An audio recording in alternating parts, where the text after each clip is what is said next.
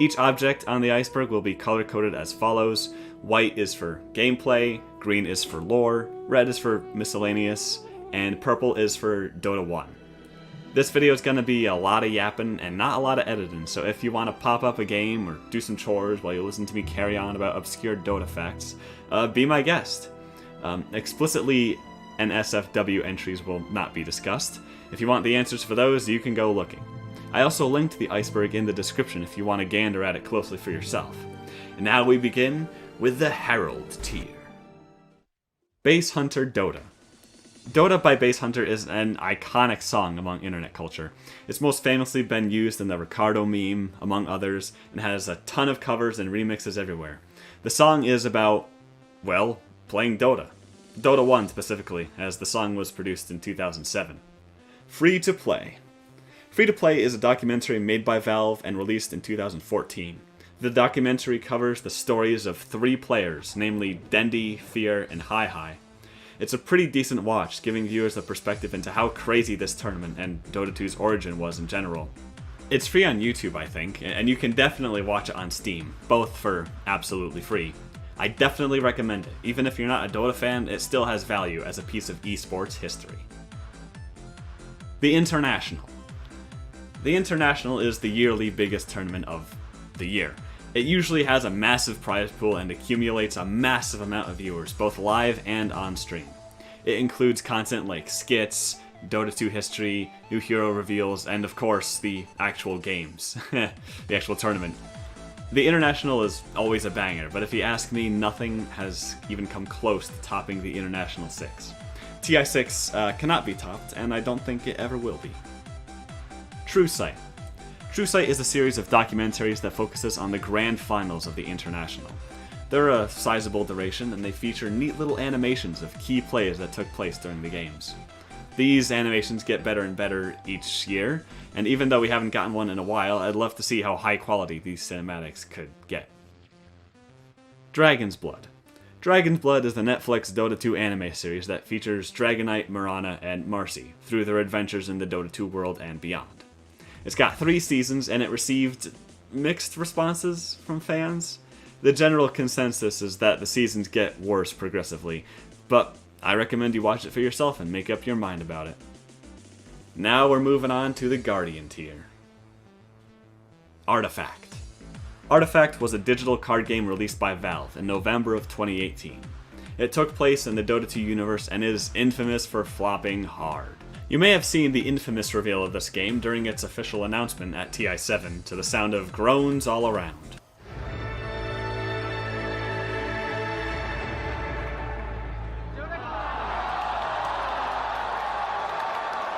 There was a time on Twitch where people were streaming full-on movies in the Artifact section because absolutely nobody, including Twitch mods, ever watched Artifact. Its main problems were frustrating RNG and a $20 price on top of having to buy even more cards. Meanwhile, games like Hearthstone and Legends of Runeterra did fine due to the fact that they are also card games, but they are free to play. Useless Skills. Useless Skills is a reference to abilities that do absolutely nothing in a vacuum. If you're playing Earthshaker and you skill Aftershock level 1, that's pretty useless. For other examples, look at Luna's ultimate without any points in Lucent Beam, or leveling Lena's passive level 1. Without any other spells, they do absolutely nothing. Culling Blade counters Shallow Grave. For those not in the know, Culling Blade is a skill that kills anything. You dunk a low health guy, he dies. Now, Shallow Grave is a spell that stops people from dying. Now, what would be stronger? The mystic power of the Nothel realm channeled into a blessing right of immortality? Or a big red fella who looks at heads like firewood? You guessed right, it's the big red fella and his piece of metal on a stick. Ice Frog. Ice Frog is the lead gameplay developer of Dota 2 and was a developer for Dota All-Stars since 2005. His true identity has never really been revealed to the public, but people have their theories as to who it is. Most of them think that it's Bruno, which is a pretty reasonable guess due to that one clip. Blitz was back here during the game just telling Bruno, hey, you know what would be great? If there was a hero that could gap close, that was still in the meta, that could deal with Tinker. And Bruno just looks at Blitz and he's like, Sorry about Storm. It's not happening. Yeah, storms are hard here to balance though. Old techies.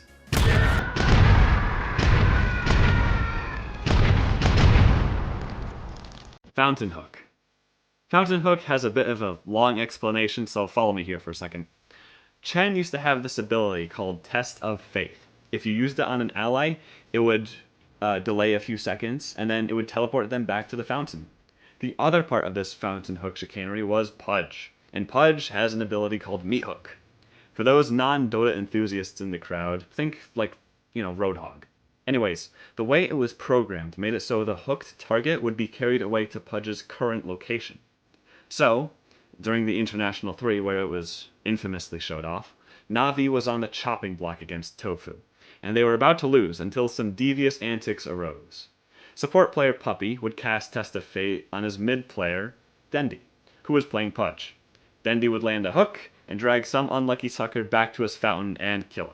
After doing this over and over again, Na'Vi eventually won the game and avoided elimination, much to the dismay of Loda. Valve soon reprogrammed Meat Hook so that the hook target would travel to the location where Pudge casted the hook, rather than to Pudge himself. Stacking boots. This is a reference to the fact that new players would sometimes buy 2 boots under the philosophy that, my hero has 2 feet, so I must need 2 boots. It's led me to believe that Valve should change all the boot arts so that there are 2 boots shown instead of 1.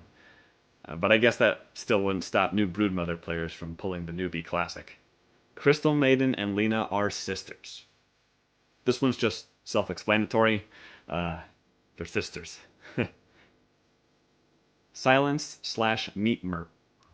This is talking about the sound effects that play when you try to use a spell while silenced. Silence. And the sound effect that happens when you try to right-click a building that you're not able to. Love these little sound effects, but I think they should do one for being muted as well. Jungler Roll. Back in ye olden days, people used to jungle in Dota. There were very few heroes that could actually pull this off, and it usually required some form of summons or lifesteal. I had a phase where I would lock in Nature's Prophet, queue up a Midas, and just go ham for 10 minutes in the jungle. I didn't win a lot of games like that, but hey, it was fun. This role gained infamy when Iron Talon rolled around, and games were filled with position 4s and 5s picking Legion Commander to jungle level 1. It griefed a lot of games, and over time Valve nerfed the jungle option out of existence for the benefit of all. 3-2-2.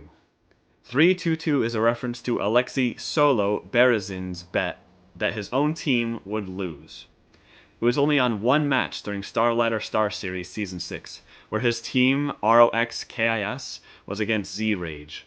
Solo placed $322 against his own team through the game, but never received that money afterwards. This led to a huge debacle where Valve had to write up a bunch of new rules regarding throwing and gambling, and this also rippled across the community, where if someone makes a throw or does something really dumb in a professional match, people call it a 3-2-2, as to say that they're intentionally throwing, as a joke. Doom is Satan.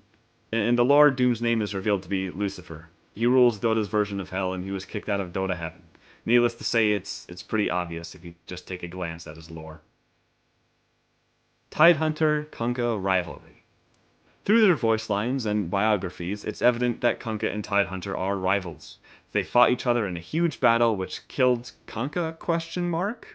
It's unknown who won the battle, but it's implied Kunkka was victorious considering his calm, cocky attitude towards Tidehunter, and Tidehunter's bitter resentment and obsession with Kunkka. Dota 2 song parodies. To end off Tier 1, we have Dota 2 song parodies, which spread like wildfire in 2014 to 2016. There were a few significant musicians in the Dota 2 community that made a lot of these, namely Fwash, Refresher Parodies, and Relax With Me. Perry and Flax also made a few, and honestly, they're pretty alright. I'm telling you that we are never, ever, ever gonna lay together. Crusader tier. Shrines. Shrines were a gameplay element that used to be around the map and in the base. They were like a mini fountain. You click on them and they heal a good chunk of health and mana over the course of 5-ish seconds. They made going high ground impossible, and people would accidentally activate them all the time. They were a neat little experiment, but believe you me, they had mixed results and even more mixed opinions. Tusk-Bristleback rivalry. This is a reference to a connection made in the lores of both heroes. One day during Bristleback's regular shift as security at a bar, he got a little tipsy and said, "Your tusks offend me, sir," to one large fellow from the Northern Wastes. The fellow from the Northern Wastes kicks Bristle's teeth in. This event is also mentioned in Tusk's lore.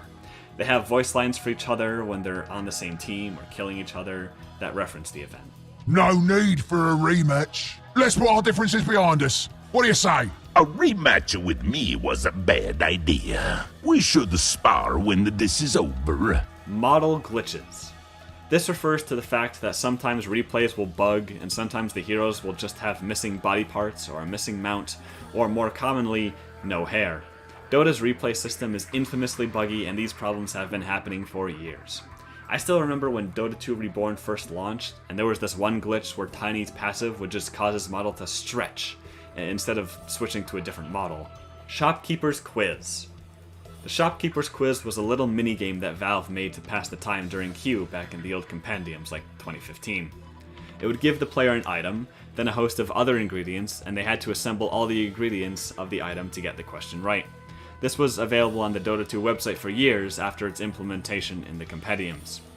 It's not particularly available on the Dota 2 website right now, but I believe there is a Redditor that recreated it. It's not updated at all, mind you, so make of that what you will. Buying the Courier. You Dota Zoomers don't know how good you have it. Back in the day, you had to buy the Courier at the start of the game, and the whole team had to share one. And even after that, you had to purchase an upgrade to make it fly. There would be so many instances of people fighting over the Courier because it was a unit that everyone could control. Usually the duty of buying the Courier fell to one of the supports, but sometimes they just wouldn't, and people would go several minutes without having a Courier at all. The 2019 update that gave everyone their own Courier was the best quality life update ever. It will not be topped. Ability Draft Combos. This is talking about the insane, overpowered kits you can make with Ability Draft. Some that come to mind are Sticky Napalm and any damage over time spell, Ursa's Overpower and Slardar's Bash. The list goes on. Ability Draft as a game mode doesn't get the love it should, I think. I remember League of Legends even tried to do something with it, like with Ultimate Spellbook in 2021, and that pales in comparison with what you get to do with Ability Draft. Rubic Morphling Coding. Every time a new hero or a new ability is introduced into the game, there's always some coding chicanery involving Rubic and Morphling.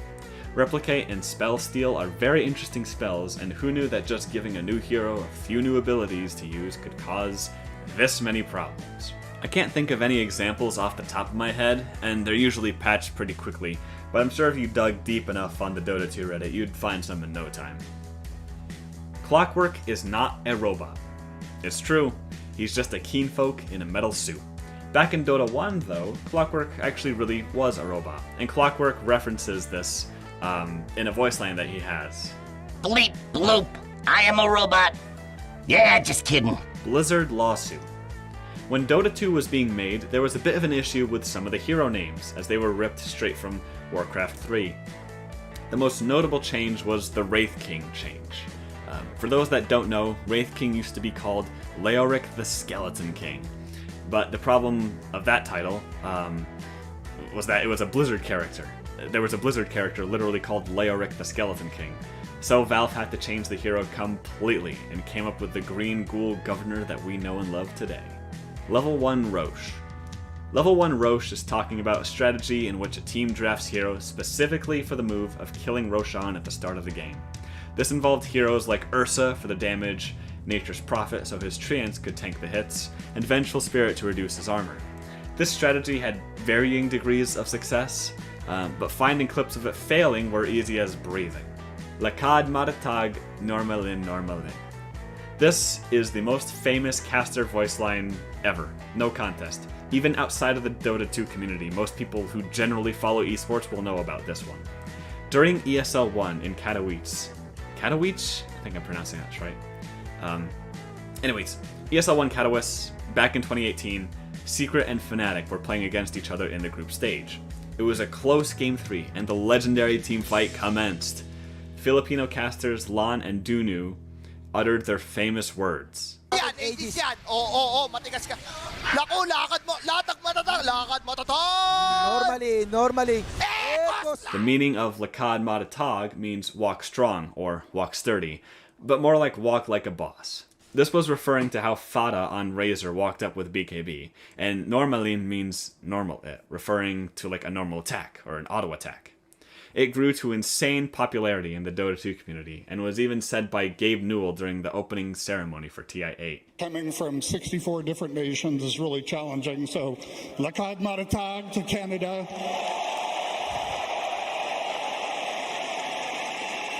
One of the casters of the famous line, Andrin Palu Danu Pangan, tragically passed away in 2021 due to complications with COVID-19. Rest in peace. Unique attack modifiers. Unique attack modifiers is an old game mechanic that slowly got patched out of the game in the mid to late 2010s. Some items and empowered auto attack spells would be classified as unique attack modifiers, meaning that they didn't stack with other unique attack modifiers. So essentially, you could only choose one attack modifier per game, or one unique attack modifier per game. I don't remember this mechanic being all that frustrating, but now that it's gone, I couldn't even imagine playing without it. You'd have games where you're debating over choosing Lifesteal, or Desolator, or Scotty. Not to mention heroes like Drow or Viper were completely shafted because their auto attack and powers were both unique attack modifiers. Dota Underlords. Dota Underlords was Valve's official auto chess game. This was made off of the hype from the original custom game mode Auto Chess. Auto Chess was developed by a group of Chinese modders. The game mode itself became immensely popular, and there were people downloading Dota 2 just to play Auto Chess. Eventually, this game mode spurred off into a bunch of other games like Teamfight Tactics and Dota Underlords. Dota Underlords itself had a cinematic and some goofy lore behind it. It had a pretty small player base and eventually withered away, like all Dota projects that aren't Dota 2 themselves. Archon tier. Valve game references. Within Dota 2, it's not that hard at all to find references to other Valve games. Tinker's whole lore is about what happened at Black Mesa in the Half-Life series. And he even has the same voice actor as Dr. Kleiner. Sniper, Meepo, and Techies all share multiple voice lines with the Sniper, Scout, and Demoman from Team Fortress 2 respectively. Additionally, there are GLaDOS, Cave Johnson, and Dr. Kleiner announcer packs, as well as Wheatley wards. Undying's voice lines also reference the Left 4 Dead franchise quite a bit. This might sound like copium, but I really hope that we get some Team Fortress 2 content in Dota 2, like a Scout announcer pack, something like that. Blink Dagger extra cast range. Blink Dagger has a hidden mechanic where if you use the ability past the cast range, your hero will not blink to the full range. But if you cast it to the very edge of the cast range, you'll get the distance you cast it at. It's a neat little mechanic that rewards precision even though it's not mentioned anywhere in the item's description at all.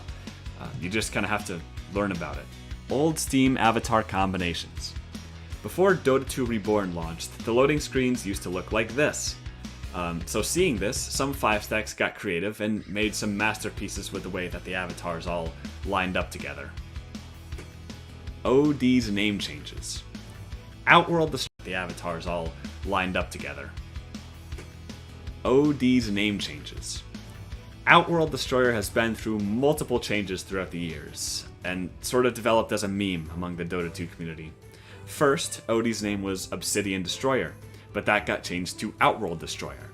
And then it became Outworld Devourer, and then later it became Outworld Destroyer again. And at one point it was Outworld Demolisher, but not many people remember that. This led to genius community-created titles like Outhouse Decorator or Outright Defecator. Muerta's lore comic references Artifact. Muerta's lore comic states that she gained her powers and her guns when she beat death in a game of Artifact. Not really much else to be said on the matter. Resource/CDR/respawn time talents. When the new Journey update dropped in 2016, a lot of heroes had talents that affected things like their XP per minute or their gold per minute. Some gave cooldown reductions and others just flat out lowered your respawn time. These were all generally seen as broken, and over the months they were patched out for good in favor of ability focused talents. Reworked hero models. A lot of Dota 2 heroes don't look like they originally did. To name a few, Shadow Fiend, Viper, Faceless Void, and Jakiro have all updated models. They all have been generally received as amazing. My personal favorite is Slardar's. And I wish they kept doing them because, well, there's a few who need it, kind of badly. Rubik is Aghanim's son. When Rubik buys Aghanim's scepter, sometimes he'll say, Father's masterpiece. Now, I don't know if you've ever seen Aghanim, but he looks like this. Now, if you've ever seen Rubik, you might say, hang on a second, those two aren't similar at all. Who was the mother? Well, people suspect that Rubik was some sort of puppet made by Aghanim, due to Rubik's jerky movements and his unstable posture. I personally subscribe to this theory, but I don't subscribe to how Aghanim is characterized, and a little tangent here, Valve really dropped the ball with this guy. They set up this mysterious, super powerful wizard who is the most, powerful artisan of his craft, making a scepter that altered the abilities of anyone who wielded it. And they characterized him as this wacky goofball who's not really meant to be taken seriously. Yeah, it was a subversion of expectations, but the wrong kind. Chinese hero models. Chinese Dota players are subject to China's censorship of bones and blood and other spooky things. I'm not going to pretend to understand the Chinese culture or their taboos. They censor spooky and gory imagery, and I'll leave it at that. So Dota 2, which has multiple skeletons and various ghouls and gremlins, needed to change some models and ability icons in the Chinese version of the game. Every appearance of blood is replaced with black goo, and anything that looks remotely bone-like is covered up with masks and metal. I actually think the low-violence version of Lifestealer looks pretty epic style compared to his Western default. Pendragon controversy. This one's gonna take a bit to chew through. Pendragon was the creator of the Dota All-Stars website, and managed the website and interacted with the community and whatnot. Anyways, one day he sees all of his Dota buddies working on this League of Legends game, and decides to join them. So, what he does is he shuts down the entire Dota All-Stars website and replaces it with a League of Legends advertisement. All the forums, guides, newsletters, gone. In an instant, because Pendragon just assumed that League of Legends was going to be the new Dota, and just went ahead and deleted everything.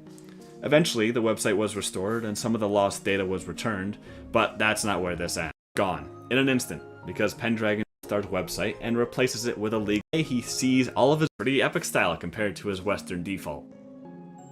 Pendragon controversy. This one's gonna take a bit to chew through. Pendragon was the creator of the Dota All-Stars website, and managed the website and interacted with the community and whatnot. Anyways, one day he sees all of his Dota buddies working on this League of Legends game, and decides to join them. So, what he does is he shuts down the entire Dota All-Stars website and replaces it with a League of Legends advertisement. All the forums, guides, newsletters, gone. In an instant, because Pendragon just assumed that League of Legends was going to be the new Dota, and just went ahead and deleted everything. Eventually, the website was restored and some of the lost data was returned, but that's not where this ends. On the Dota All-Stars website, there was a page where people could suggest hero concepts. Now, what I'm about to say allegedly happened, but it is foggy as to whether or not Pendragon personally did this. A good chunk of the suggested heroes from that website were used for champions in League of Legends. The guy who conceptualized Rammus was particularly peeved about his creation just straight up being stolen for League of Legends. Now, of course, there's no legal action to be taken since it was an idea without any copyright or anything, but I think we can all agree that it was a pretty scummy move. This means that we could have possibly had fiddlesticks in Dota 2, and that's a really hard fact to live with for me. Legend tier. Any hero can play any role. This refers to the classic motto of No Tail during an old interview where he said everything can work, referring to the flexibility of Dota 2. Every strategy can work if done properly. Every hero can fit in every role given the situation. Inconsistent root mechanics. Back in the day, the root status effect used to cancel certain abilities while others didn't. Some roots disabled certain movement abilities while others didn't. You just kind of had to figure it out from experience back in the day. This still somewhat exists today, as Crystal Maiden's root still doesn't let you attack, but other roots do. Spectre is Phantom Assassin from the future. This is referring to an old lore theory from Sir Action Slacks. The theory goes like this. The Oracle tasked Phantom Assassin with killing everyone who threatened his life in all universes. Since there are infinite universes, Phantom Assassin started going mad and forgetting her name and softly fading away until she was nothing but an apparition. A specter, if you will. Coddle committed genocide against Night Stalker's people. In Keeper of the Light's lore, he was the first being to bring light into the universe. But when he did this, Night Stalker's people were driven back and nearly went extinct due to the presence of such a powerful light. Balinar, who is Night Stalker, is the last of them, and we can only assume his kind are elvishly immortal because he's existed for possibly hundreds of thousands, if not maybe millions of years. Radiant Dire Hero Allegiances. This was something that carried over to Dota 2 from Dota 1, where heroes would have canon sides, or allegiances. Just as they were divided by Scourge heroes or Sentinel heroes in Dota 1, Valve used to separate heroes by Radiant and Dire up until they revamped their website back in 2021. Looking at this image, the top half was the Radiant side, and the bottom half was the Dire side. There are some outliers here as to who you'd expect this. Just as they were divided by Scourge heroes or Sentinel heroes in Dota 1, Valve used to separate heroes by Radiant and Dire up until they revamped their website back in 2021. Looking at this image, the top half was the Radiant side, and the bottom half was the Dire side. There are some outliers here as to who you'd expect to be on which side. For instance, I always thought Timbersaw would be on the Dire side, considering his hatred and fear of trees, though I guess the Dire side also has trees as well?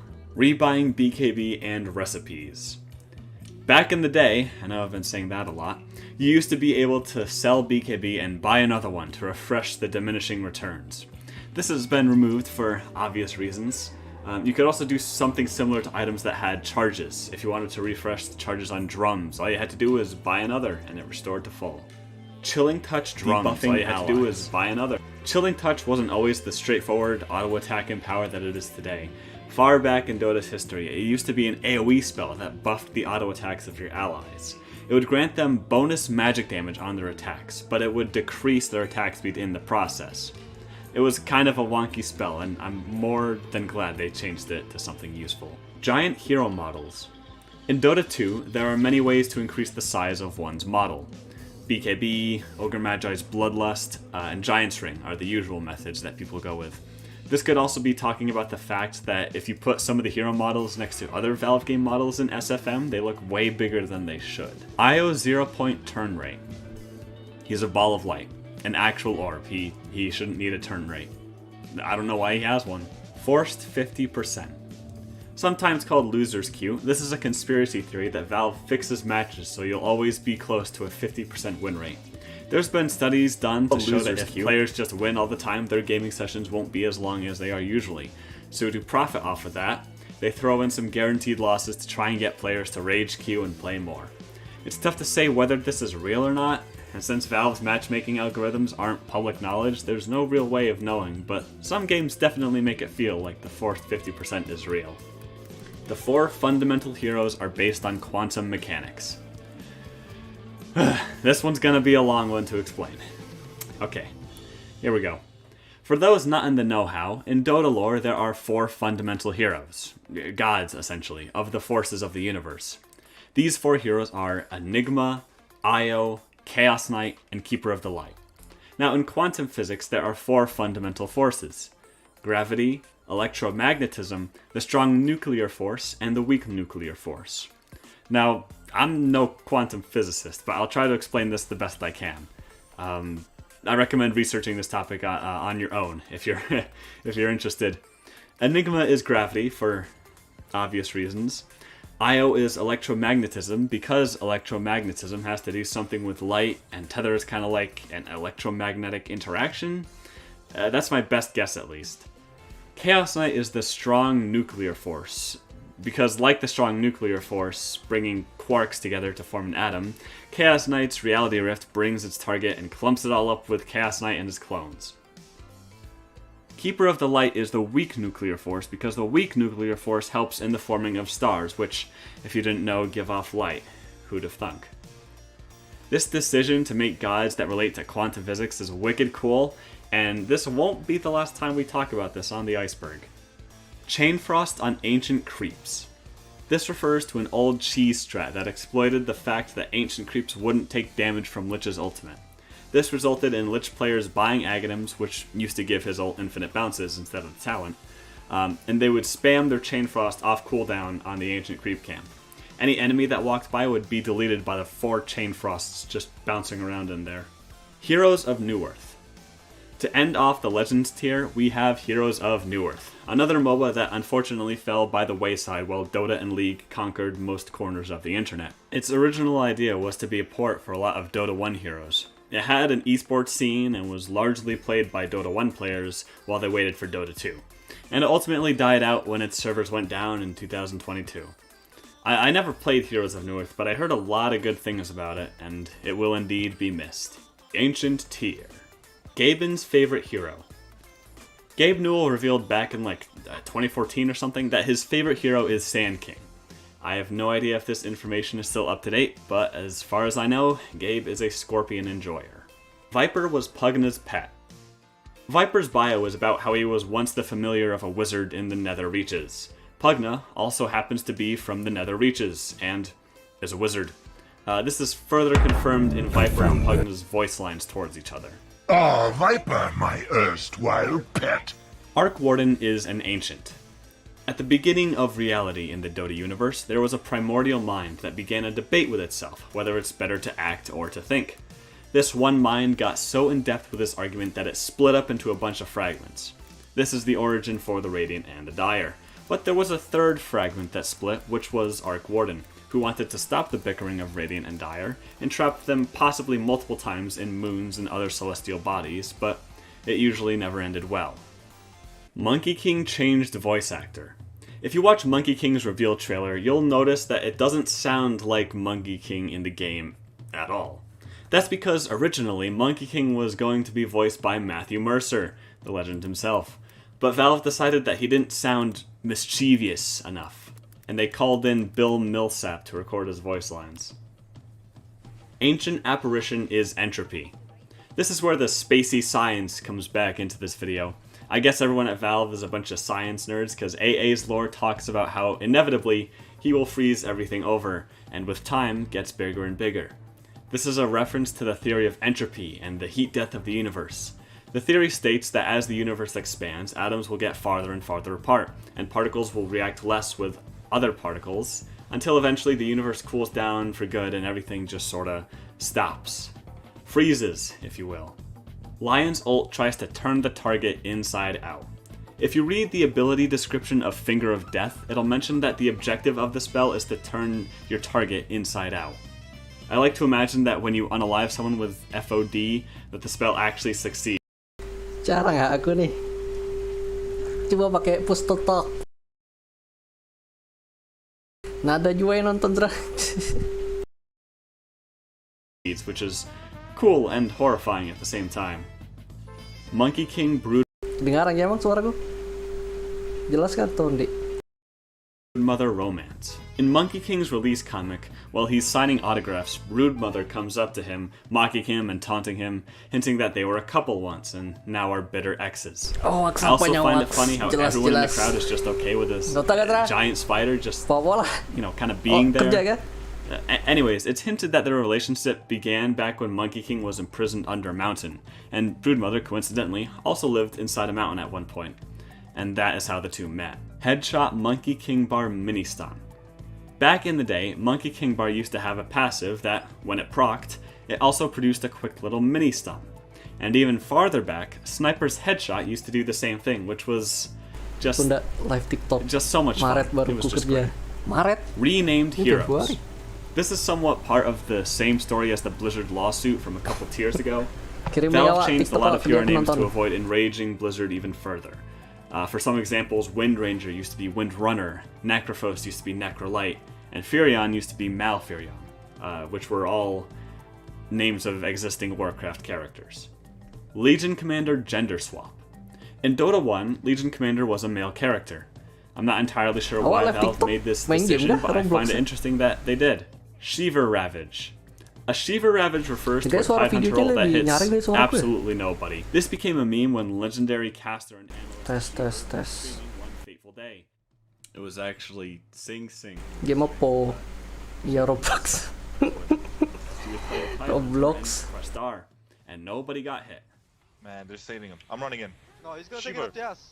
I've got Ravage in He's gonna 7 shelter. seconds. 5, 4, 3, 2, 1. Well, no! There was nobody there anymore. Oh, there's one. The clip blew up on Reddit, and it became a staple of the community ever since. The Great Confluence. This is something you hear in Suara Void aku ada Spirit's kipas voice anginnya, lines a jadi lot. malas He's always yapping pakai about push this total Great itu. Confluence. This is supposedly an event that happens after the War of the Ancients. Some people theorize it's all dimensions Jaraknya rame collapsing nih. into one. Others think it could be a future update in which all of the unique heroes from Heroes of Ada North tung, get ported itu. over to Dota 2. Ada Seeing tung. as how we're getting heroes like Ringmaster tells me this isn't the case, and these Heroes of North fellas tung. are gonna be slowly integrated into Dota 2 over time. Camp stacking exploits. At the end of the Ancient tier, we have a very funny interaction with a Darkseer's Vacuum and a few other position manipulating spells. People would grab a creep camp, then vacuum it up a cliff, Oh, suara then rinse and tuh, repeat lihat suara indefinitely. kipasnya. It made a ton of Panasan cash, ada but AC it di was rumah. eventually patched out. The Dia beli AC. Divine tier. Shopkeepers are more powerful than heroes. This refers to a neat bit of lore about shopkeepers in the Dota 2 universe. Shopkeepers are charged with holding on to powerful magical artifacts and giving them to heroes worthy enough through the trade of gold. To keep from thieves getting their hands on godlike powers, the gods of the Dota 2 universe made a pact with shopkeepers. If anyone steals from or kills a shopkeeper, that individual will be under the wrath of every god ever, which is most likely a bad thing. Ricky was here. This refers to a little spot on Treant Protector's model where you can find the text Ricky was here carved into his bark. Roshan is a Smeevil. This theory, it's probably true, stems from the fact that Roshan's horns look very much like a Smeevil's horns. Even though Smeevils only have 3 fingers and no wings, this could still be possible. See, Roshan's story is that he was once a shopkeeper's assistant when one day his shopkeeper was tasked with keeping hold of the Aegis of Immortality. Whoever possessed it would come back to life after dying, and thus it was a pretty powerful artifact. Roshan was tempted to steal it and eventually caved, datangi kami killing his rame-rame. shopkeeper so that he might claim Genur datang immortality. jumpai, tahu aja. But since the gods had the shopkeeper's backs, Nanda yang paling Roshan terbaik, woy. underwent a heavy punishment. He Wisudawan would be yang terbaik locked to a TP. tarn, or 2 tarns now, where he'd have to be killed for this Aegis over and over again. Roshan did get immortality in the end, but at a very heavy price. I imagine Roshan underwent a transformation, Tulisannya Toritot. giving him a more monstrous, stronger appearance, since Smeevils in the Dota 2 Pulver. universe are slightly bigger than a cat. Toss Kirim buyback. banyak. Oke. Ini This aku refers to a download glitch Roblox. where if Tiny tossed someone into the Paham air, lagu Roblox then the mainnya. person died while in the air Banyak and modenya. bought back before their Hampir corpse aja mau landed, ndak they would di-roll respawn right moderator. where they were killed. Moderator Roblox. It took an embarrassingly long time for Valve to fix this, and it ruined a lot of games. Every week there'd be a new clip of this glitch circulating around. Thank God it's patched. Late game visual bugs. I'm not too sure what this one is Roblox talking dulu about, kan? but it sounds Lanjut. relatively Di live TikTok. self-explanatory. Oh, kira It's moderator patched out, Roblox. but if games went really late, there would be visual bugs like radiant or dire Penanda bahwa particle effects kawanan appearing lain, kami everywhere, musuhan. like the northern lights or Kami something. rival. Hero teasers in promotional images. Valve loves their teasers and Easter eggs, and they still do this to this day. In promotional art, Valve would hide upcoming heroes in the background or off to the side or something. Notable instances of this are Nyx Assassin in the shadows of Disruptor's art, and Ringmaster's circus ticket on the new Mana ada Frontiersman. Roblox Dota? Legion Commander is racist. This Dota, refers to the voice Dota. lines Legion Commander has when she kills specific types of heroes. She'll say, "Never trust a blank," and the blank would be filled in with Ada whatever it was she just artikel killed. game. Never trust a fish. Never trust a tree. Never trust it. What are Never trust it. This also refers to Legion Commander from Dota 1, who had a lot of voice lines like dirty orcs and filthy trolls. Brewmaster Elemental Damage. Back in the day, Brewmaster used to have this one mechanic on his Cinder Brew, where if his W was splashed on someone, any fire spell would light it and give them a DOT status effect. This was a really cool addition to the game. Maybe it wasn't balanced, but it's such a shame they gave up on a mechanic like this. Shitty Wizard. Every single hero has a voice line where they say shitty wizard and crummy wizard. This is an inside joke at Valve headquarters where they place all of the blame for the game's bugs on one fictional person. Adrian Finnell, a senior programmer at Valve, is supposedly the inspiration for this bug-causing wizard. This wizard fella, named Dolphrat, is seen everywhere in the game from couriers to the tutorial. For years and years I've wondered why all the heroes had this voice line, and after researching this video, I'm finally finding out. The Mad Moon. The Mad Moon is, or was, the moon of Ru, the planet Dota 2 takes place on. It was the moon that Arc Warden stuffed the two warring ancients inside of before they broke out via fighting too hard. When the moon exploded, the shards came down and crashed onto the planet, and those shards of moon rock became the ancients that we know and defend today. Invoker's real name is Karl. This is a reference to Invoker's Dota 1 name, Kale, which kinda sounds like Carl. This is even a voice line you can get in Invoker's Dota Plus progression. Throughout the eons, I have been known by many names, but my... Pocket Ricky. Pocket Ricky used to be an old meme on the Dota 2 subreddit. It was kind of like how Ricky could come out of nowhere, as if he jumped from someone's pocket or something like that. It had a bit of a comeback when Valve actually made Pocket Ricky a real thing with his Aghanim Scepter. It's still in the game to this day, as a matter of fact. Tinker is Dota's version that he's just Kleiner in Dota 2. Same voice actor, lots of voice line references, the works. Ozkin, Warlock's Golem. Additionally, Legion Commander's Arcana has a few voice lines in Ozkavosh. These voice lines can be translated on the wiki if you're curious. Different planes/realms. After playing a few of the neon-colored characters, you'll begin to realize that there are a lot of dimensions in the Dota 2 universe. Obviously, you have Hell and its 7 circles, then you have the Nether Reaches, where Pugna and Viper are from, then you have Kalajarim, Faithless Void's dimension, which exists out of time, and the Underscape, where Razor and Visage can be found. The Immortal tier. Coddle is a pervert. This refers to the fact that Keeper of the Light has a voice line for every female character outside of the internet trolls.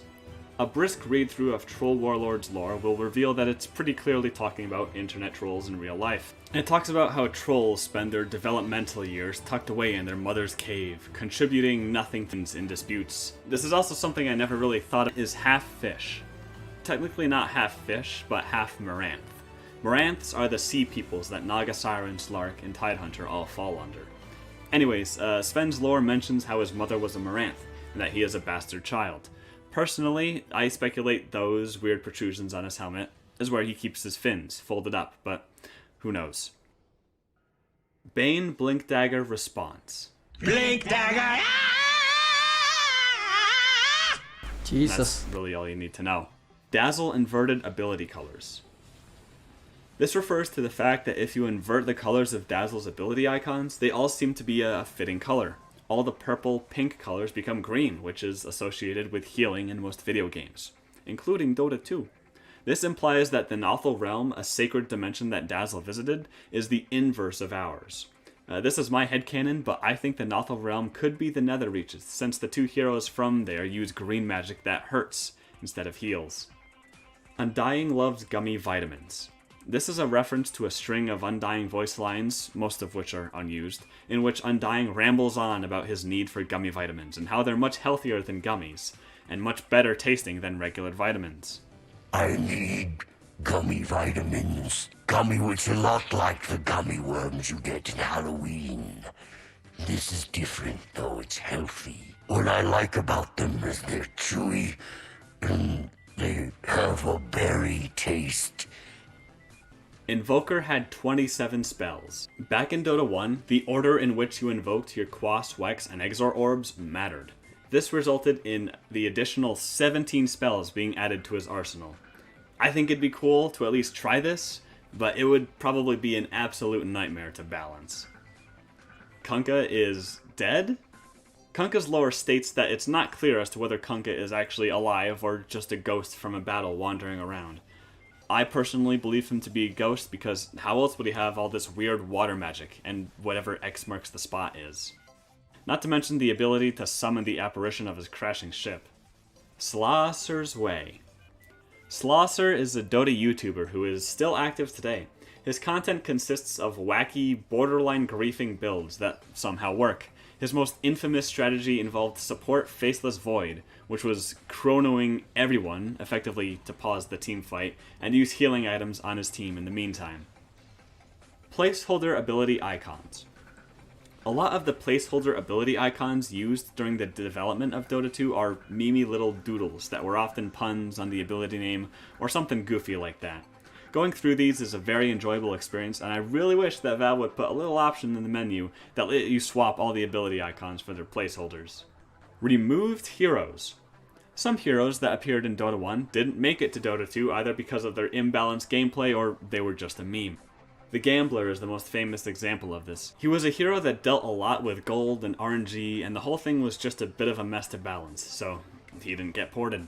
Bananas dropping from trees. To tease the release of Monkey King, Valve did a sneaky little thing where in custom lobbies with cheats enabled, trees had a small chance to drop bananas from them. It was an incredibly small thing, but it's always neat how Valve teases things like that. Chen is evil. This relates to the fact that Chen literally hypnotizes innocent campers on the battlefield to kill their own relatives and do his bidding. Enchantress does this too. It's kind of messed up now that I think about it. Item name references. A good chunk of item names are references to other media or, in a specific case, a Dota 1 developer. This is the case with Yule's Scepter of Divinity. Yule was the username of the guy who made the original Dota 1 map. That's right, the classic square with towers and lanes that you see in most MOBAs nowadays was designed by Yule back in 2003, I think? Other references include the Octarine core, referring to the color Octarine from the Discworld series by Terry Pratchett, which is described as a weird purple-greenish color that has a lot to do with magic. Then there's references to mythologies like Eye of Skadi, Mjolnir, and Gleipnir from Norse mythology, and Armlet of Mordigian from Lovecraftian mythos. Rank 1000 tier. Riki Deathward. Back in Dota 1, Riki's ultimate used to be Witch Doctor's current ultimate. That's really all there is to say on the matter. Crystal Maiden is a psycho. In the Crystal Maiden Winter Wyvern comic, Crystal Maiden is depicted as unhinged a bit. The locals refer to her as a lunatic. She sends death threats to her sister Lena, and has worryingly neat handwriting. Not a lot of these aspects of her character show up in game, except for maybe that one voice line about blood freezing. First blood, and it's already icing over. Earthshaker is fused with Dota 1 Earthshaker in his Arcana. This theory exists due to the fact that in his Arcana, Earthshaker carries his totem in a similar way to his Dota 1 version, and how the Arcana's lore mentions how he fused with a fragment of himself from another world. Void Spirit is Templar Assassin's master. This was speculated, but ultimately confirmed when Void Spirit released. Upon his release, Templar Assassin was given new voice lines where she refers to Void Spirit as her master. Destroying the Fountain. In Dota 1, it was possible to destroy the enemy fountain. This would lead to some very unfun interactions if there was one particularly malicious team who enjoyed the suffering of others. This somewhat lives on in teams that just wait outside a fountain to spawn kill instead of ending the game. Vengeful Spirit throwing herself as a projectile. Back in the Dota 1 days, Vengeful Spirit's auto attack would be her throwing her own model as a projectile. Corpse Mechanic. Back in Dota 1, certain heroes had abilities that utilized slain creeps or heroes. This somewhat carried over to Dota 2. Really early on, Nyx Assassin had an ability that worked with a Corpse Mechanic, and for the longest time, the Troll Creep in the big camp would only summon skeletons if there was a slain unit or corpse nearby. Slark is a virgin. This refers to the one voice line Slark says when he's unalived. But I hadn't spawned yet. Spawning is how fish breeding is referred to. Don't ask me how or why, but that's where the term originated from. Sans Undertale reference. During the Siltbreaker event, there was an item called Oblivion's Locket that had the flavor text as follows. A skeleton's charm, used to prevent having a bad time. The reference to the bad time is an obvious callback to the encounter with Sans from Undertale, in which he tells you that you're about to have a bad time. There is another Sans Undertale reference hidden away in the Faceless Void Arcana.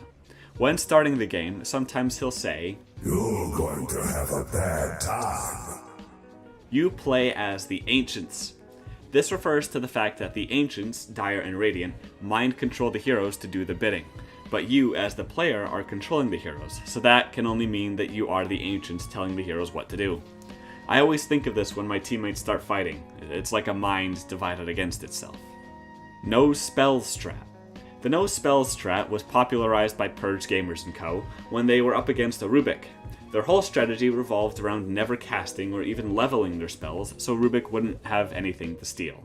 In the end, they ended up winning. Top 100 tier. There's a lore comic that came along with it that stated how the main goal of these card mages were to try every possible timeline of events to try to get the ancients to destroy each other at the same time.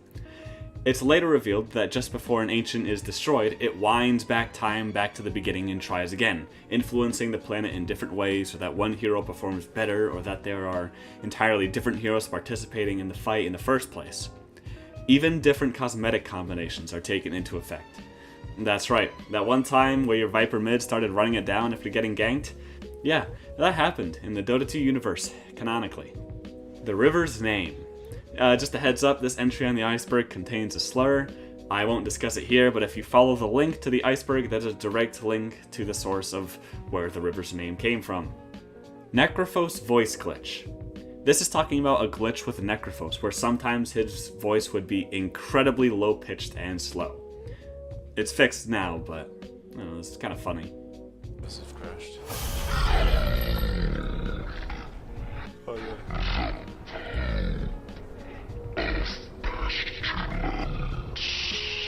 Dota 1 is canon to Dota 2. This calls back to the earlier entry on the iceberg about Earthshaker's Arcana. Basically, the theory goes that since Earthshaker's Arcana is his Dota 1 and Dota 2 iterations fused together from different timelines, means that Dota 1 is canon to Dota 2. I personally don't subscribe to this theory, really. I mean, if Valve actually made this canon, I think Blizzard would have a thing or two to say about it. Terrorblade is an anti-hero. Terrorblade as a character is a demon feared by other demons. Additionally, he mostly targets other demons and those that he deems as false gods. He's friendly with Enchantress and actually seems like a moral guy when you think about it. Useless item. In Dota 1, there existed a useless item. It was eventually removed, but if you had it, it gave no effects, no actives, and you couldn't sell it or drop it from your inventory. If I had to guess, this was maybe a placeholder. I'm leaning towards this more being a small troll from Ice Frog, though. Timbersaw has PTSD and isn't crazy him out of this pickle. He built his mech and has its effects on the mind. Not to mention, this is a universe where trees most definitely 100% confirmed come to life and attack things. So no, Timbersaw isn't crazy for having a fear of trees, and definitely has some form of PTSD. Cancelled Dota RPG. Valve once had plans to make an RPG game about Axe's journey through the world of Dota 2. Unfortunately, it was shelved. It was supposedly influenced by big-name games like Elder Scrolls and Monster Hunter, but it probably won't ever see the light of day, unfortunately. A shame, to be sure. Top Rank 1 tier. Toss Avalanche bonus damage originated from a glitch. In Dota 1, there was a glitch in the code that made Avalanche deal more damage if a unit was being tossed. This was originally Arrested Development bot names. A few of the default names in the game share the same names as characters in the show Arrested Development. Marta and Maybe. So if you ever see it, I couldn't find any footage of it, unfortunately, but from what I read in the comments on the Reddit post, it was pretty difficult.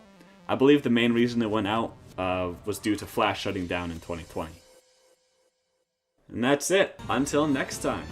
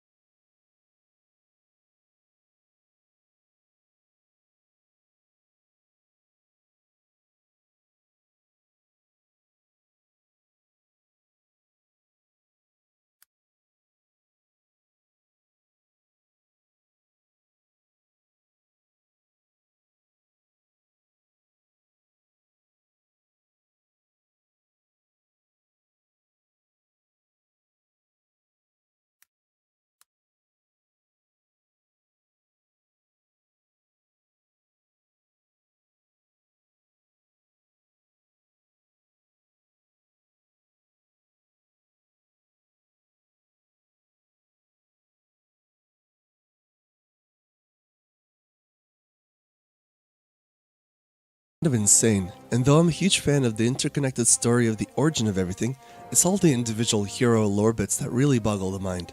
And if you knew what I know, you're probably subbed to Sir Action Slacks for anger. But what if you don't have hours to dedicate to learning some useless info that appears as a backstory to a game you just played because you like teleporting everywhere with Tinker, you sick fuck. Just kidding, I'm the Tinker player. Well, you're in the right place. Here's the lore of every Dota hero in one sentence each.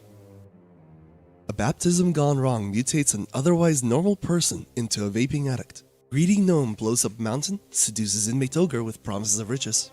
The heat death of the universe. The rise to the top of the military. He killed everyone in the military.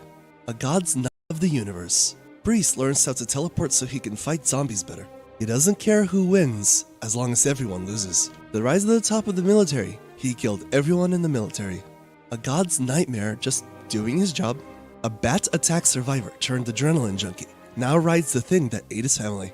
An orphan raised by animals in a circus led the animals into destroying an empire.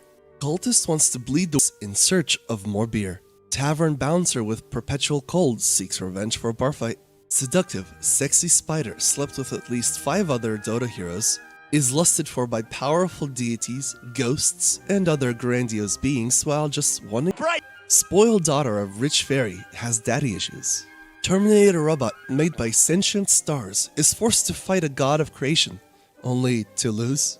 Priest learns to resurrect people even if they want to stay dead. Fortune teller wants to die being an expensive statue. Furry Golem created himself through power of will. A god of creation that screwed over one planet so much, he was exiled to live on it. A god of self-defense by beating you to death while you can't do shit. Ritual artist throws his dead wife at people. Gnome invents the first flying machine in the world so that he can perform war better. Squirrel wants to kill lumberjacks and poachers. A warrior resurrected against his will spends every living moment trying to die again. Savant learns magic for a millennia but can't remember anyone else's name. Vengeful god blows up countless stars in retaliation after getting attacked by a robot they made. 2 heads are better than 1 is his life motto. A solitary whale, broadcasting at a frequency that no other whale could understand. Lustful old man gives birth to sentient stars, now tries to sleep with every female hero in the game. Pirates of the Caribbean reject throws spooky ships at sea leviathans. Wrathful racist on quest for maximum racism. Emo hippie centaur needs a therapist. Evil wizard zombie kills other wizards because evil. Wizard traps himself in the body of an immortal ghoul, takes home a new hand as trophy. Okay, jokes aside, this one's pretty cool. Druid is chosen by nature to safeguard the seed of life so that a millennia from now, when everything in the world has died, he can restart life on the planet again from scratch. Badass. Genocidal general brainwashed into worshipping the moon. Russian werewolf flees USSR in search of better living conditions. Rhino headbutts an erupting volcano into submission. Homicidal butler and resident waifu. Ares of Greek myth adopts a new name after Zeus makes fun of him. As an aside, the Greek myths are canon in the Dota world. Medusa of Greek myth. Rat multiplies after sniffing magical rocks. Moon-worshipping simp throws fucking massive javelins at heretics. Perfect. Sun Wukong, after the journey to the west is over, wants to kill more gods. A melted sentient comet craves nothing but war. Is addicted to disease. Vampire wants to kill the sun. Religious brain power to walk in straight lines. We will take Jerusalem! Why aren't you on a holy crusade to drive the Saracens from the Holy Land? It says you're a heretic! Old hermit that causes the future to happen secretly trains an army of assassins. Alien of a dead fisherman keeps making more clones and doesn't know that he's dead yet.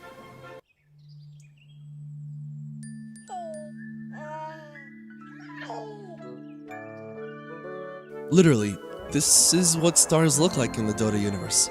Though, I suspect they can shapeshift since Dinosaur eats its handlers. Bored baby fairy dragon kills for amusement. Cannibalistic butcheration of an evil wizard starts blowing things up when he was a baby. Succubus summoning gone wrong. The Grim Reaper's psychic.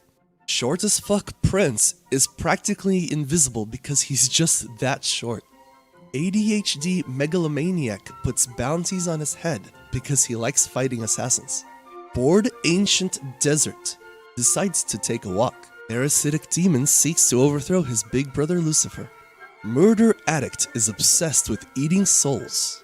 Con artist with cheap tricks accidentally performs real magic. Heir to a powerful dynasty of mages actually can't use magic, becomes an anti-magic activist. Hopeless romantic simp wants to overthrow the monarchy. Bank security guard loves his job. Piranha won't stop bragging about how he escaped prison. Ruthless arms dealer runs a pastry shop as a side gig. Obnoxious gnome is good with a gun. Lonely ghost forgets who she is. But we know, right guys? Interdimensional cow would chase you across all reality. Cow would chase you. Lonely ghost forgets who she is. But we know, right guys? Interdimensional cow would chase you across all reality because he thinks you somehow threaten his hometown through sheer existence. A god of the universe possessed a wizard after obliterating his home country. Fish man with big sword faces racial prejudice. Suicidal trio of chemists believe any problem can be solved if you have enough dynamite. Scientist turns cultist after doing too much science. Demon makes friends with his reflection in the mirror while in prison, and the reflection breaks him out. Religious fanatic worships giant squid, and there's a lot of religious fanatics in this game, huh? Crazed mechanic creates a suit of blades out of deathly fear for trees.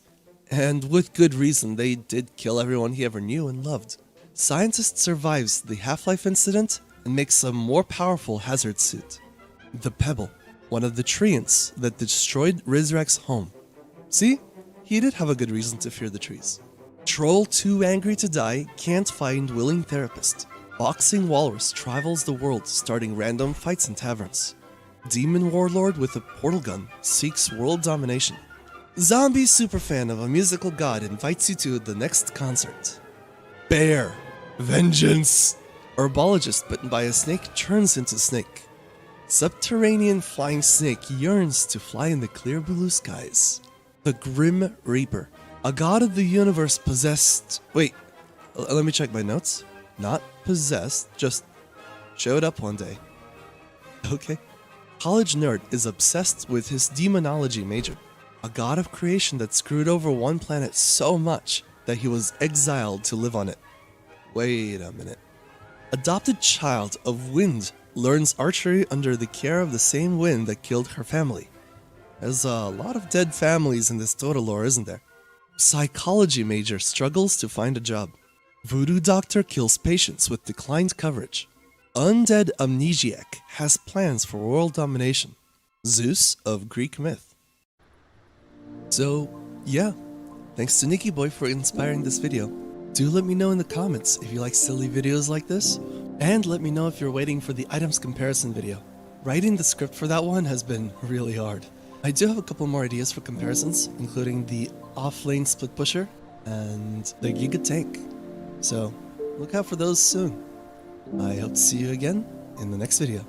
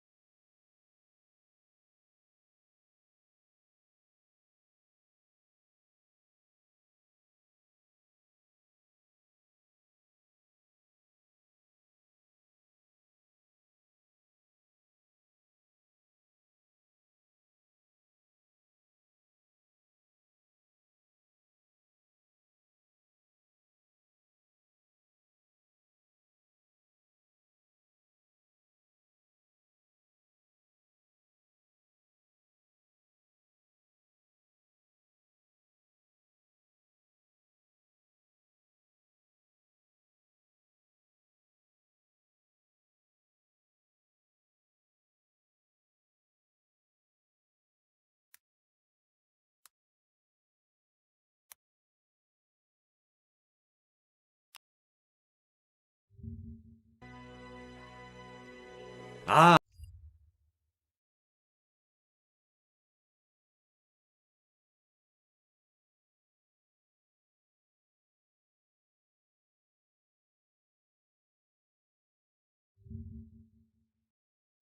Dota's lore is kind of insane.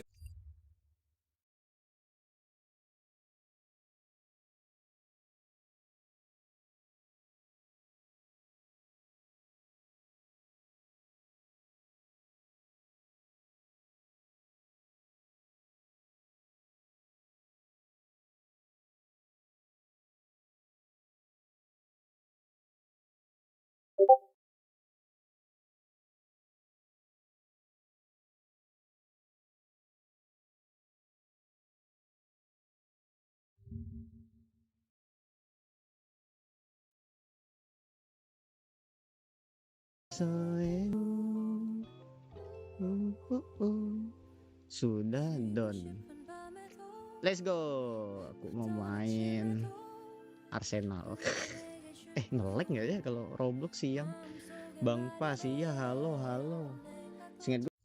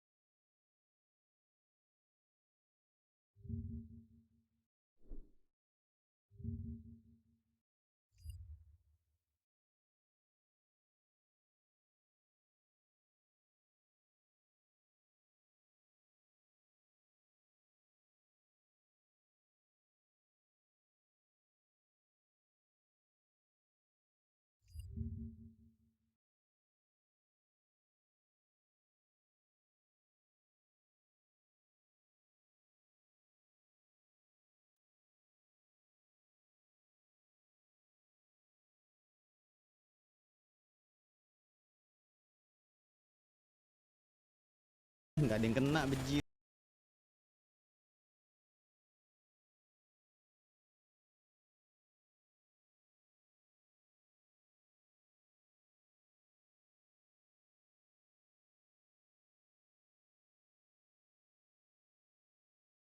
Orang spam tidak di-add, jadi malas, tidak mau, no, tidak mau, yeah.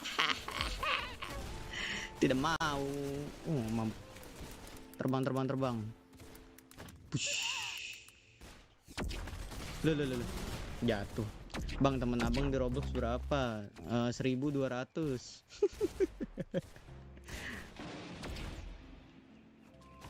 Loh.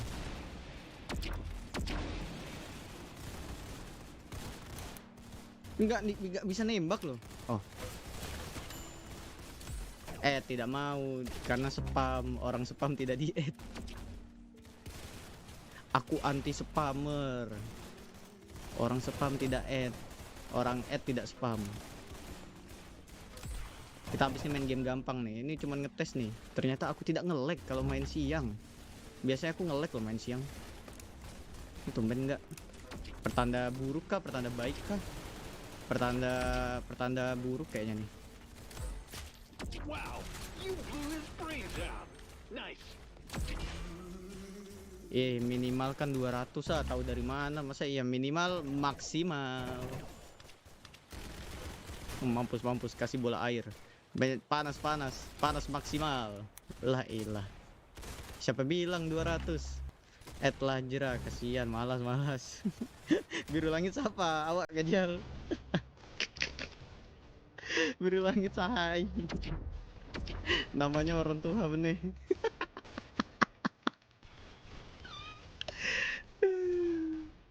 Siapa yang biru langit? Lain lain. Wah, baik Ali. Aku setia nonton abang, ngawak banget. Aku baru lihat kamu.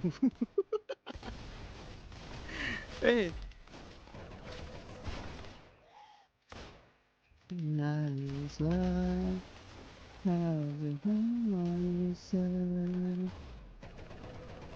Nggak, mana cara ganti nama TikTok, baru gue tahu. Di pengaturan, di profil. Nah, wah biru langit, welcome. Sekarang menjadi moderator. Wah, mantap. Begitu dingin dunia yang kau huni. Oh, ini lab ya, Jel?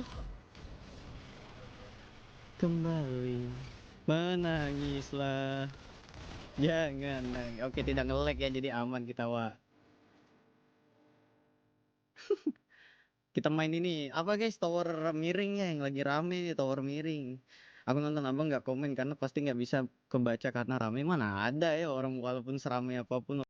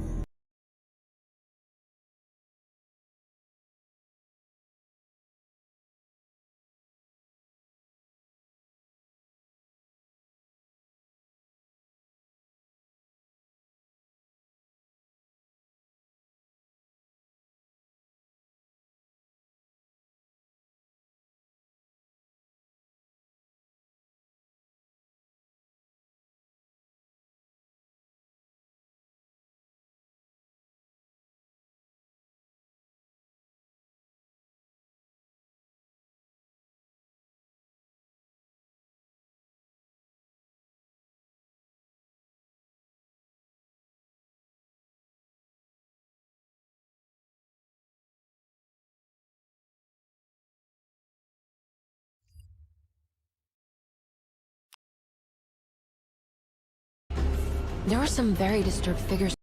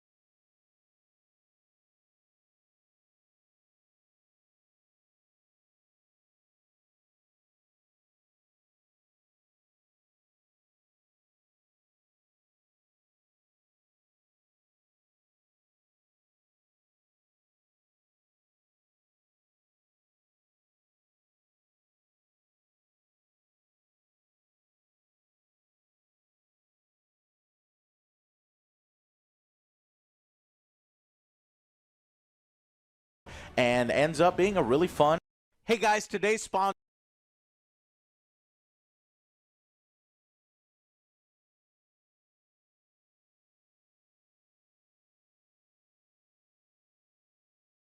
Yeah, and always that will help you get organized. It again, but you guys wanted to see about in order from kind of just putting the games that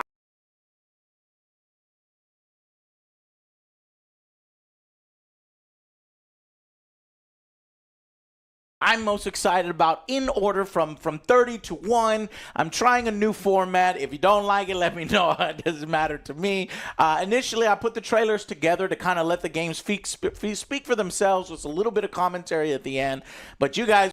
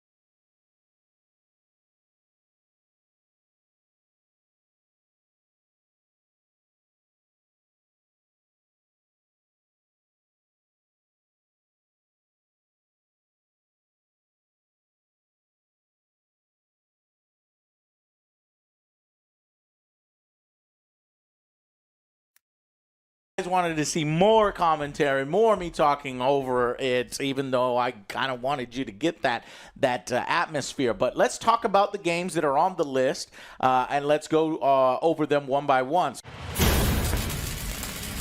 Number 30. So first one is Men of War 2. This is number 30, Men of War 2. Basically, it's a World War II RTS franchise. We're getting a sequel, so new units, new locations, campaigns, game modes. What's so special about this one? Well, there's a cinematic single-player campaign. You're going to get allies, and you're going to get Soviets, where you're playing against the Germans. There's also a lot of multiplayer emphasis as well, so you're going to have PvP and even co-op modes. I love playing these games cooperatively with other Joe and Alex. This game in particular is hard as fuck. Like, there was a demo recently, and you get a few German units, and you move forward, and you just get obliterated. And I was like, how the hell do you actually win in this game? There's a ton of historically accurate units. You know, they really pride themselves on getting that part of it right. And then full mod support. So Men of War 2, if you like really detailed RTSs where you can go down into the soldier level, and even the soldier has individual guns and bullets and stats and bits and cover, and all that stuff matters in this game, then you're gonna love Men of War. They even got doggies in the game and civilians and stuff, and it's really, really fun. So I'm hoping Men of War 2 works out and ends up being a really fun RTS World War II game. Number 29. This next one is Classified France 44, and I don't think you need to know why I like this one. This is basically XCOM, but with World War II. French resistance, creating your people. Hopefully you can rename people. I hate it when I want to be able to rename Joe. I want Joe to be the nice French blonde-haired lady, and I'm going to name her Other Joe, and she's going to fight against the Germans. You know, hopefully we can rename our forces. You know, they have a lot of different mechanics on it. It's turn-based tactics. It's still strategy, and you're doing all of this in a campaign before the D-Day landing. So in this one, I'm actually going to let some of the trailer explain it, because the developers themselves kind of explain some of the mechanics, so we'll watch some of that right now. Thin down the enemy numbers, then, when your squad is in a good position to strike, launch your ambush. Classified pushes the genre in new and exciting directions. Characters have more action points for more nuanced and tactical play. Our flexible Overwatch system allows you to shoot or wait for another target, your choice. Foliage allows you to hide in plain sight. Weapons have a spray area, spelling danger for anyone near your target, including allies. You will start with a squad of elite special forces, then grow your team by recruiting fighters from the French resistance. Each character can be customized with an evolving arsenal of authentic World War II equipment.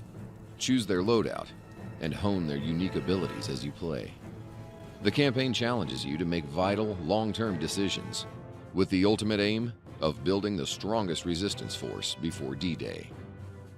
On a map of northern France, you decide which missions to take, where to spend your resources, which factions to support, which regions to conquer, and which resistance abilities to pursue. What happens on D-Day will be down to your skill and strategic decision-making. Can you do enough to secure an Allied victory? Watch out for more in-depth gameplay videos soon. Number 28. This next one, I don't know, man. It could go either way. Super cheesy. This is John Carpenter's Toxic Commando. John Carpenter is a legend of horror, and he likes games, he does music, and apparently this is going to be his first game. I'm a little worried because it does look like it could be too cheesy or too crappy, but apparently the game is for people who like buddy movie vibes, over-the-top humor, action, horror, 80s cinema. Obviously, they're really making use of that John Carpenter name. But basically, you team up with friends, you face down hordes of monsters, which I'm hoping that it's not just zombies. It's just in it. There's tons of different monsters. I think we saw different creatures in the trailer, as you'll see here. And it is a first-person shooter, apocalyptic, post-apocalyptic, where you upgrade your skills, you test out new abilities. There's a bunch of challenges, and I'm hoping that there will be a story mode to go along with it, making it like another John Carpenter film. Some of them are really good, some of them are kind of not so good. So we'll see whether Focus Entertainment can do this. They've done some good stuff and they've done some bad stuff. So we'll see on this one. So I'm going to let the rest of this play out.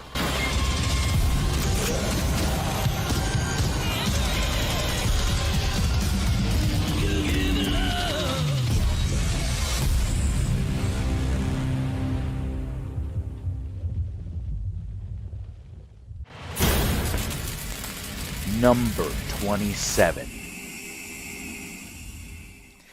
Next on the list, this one's really good. This one might be the only one on the list that may not come out in 2024. Some of these might get delayed too off the list, but this one is like a small development team, maybe one or two guys. It's Dwarf Real-Time Strategy Conflict. Not Dwarf, the guy that sits on his knees and the little kid. I don't know if you know that. Anyways, DORF, and that is basically it's Command and Conquer, Red Alert, just with wild-looking units, these massive, gigantic Goliathans going across the battlefield. Really unique factions. Apparently, there's 3 unique factions, so you can conquer your enemies in a twisted vision of the future. You can construct scrawling bases, scour the land for resources, so it's that traditional mine and refine, and then assemble powerful armies of land, air, and sea units to smash each other with. And this is just amazing. I like this. I like anything RTS. I like going back into my nostalgia. And you see there's a big fucking nuke there at the end. This looks fucking awesome. Number 26. Next, Indiana Jones and the Great Circle. We all saw this on the Xbox reveal, and we don't know a whole lot about it other than it coming out in 2024, it being very high quality, Todd Howard producing. And, you know, this could be a great idea. I hope that they get back, and it does look like a younger Indy, you know, so they're not beholden to Harrison Ford, who is getting older now. He could still provide the voice, or in the future they can have voice sound-alikes. So as long as they're getting the essence of Indy right, and since it's no longer continuing in the movies, I think they've gone and killed that horse. Maybe it can continue in video games and give us what we want. So I want to see archaeology. I want to see tomb raiding. I want to see punching Nazis and getting into fist fights. And you see a lot of that in this trailer as it plays here. So I'm excited about it. I think it depends on the setting. And so as long as they stay realistic, stay away from aliens, stay away from fucking time travel and shit. And I think we're good. So I don't think we'll ever get anything as crazy as the fucking Ark of the Covenant melting people's faces off. But hopefully we can get some good gameplay with the whip. Maybe we'll get a moment where the guy's, taking the sword and doing crazy stuff and we just shoot him. That would be awesome. You got to use a gun. But make the gun very sparingly used. So this big budget could work out to be awesome. Bethesda, I don't know. We'll see. Does look a little stiff at times, but yeah, there it is.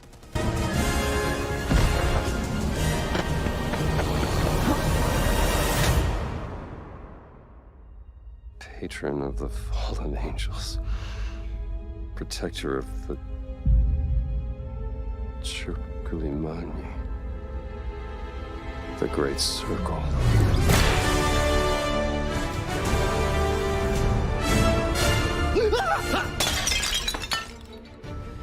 You have any idea how old that was?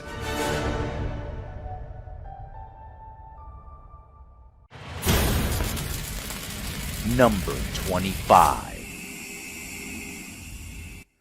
Next up on the list, this is an oldie but goodie. Earth Defense Force 6. I think it already came out in Japan. It's coming out with English localization this year, 2024. If you're really enjoying Helldivers 2 or you can't get into the servers right now because it's so popular, then go play the granddaddy of Helldivers 2. The third-person, silly, over-the-top, shooting a bunch of ants and watching the bugs explode and showers of green goo. That is Earth Defense Force 6.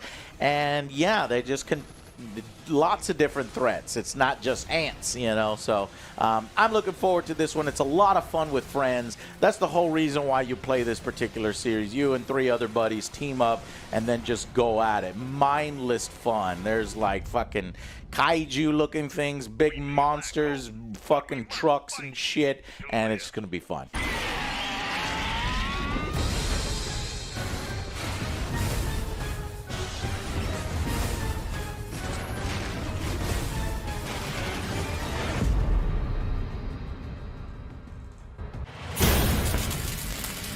Number 24. A new South Park game, that's right, in all its 3-dimensional glory. They're really bragging about that. I'm not sure why. It's like, but because we have seen that 3 dimensions before. Hell, y'all remember the Nintendo 64 open world game. This time the kids are basically fighting with snowballs, playing a game where the elves are invading the kingdoms and shit. And so you team up with up to 3 friends. And you can go in with solo with bots, and you battle through snow-piled town of South Park. So basically, action combat game. Equip a bunch of different weapons. Deploy devastating, upgradable special abilities in a new adventure to save the world and enjoy a day without school. So hopefully, you know, it seems like all the voice cast has returned and everything is good, and fucking Butters and Clyde and fucking Cartman and fucking Eric and everybody are going to be there, and I'm looking forward to it. So You're making a mistake, Cartman. Are you denying that you were gearing up your entire army to attack our fucking base? Says who? Says Clyde. And do you always trust what Clyde says? Hell no, Clyde's a total dumbass. You're all acting crazy. Got weapons here. It's the apocalypse. Prepare to die. Kick that fucking elf's ass. No! Good luck trying to ruin this game. I'm sure you'll manage.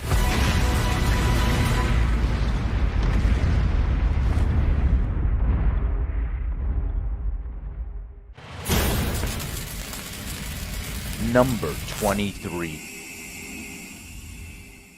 This next one I know barely anything about. This is a game that is a PvE. It says it itself. It's a tactical first-person extraction shooter where 6 squads of 3 operators each are tasked with entering, securing, and extracting an artifact in a hostile, horrific environment. So I think that's what attracting me to it, that it looks like you're going into a zone, a horror zone, and you know, like Hunt Showdown, and anything that you can give me more Hunt Showdown, I'm there for. It looks like an interesting world. I'm curious in these extraction shooters. What's most important to me not only is the gunplay fun and squad tactics there and available for you to succeed, but how interesting is the loot? How interesting is the experience in the world before you extract? And that's what this one kind of looks like it has, at least might be more intriguing than normal. So it says to progress, you'll need to complete quests, secure artifacts, and escape alive. Traders are waiting for you to get their jobs done. Don't fail them. They'll reward you. Spend your rewards wisely in an RPG-like progression tree to level up your character, go back in with equipment. So anytime we can do that, it's a lot of fun stuff. So looking forward to this one. Though I think this one is going to come out in early access first, so we got to fucking deal with that shit. A lot of these games kind of do, and then the full release, they'll add more content, more maps, a secret expedition game mode, and a full-fledged team system. So it's not coming out with everything right away, but it is coming out in 2024, at least in early access.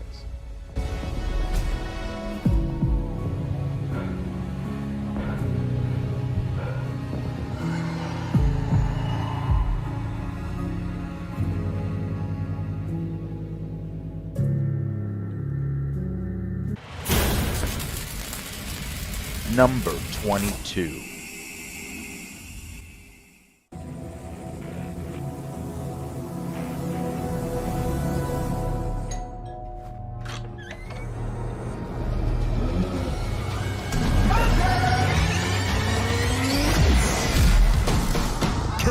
How cool is this? I love this movie. If you haven't seen this movie, do it right now. Go on Amazon, fire it up, watch it. It's a horror classic. It's so wacky. It's so offbeat. And apparently it's getting a video game. It's an asymmetrical multiplayer horror game based on the film. You cooperate in a team of 3 players, where if you're playing the clowns and you utilize their fucking wacky abilities, their technology, and you hunt humans with zany weapons and plan your alien invasion to harvest the population.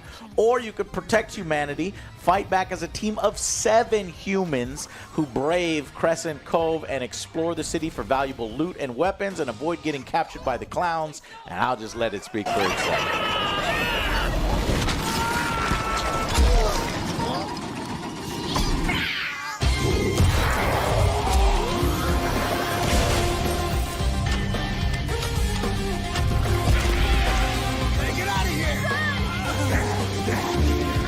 It says it provides a unique approach to hide-and-seek gameplay, customization, PvPvE, and dynamic objectives. So we'll see if it actually does so. Number 21.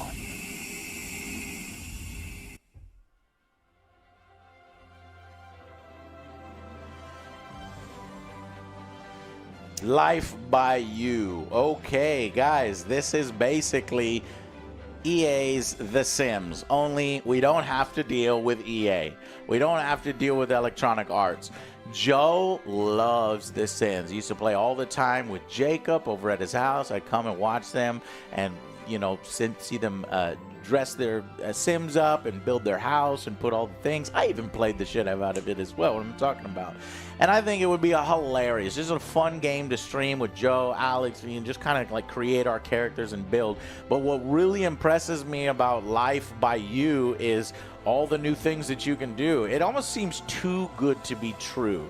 There's just so many editors and creators and things in this game that you'll see here in this trailer. Tons of mods, creator tools, no loading screens apparently. Strike up real language conversations. How elaborate is that going to be? I don't know. Drive or bike to the countryside, discover and complete quests. So this is just like a freaking fucking life simulator, basically. Hopefully it'll have the extended character creator, and the features will be easy, and the creator will be very intuitive in order to set up, because I always get intimidated by these, by, you know, setting up massive cities and stuff like that. So hopefully some of it can be done for you. But look at all of these crazy creators. This could be huge. I think it's going to be kind of rough when it comes out. It is going to come out in early access first, June 4th. So expect it to be kind of rough until they work it out. And yeah, so check it out.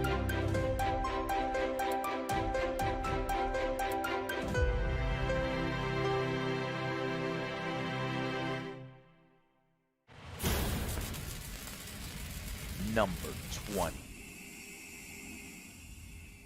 Okay, Terminator Dark Fate Defiance. You knew I had to include this on the list. This comes out today as of this posting, or I don't know when I'm posting this because I'm adding these sections and trying to figure out the format for it. But, you know, so I actually got to play it already, and the full version. And let me tell you, it's rough.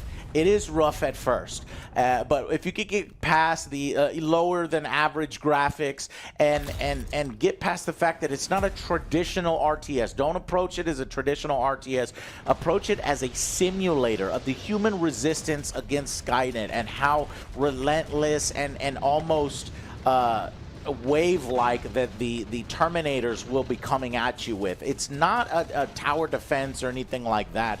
There is elements of taking your force, upgrading them, moving from place to place, and then there's even an overall map that you can go and it's a lot more story based than I thought, just without the big budget to put in a bunch of cutscenes. So it's a lot of it is voice acted, and a lot, I mean, these are experiences that can be a 3 out of 10 or a 9 out of 10 for the same mission, depending on how you approach the mission. There are so many different ways of completing the objectives. There's even multiple choice and branching storylines when you're talking with characters in the levels. It's fucking wild. It's crazy. And I think it's rough to get into at first, but once you learn its mechanics, it could be awesome. He's been fighting alongside us. He is everything we need right now. And maybe something more. The best we can hope for isn't just not the best marketing for this game. This is how we fight cheesy, back. but worth it. It's like $30, $37, something like that. Number 19. Alone in the Dark is back. This franchise has, I mean, it's one of the legendary ones, one of the original ones. You know, they've tried recent revivals. They were bad. Me and Joe played them. Some of them were bad. This one, I think, has their heart in the right place. I am looking forward to kind of a love letter to the 90s classic horror. It's got David Harbour. That's why I'm kind of excited about it, his performance in it. It's got that creepy girl from the trailer. And really, these kinds of games kind of all hinge on its storytelling, its horror, its dialogue, the voice actors, the performances. And while it may not be massive, big budget, you know, like with the best facial animations, like let's say something like Suicide Squad Kill the Justice League, it does, I think, do enough to immerse you. So there's going to be puzzles, there's going to be horror. If you're into these kinds of things, like me and Joe are as we go through the horror games, this might be one to keep an eye on. It could go either way, but I think that so as long as it has a psychological story, something that's really going to intrigue us, some engaging puzzles, and a good ending, it could be a sleeper, a horror sleeper. Oh, what's going on here? Look at this mess! I'm sorry. This place, there are some very disturbed figures around here. And I don't think it's just the patients. I've been reading some things about how Derceto has a deranging effect on people. Are you ready to tell me why you are here, Miss Hartwood? And why you brought a detective? I want you to know I'm here to help. If you need me. She'll come and turn the world inside out, and things will begin again. Number 18. Number 18 is Rise of Ronin. This is a fascinating game. This is single-player PlayStation 5. Not a lot of exclusives. You know, people were worried about 2024 and PlayStation. This one should at least help soften that blow. Action role-playing game developed by Koei Tecmo and Team Ninja. Now, this thing has been in development since 2015, according to Team Ninja president, and it allows you to create a custom character. I love it when they allow us to do this. So it's got a wide variety of weapons during the Boshin area, katanas, various firearms, because that started to happen in this. And basically the game will feature things like story choices at key moments. Hopefully that allows branching choices and things, allowing you to side with or fight a character. I love role-playing game developed by Koei Tecmo and Team Ninja. Now, this thing has been in development since 2015, according to Team Ninja president, and it allows you to create a custom character. I love it when they allow us to do this. So it's got a wide variety of weapons during the Boshin area, katanas, various firearms, because that started to happen in this. And basically the game will feature things like story choices at key moments, katanas, various firearms, because that started to happen in this. And basically the game will feature things like story choices at key moments. Hopefully that allows branching choices and things, allowing you to side with or fight against other non-player characters, which will affect the story. There's going to be a bunch of historical cities like Yokohama, Kyoto, Edo, as well as areas in the countryside. And you can see here, at least in this trailer, the developer is kind of explaining some of the mechanics. But you can use horses, grappling hooks, gliders. You can swap between 3 difficulties on the fly. And get this. This is the crazy part you may not know.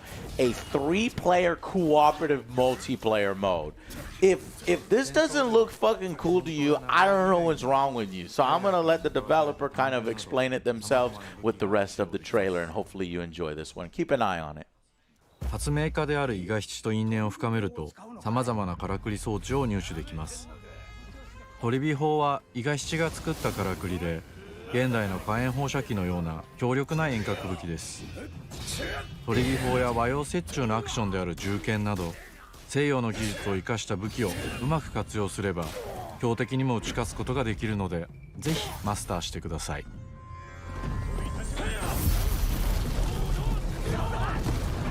幕末を生きる人物たちと紡いだ因縁が物語に大きく影響します。ぜひライズ・オブ・ザ・浪人で一人の浪人として運命を切り開いてください。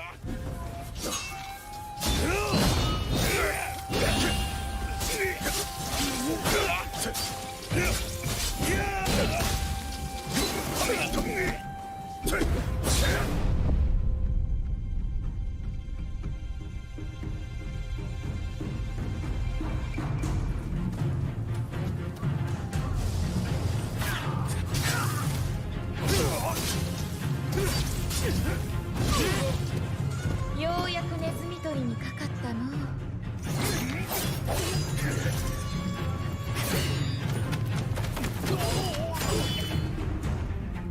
気持ちの揺れてないやつはついてこい。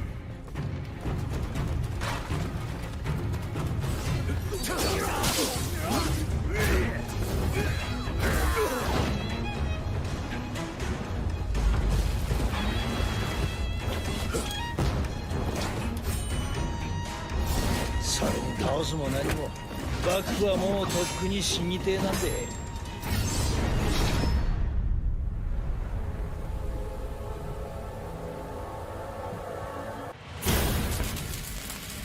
Number 17. Guys, this is from the creator of Silent Hill. It's a new horror game. We don't know much about it. This is one that I kind of wanted to do in that other format. Let the trailer immerse you in the horror atmosphere that it's trying to go for. Check it out.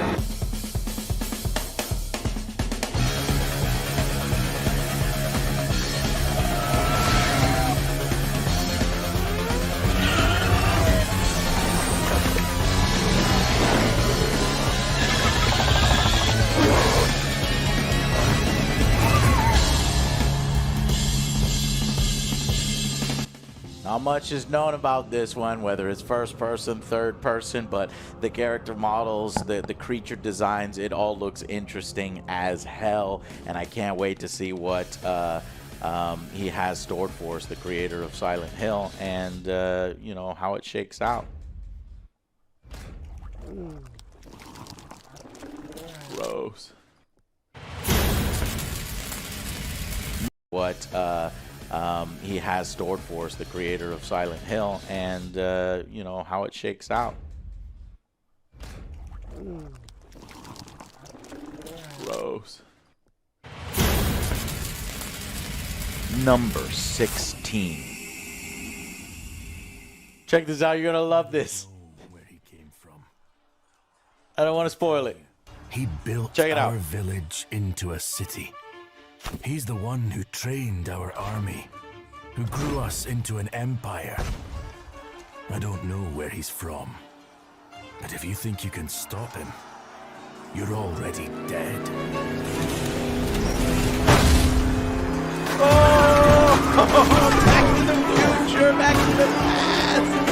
What is happening? This trailer just came out. This shit is wild. Are you saying we get to go back in time and bring modern technology into the medieval battles and shit? Shotguns, assault rifles, fucking grenades. This is just like kind of like a cool technical test of what is possible with tons and tons of units on the screen at once. So it says go back in time to a war-torn medieval era with a vast arsenal of modern weapons. Change the course of history, save the future in this epic action/strategy sandbox type game. And you know what? You build your kingdom too. What? And you grab a gun, you lead an army of thousands into a massive real-time simulated battles, solo or in co-op. This thing looks a ton of fun. Check it out. He gave our people a future. I hope he can save his own.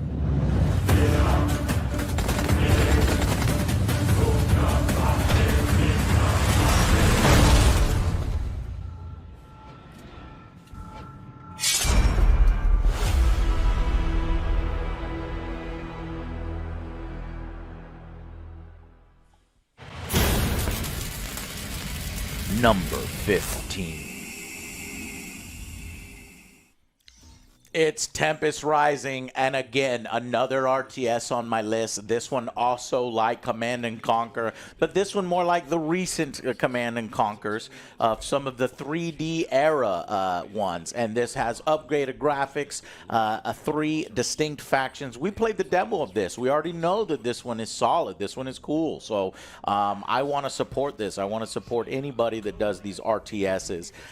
So there's basically classic RTS, war on Earth after a nuclear war, and you got classic base building, you got the fast, fluid, hard-hitting combat with multiplayer, each faction, a ton of units, single-player campaigns with some in-between mission cutscenes. There's going to be 2 epic single-player campaigns. I wonder why not 3 if there's 3 factions. So skirmish, custom games, and of course ranked multiplayer matchmaking is all coming for Tempest Rising, and I will be there. You can play a demo of this right now.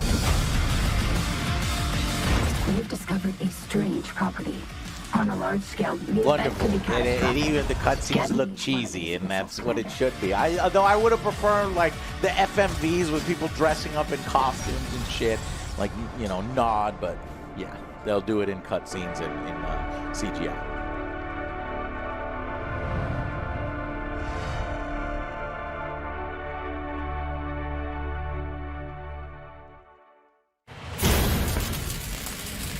Number 14. This thing has been marred in controversy. Development has been really bad. They had to like fire and get rid of writers and switch studios and stuff. But Paradox Interactive is still trying like hell to get this thing done and out. And apparently it's a lot closer to release than we thought. It's this year, 2024, done by the Chinese Room. I don't know much about them, but apparently they're ready to reveal it. And this particular thing here is a gameplay trailer, what it's actually going to be like. They do a little vertical slice of kind of jumping around using vampire-like abilities, and then they do another slice of conversation. And honestly, you know, for a AA budget, I guess I'll say, it looks pretty good, and I want this to be awesome. In the World of Darkness world, the original, not a lot of people know one. Joe and Alex went through it. That's where OJ the Seducer comes from, where he's like literally every single person he talks to in the game he's trying to have sex with and stuff. And that was what strength of the original Vampire Masquerade Bloodlines game is the NPCs that you could talk to. A lot of dialogue options, a lot of different ways that you can approach that story, and that was what was unique. So hopefully that'll still be here. It says it is. Fight your way through modern modern-day Seattle on the brink of open world war as an elder vampire. Meet the power players in this world, ally yourself, and decide who will rule and what the city will become. So hopefully the choices that you make will be meaningful, and hopefully the writers that they got to replace the last one really work out. But I'm looking for a mature game, I'm looking for plenty of blood, and I'm looking for interesting dialogue and a story unfolding. The gameplay mechanics don't necessarily need to be wild and out of this world, but hopefully at least as good as that vampire battle royale that they have. It's going to be a completely different game, but we'll see what is. This is totally single player, so we'll see what they have on store for us and if it works out. What rumors have you heard about me? Yeah. That you were there in Cairo. They called you the Slayer. I have been many things to many people. And what will I be to you, Willem? And to this lonely, forgotten warehouse? You're exactly what he said you'd be. I guess that makes it easier. Makes what easier? What happens next? Now I have to do what he told me.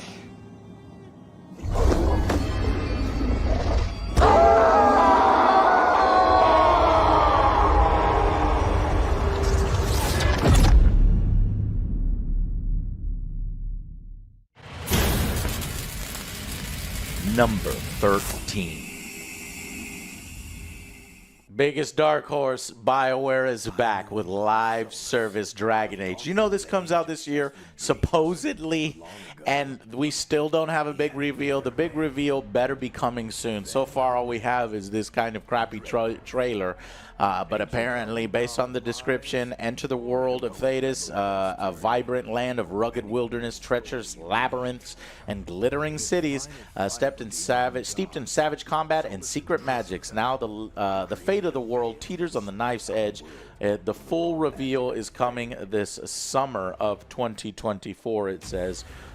Which I guess maybe this could be delayed to 2025 if they're revealing it in 2024, but there might be a small chance we might get it in the winter towards the end, like maybe in November, December. That's why it's here. It's probably going to be live service garbage.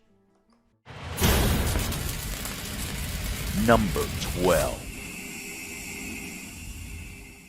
What can I say? This is Hellblade 2. The first one was amazing. I know it's annoying. I know, like, if you haven't played it, please just go back and play it. This is Xbox Game Studios. This is Ninja Theory. The trailers have been amazing. The story is awesome. It's about personal. There's very lost once. Great music. Check it out. I'm going to let the trailer play for itself because this is one that we are all hotly anticipating and waiting for. Each death, inked in blood.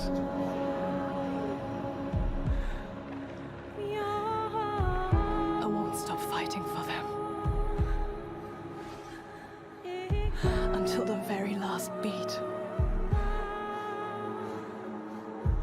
fades away.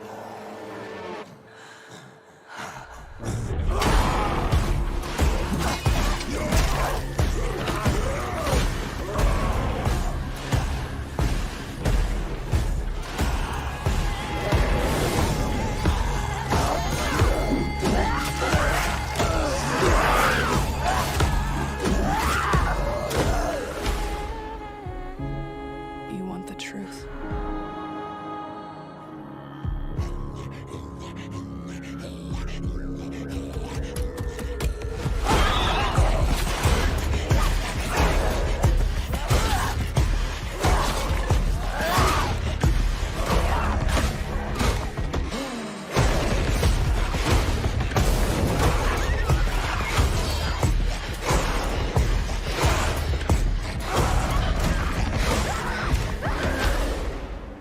What will I become?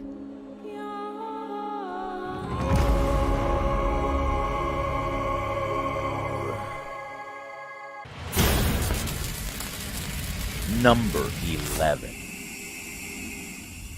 This one was recently revealed at that Xbox showcase, and it jumped way up for me. You guys know how much I love strategy, how much I love real-time strategy. This one is a grand strategy with basically no preset paths to victory. It's open, endless possibilities, and it's basically the choices that you make in the game are going to define how the whole thing plays out.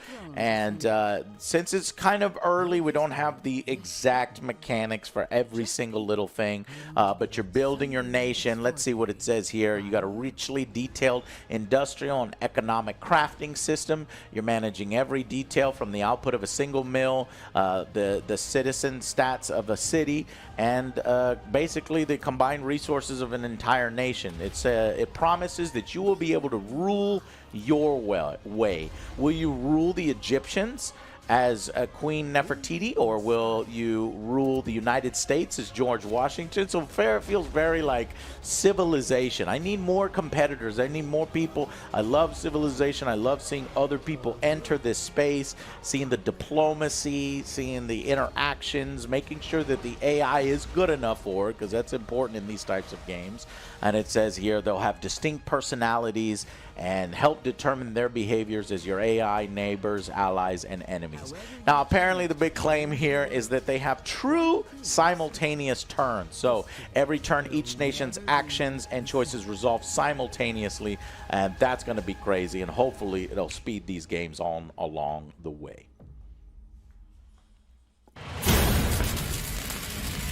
Number 10. Broken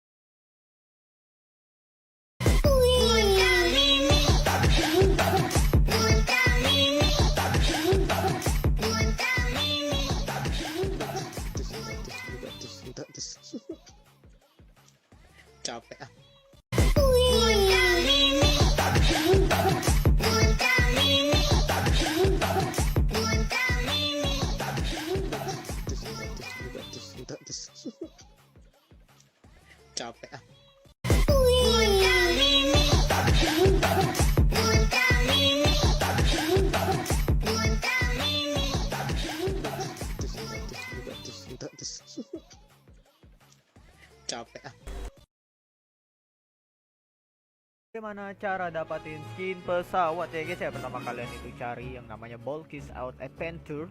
Itu kalian join dan selesain dulu tutorialnya, lalu kalian langsung saja ke ballpark ya, yang ke OB-nya. Nah, kalian selesain OB-nya tuh yang gampang banget. Di sini saya cuma perlu waktu 3 detik untuk nyesain OB-nya.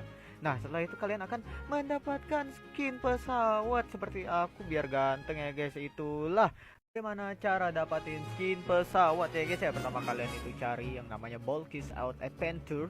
Itu kalian join dan selesain dulu tutorialnya, lalu kalian langsung saja ke ballpark ya, yang ke OB-nya. Nah, kalian selesain OB-nya tuh yang gampang banget. Di sini saya cuma perlu waktu 3 detik untuk nyesain OB-nya. Nah, setelah itu kalian akan mendapatkan skin pesawat seperti aku biar ganteng ya guys. Itulah bagaimana cara dapatin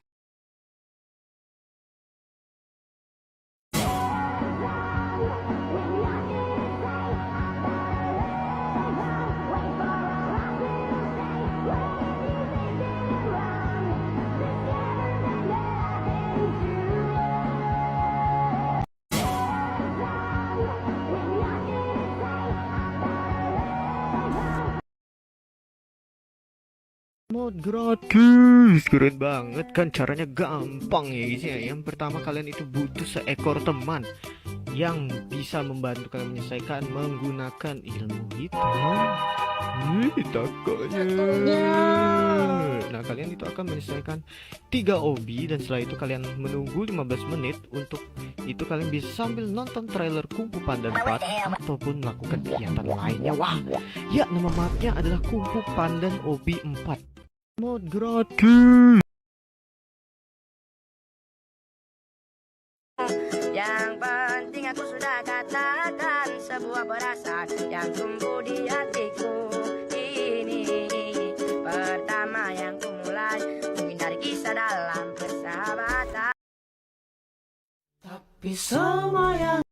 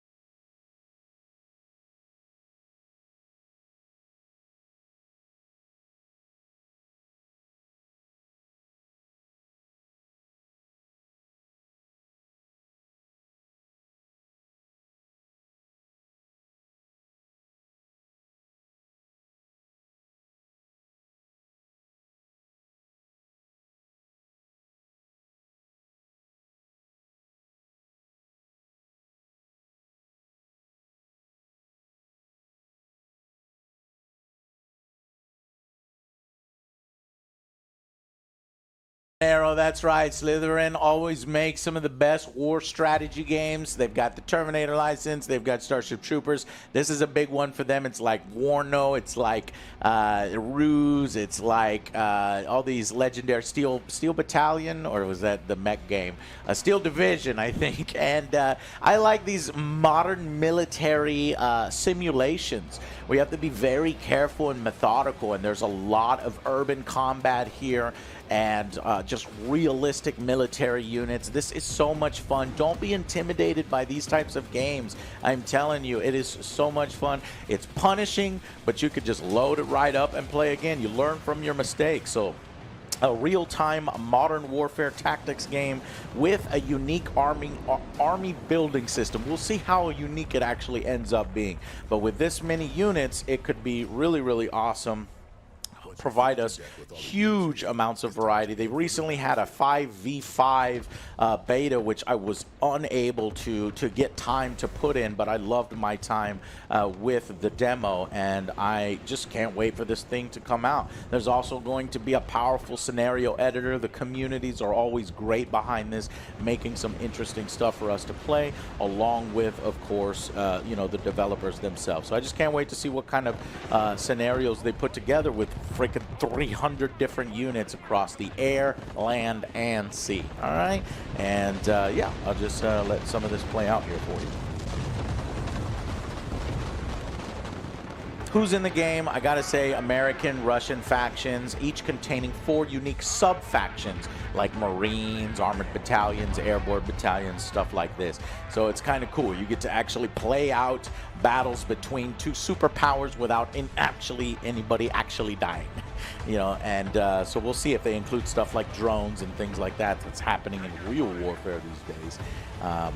Adding new dimensions to the battlefield. I'm not unsure when it's exactly taking place, but it should be a lot of fun, and I'm looking very much forward to Broken Arrow.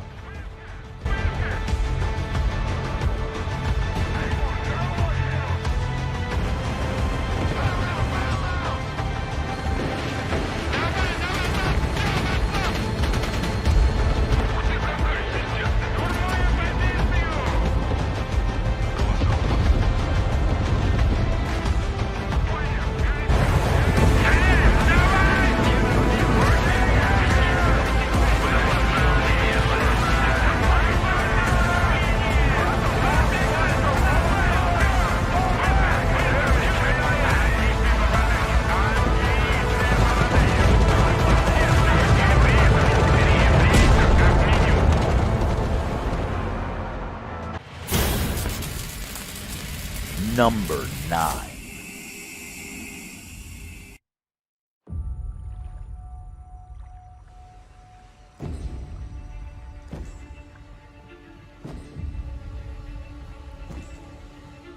Guys, this is another one can go either way. This is Avowed.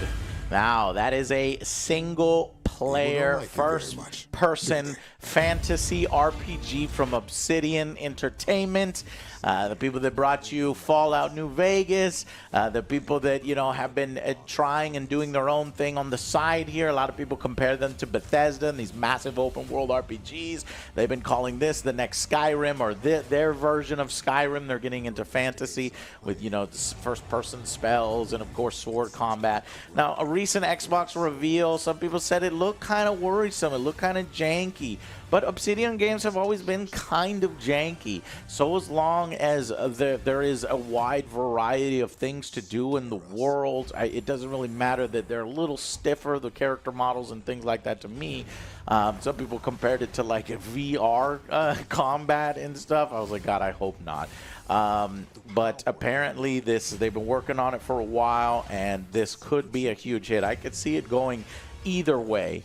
So we're going to be fighting in the Living Lands, a mysterious island filled with adventure and danger in the fictional world of Eora, and which is going to be basically, that was introduced in Pillars of Eternity franchise. So we're going to actually get a first-person action RPG, a view of that world, which is pretty cool.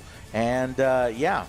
I don't know how close it's going to be to Skyrim. Can we make things that I want to know? Can I make a house? Can I Can I pick up gems and decorate the house? I always like doing that in addition to it, but we'll see whether it leans more on the story. How good are the side quests? Are there dynamic emergent gameplay like there was in Skyrim? But it says here, mix and match swords, spells, and guns. Number 8. These are dangerous times. At least that's what I hear. The Empire?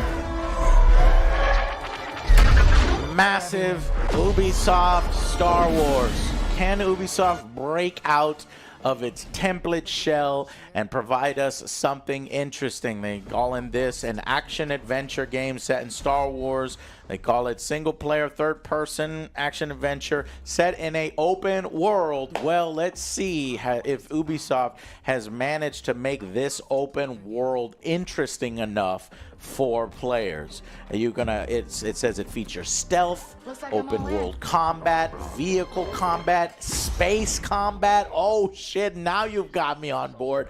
Branching dialogue. Any game has branching dialogue if there's multiple choices, but when you say branching dialogue, to me that better mean that there are branching storylines. And just if I say this, it's completely different than if I had said that. That's what we need from this game. It looks a little concerning. I don't know about the main character. They got the little pet. Is it going to be too cutesy? Is it going to be annoying? Is it going to have fucking modern politics in it? I don't know. I just want a good-ass story. I want good-ass characters. And I want an open world filled with activities. Star Wars is so rich for that. Will we get to play the little side chess game that they do, that Chewbacca's so good at? Will we get to do these side missions? I know they're planet hopping. We're going to go to various planets. Now, granted, it's not going to be like Starfield where you can fucking you can't even walk the entire planets in Starfield. But I'm sure there are going to be little fucking cordoned off sections, and they said it's going to set between The Empire Strikes Back and Return of the Jedi. So they were all huge fans of the original trilogy, so they definitely wanted to do a setting and an ideal environment that lends itself well to scoundrels and that, because that's kind of what you're doing here. So criminal syndicates, and we'll see how that factors into the story when it comes out. Number 7. Another strategy game, this one directly from my nostalgia, going after my heart. I have spent so many sleepless nights, staying up super late, playing the original Homeworld, playing Homeworld 2. So I just love the music. I love the ship designs. I love the zen nature, but that the intense space battles and how it goes back and forth. It becomes an immersive experience that washes over my body, and it's pure space combat. And you know how much I love space combat and strategy games. So just melding them like this and then having that extra dimension on the Z-axis, it is the way it should be. Homeworld is back. It's RTS, real-time strategy. I hope it continues the story. The story is not all that amazing, but it could be in this iteration. Who knows? But just everything works together on multiple levels. I love the visuals. I love the story. And this one has War Games co-op. So you have a 3-player co-op mode that extends your game beyond the campaign. So it kind of sounds like a horde mode where you're going to be taking on a series of fleet combat challenges, claiming powerful artifacts that augment your ships with more power, speed, and weapons to be able to handle future waves. So we'll see. We'll see if that is worth playing.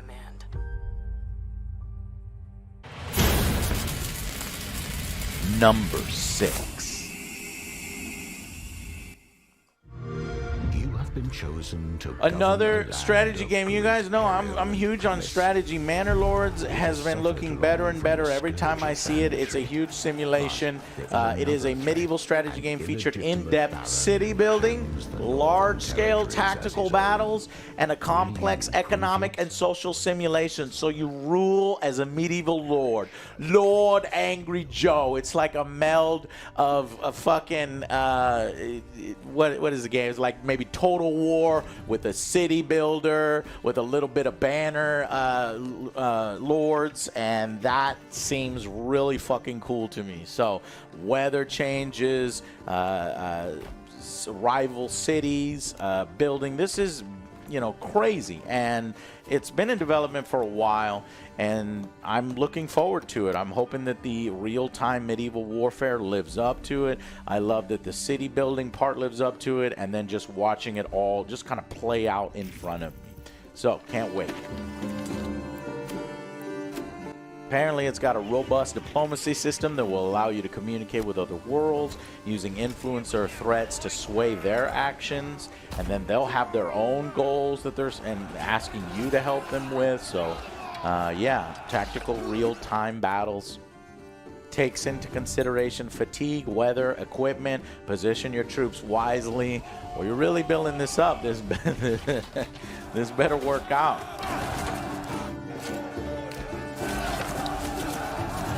This game is a passion project started by a solo developer, so I want it to succeed. I want this indie to succeed. Number 5.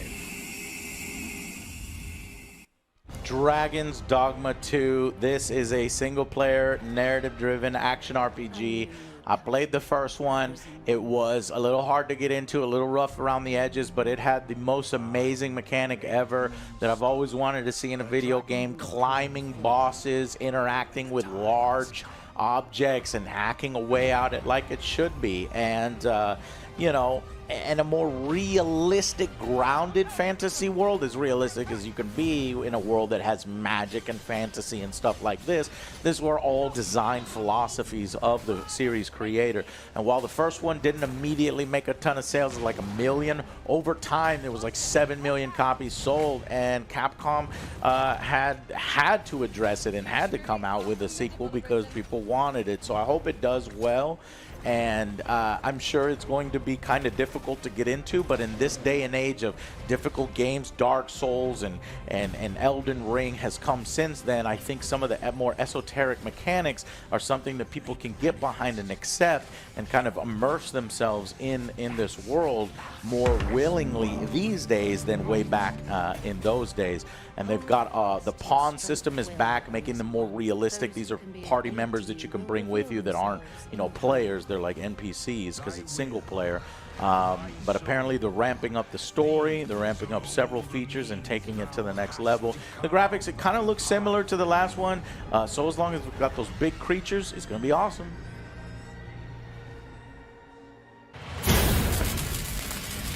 Number 4. Sephiroth. Say that 3 times fast. It's a tongue twister. He's going to be featured big one in this. I am a new fan of Final Fantasy VII. Know nothing about it. Didn't play the original. Alex introduced us to this, and we really enjoyed the Final Fantasy VII kind of remake. And so this is continuing that story. There was, what,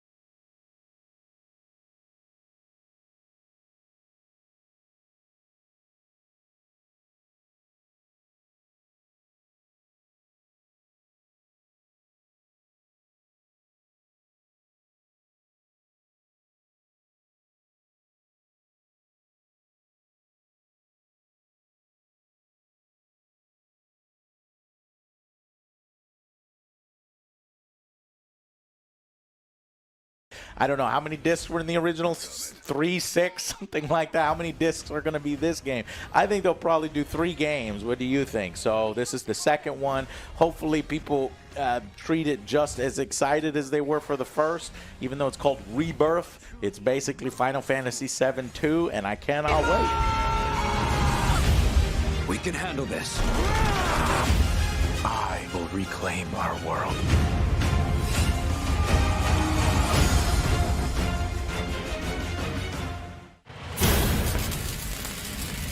Number 3. That's right. Stalker 2, Heart of Chernobyl. Guys, it's Stalker 2. The trailers have looked so good. I love this world. It's so interesting. And this is the, born from, oh God, I forget the original novel. But it was inspired from. But basically you have an exclusion zone filled with dangerous enemies and phenomenon and anomalies and artifacts. And I like being able to kind of create your own story as you explore this kind of post-apocalyptic kind of world.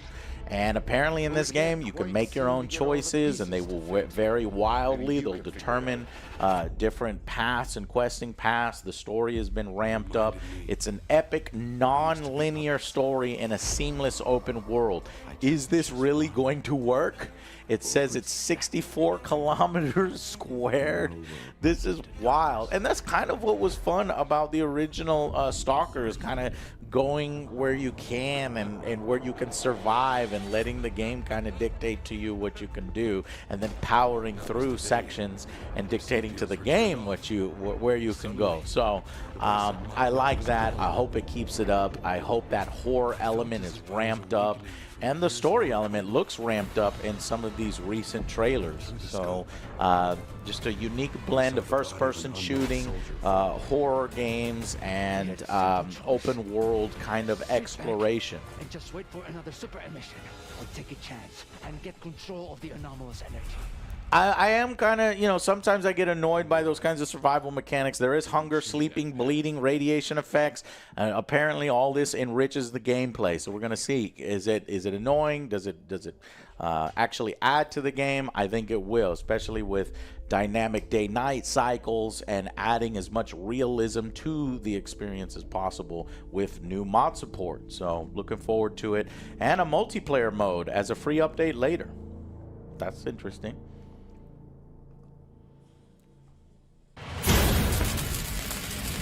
Number 2.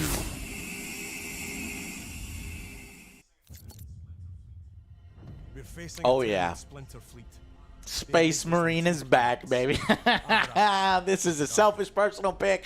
Number 2, Warhammer 40k Space Marine 2. I just love the 40k universe, and I can't get over it. So Space Marine is back, baby, and I cannot wait. We are fighting the Tyranid hordes. It is going to be glorious, epic battles for the Emperor on far-flung planets. I hope that there is plenty of lore, plenty of story, and apparently we have in this one cooperative. I've always wanted that in Space Marine. We get it here. I'm going to be able to go and destroy the enemy with Joe at my side. My battle brother, hell yes. Let the trailer take it from here.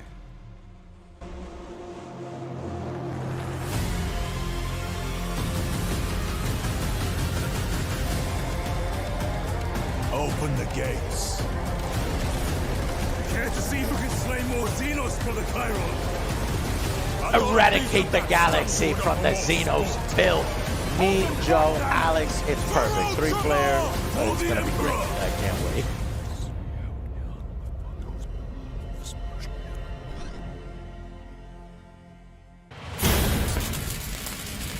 Number 1.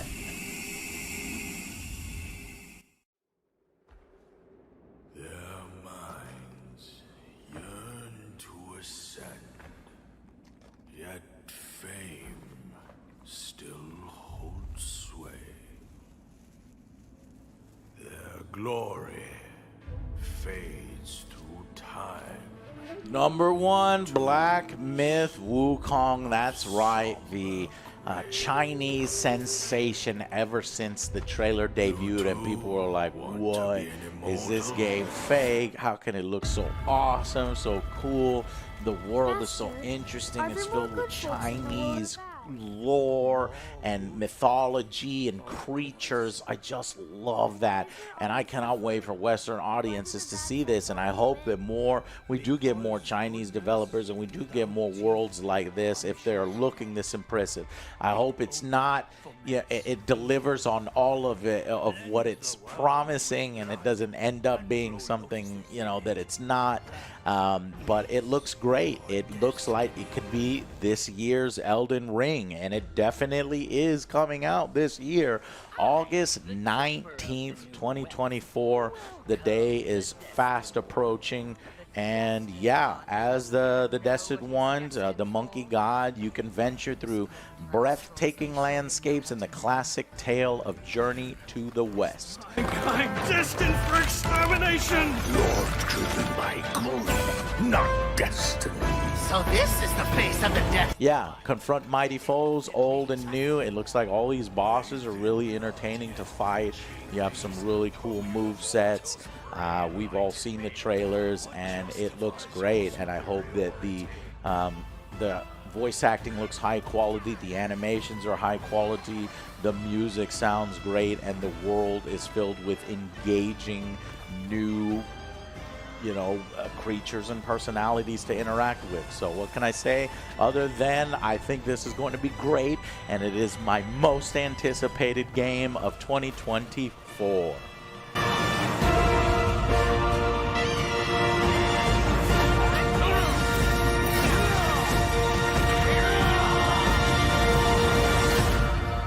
Oh, sweet destiny.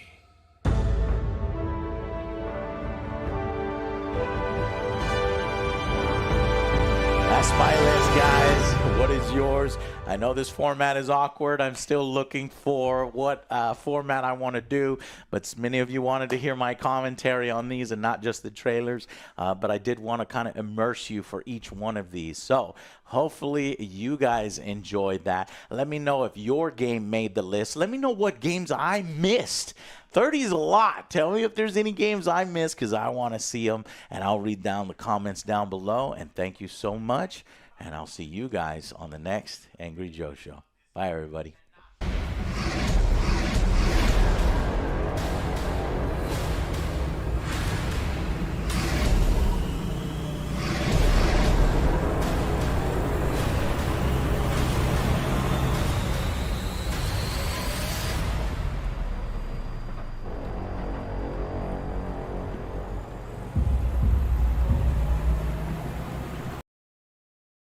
Putting $1, and it's $1.50 every time you pull the little thing to get one of those cubes. Depending on how much you pay, if you don't pay anything and you pay 120 million US dollars. Oh, there was enough. I can do it too, Alex. Yeah, I'm all for it. Oh. With regard to areas such as the Creed Black Flag players jump 31% complete. It's mostly empty ocean. I would like to highlight a better story. Assassin's Creed Black Flag players jump 31% after Skull and Bones. More people are going back and playing Assassin's Creed. Yeah. So, yep. I got some more games that aren't doing very well. Destiny. Sony isn't happy with Bungie, and their CEO that is going to become officially the CEO in April of this year, since Jim Ryan retired, kind of threatened them, and it kind of makes sense. So when Sony bought them and let them an independent subsidiary, and they were able to self-publish and reach players whenever they choose to play. Mm-hmm. Things aren't going well over there. Player counts are way down. They're making half the amount of money that they were projected to make. They had all sorts of community issues, and so he went to Bungie. And this is what he said: I visited the Bungie studios and had meetings with the management. I saw the employees working at the studios were highly motivated. He's constantly talking about how good their employees are because he wants to keep them. showing great creativity as well as impressive knowledge of live services. However, I also felt there was room for improvement from a business perspective with regard to areas such as the use of business expenses and assuming accountability for development timelines.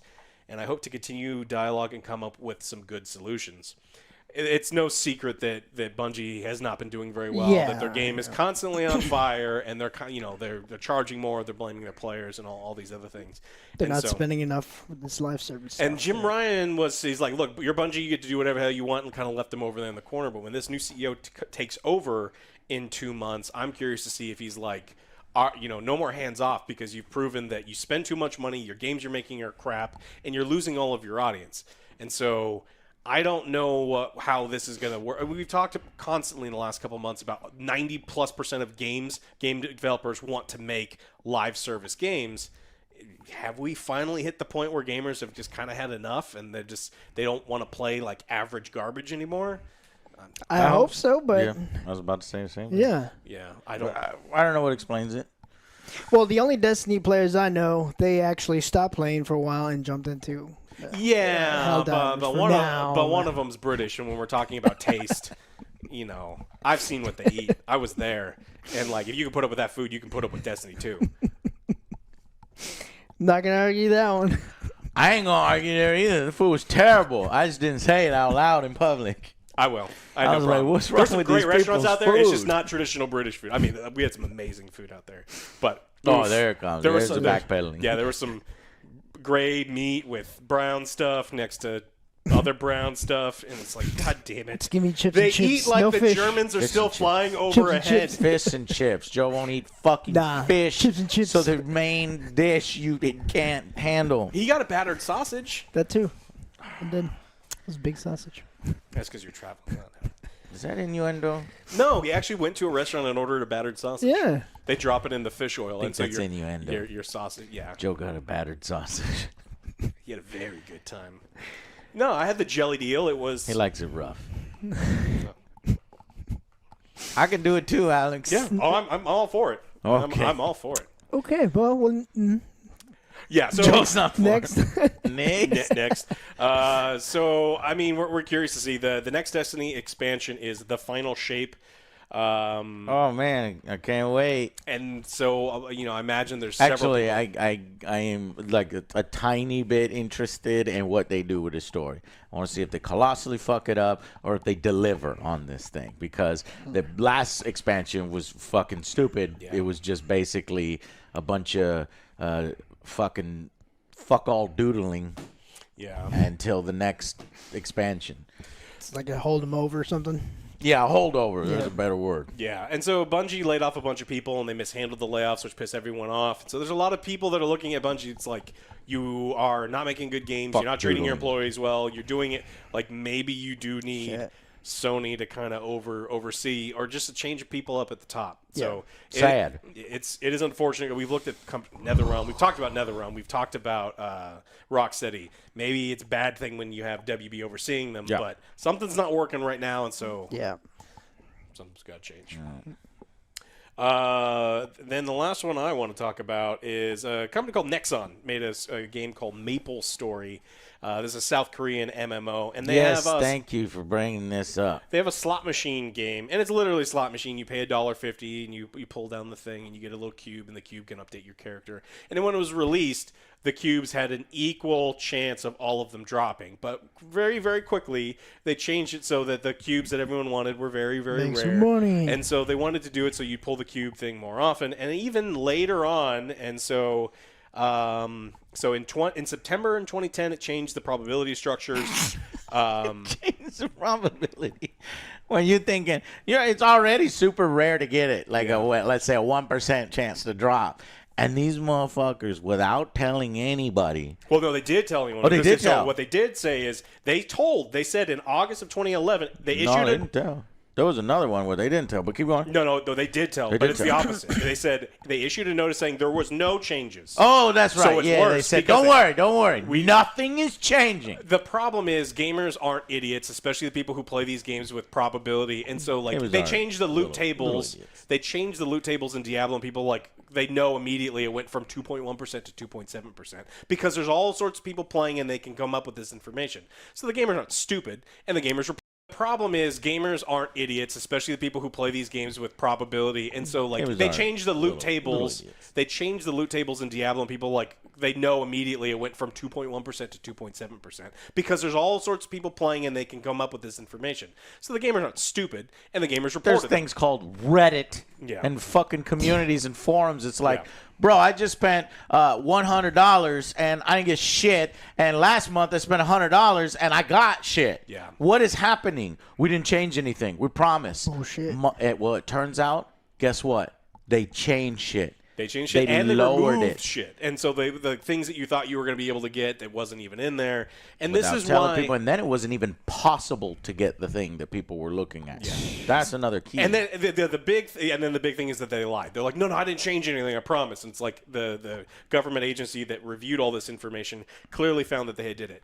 In our country, like, well, we'll go like Las Vegas, right? The Nevada Gaming Commission looks at your slot machine and they test it. It's like, is this truly a random number generator? Does it give out 70% of the money that gets put in it like you're legally required to? And they test all these things.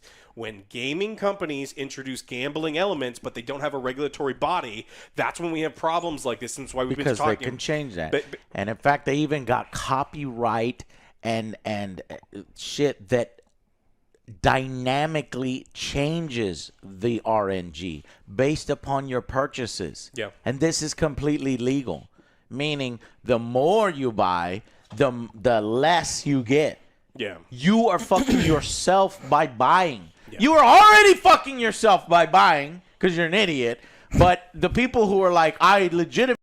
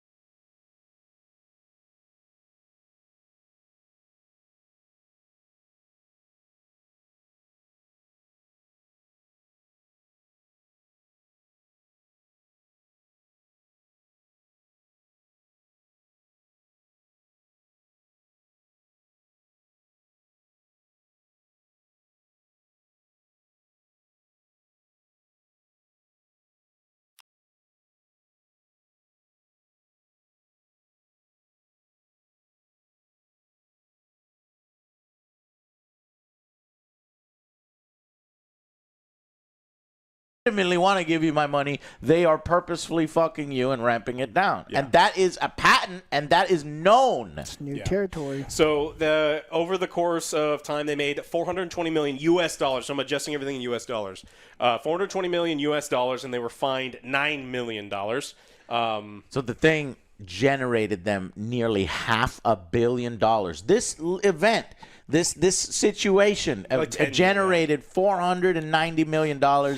And then when it was discovered that they had lied to everybody, that they had lowered the you were trying to get, that percent chance was 0 to get it, they got fined $9 million. And remember, kids, they can make that in a fucking second. Yeah. Well, this is why when we said the Terminator story I brought up, I was like, yeah, not Nekon. It's Nekon, not Nexon. Nexon is the one that we need to stay away from here on out, because this was intentional. This is something they were doing. They have patents that change the RNG depending on how much you pay. If you don't pay anything and you pay for the first time, they ratchet it up. So you're like, whoa, look at that. Well, they also sued Iron Mace over Dark and Darker. They've done a lot of horrible shit. Yeah. So fuck Nexon. After this news story, this, I don't know what to call it, the Maple Story controversy. Fuck this. And this was on, let's see.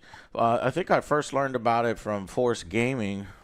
So when the punishment for some wrongdoing is a fine, it just means that if you have enough money, then it's legal to do for the rich, right? So if you make $420 million and you only find $9 million, it's like, holy shit, we can do it again. Yes. And so it's kind of a problem. But if you are the kind of person that is putting $1, and it's $1.50 every time you pull the little thing to get one of those cubes. And I think it's more. It happens here in the United States. I mean, this is a Maple Story. People play it here, but it also happens in Korea, and I guess some other countries where it's more socially acceptable to just Japan blow your money. It's massive. You walk there's gotcha machines everywhere. So if you want to know more about this, and because I didn't have a chance to rage on about this when it happened, Force Gaming on YouTube. He put out a video a month ago that says the biggest MMO scam in history. So look that up. It's got 500,000 views.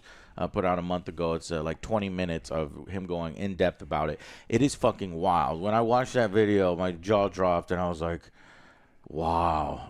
Things have gotten bad. In little corners of our gaming space, there is some really rotten shit. Well, and it bleeds over. The rot definitely spreads. It's when EA looks at these things and goes, EA knows better than... Please, EA, don't look that way. EA, look at me. Look at me. Don't look over there. Don't look over there. Look at me. Purchase packs. Even EA knows better than to do shit like this because they would be sued because they're under a big microscope. Yeah, they're more American, they're more microscope. They feel like they could probably get hit with regulations. Yeah, we need to be looking at this kind of microtransactions, and it's why we're kind of crazy because I have people, we'll run into people that are like, you guys are nuts about microtransactions. It's totally fine. It's like the problem is it just leads into these other things. That's a newer generation, and I get it. Dumb people. I refuse to believe that young people are all dumb people. Now there's some of them, and there's dumb people in my generation too. But come on, young people. I know you're not all that stupid. They're just conditioned. They're not necessarily dumb, Alex. They've just been conditioned from birth.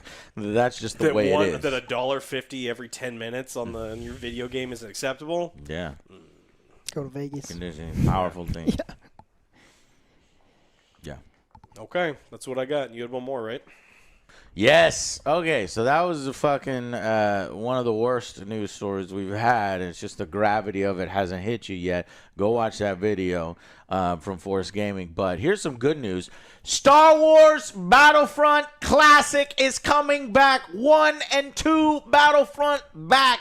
We got this announcement, oddly enough, during the Nintendo Direct showcase. I didn't even watch it. That's why it took so long for me to know about it. A few of you let me know because it is basically the original Battlefront 1 and Battlefront 2 classics are coming back. Now, are they remasters? Are they remakes? No, they're just small updates. You want to buy the game you already bought again? Yeah, that's the most off-putting thing because this collection's going for $35.01 I guess presumably referencing the 501st Legion.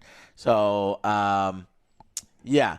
And it should probably be a little less than that, but they are restoring multiplayer, baby. 64-person multiplayer with crossplay between storefronts. Yeah, so if you're on console, Nintendo, PlayStation, I think there's already on Steam. Or no, it's coming. So I'm looking forward to one of my favorite one was playing. Oh shit, was that at your house, Joe? Galactic Conquest. You know, we were, remember that? I remember your big TV, and we were going between the little planets. Oh, we get to fucking do that again. Galactic Conquest mode way back in the day. I did for Skyrim. I'll do. I'll buy it again. I think there's a 20% loyalty discount if you already own either of them. So I guess that's nice. But it comes out March 14th. And the thing was, you know, those games, although they've been re-released before, they've been out before, the player count very low because, you know, nobody's playing it. But with this new big push, you're going to have plenty of people to play with, and these games are fucking amazing. Yes. You know, the new EA Battlefronts, they weren't what we were hoping. They were good, you know, here and there. They had huge controversies. They got slapped in the face and tried to fuck us, but they've been made better over time. But this is where it all began. Mm-hmm. We just have to hope it's better than Grand Theft Auto Trilogy, you know, the re-release of all of, you know, these other disastrous ones. We're like, oh, we redid it. It's like, how did you make it worse than how it originally launched? So originally I thought that this Battlefront Classic Collection was only going to come to consoles, at least when I was first reading it, but it's also going to come to Steam, March 14th. I'm looking at it right now. Sweet. Approximately 2 weeks. We will be fucking hitting the front lines. You can do Kit Fisto. You can be, and there's some other female Jedi I forgot. But that was only available on the PlayStation. You can now play some playable characters that you weren't able to before. So I got dibs on Rey. Kashyyyk, Camino, Naboo, Death Star, and there's no fucking Rey in this, Alex. That's what's fucking awesome. There it is. Asajj Ventress. Oh, fuck yeah. I want to play Asajj Ventress. And Kit Fisto bonus heroes are going to be available for everybody. And then the Hero Assault mode has been expanded to be playable on those maps that I talked about there. But they had some great maps on those games. So I'm looking forward to it. And let's see if there's anything else coming around that time, because I want to clear my schedule for us to stream the fuck out of that. Halo Season 2, Episode 7, and Invincible Season 2, Part 2, comes out around then, and Outcast: A New Beginning, but that's it. All right, we're gonna be playing. All right, guys, this is a good one to end on. Yep. Thank y'all so much. We want to thank our sponsors, Alex. Yeah, make sure that you need a VPN. You know you want to share it with your friends and family. Down below, click these links right there. It's the best one. We've done the research for you. Thank you so much for watching, and we will see you guys on the next Angry Joe Show. Bye, everybody.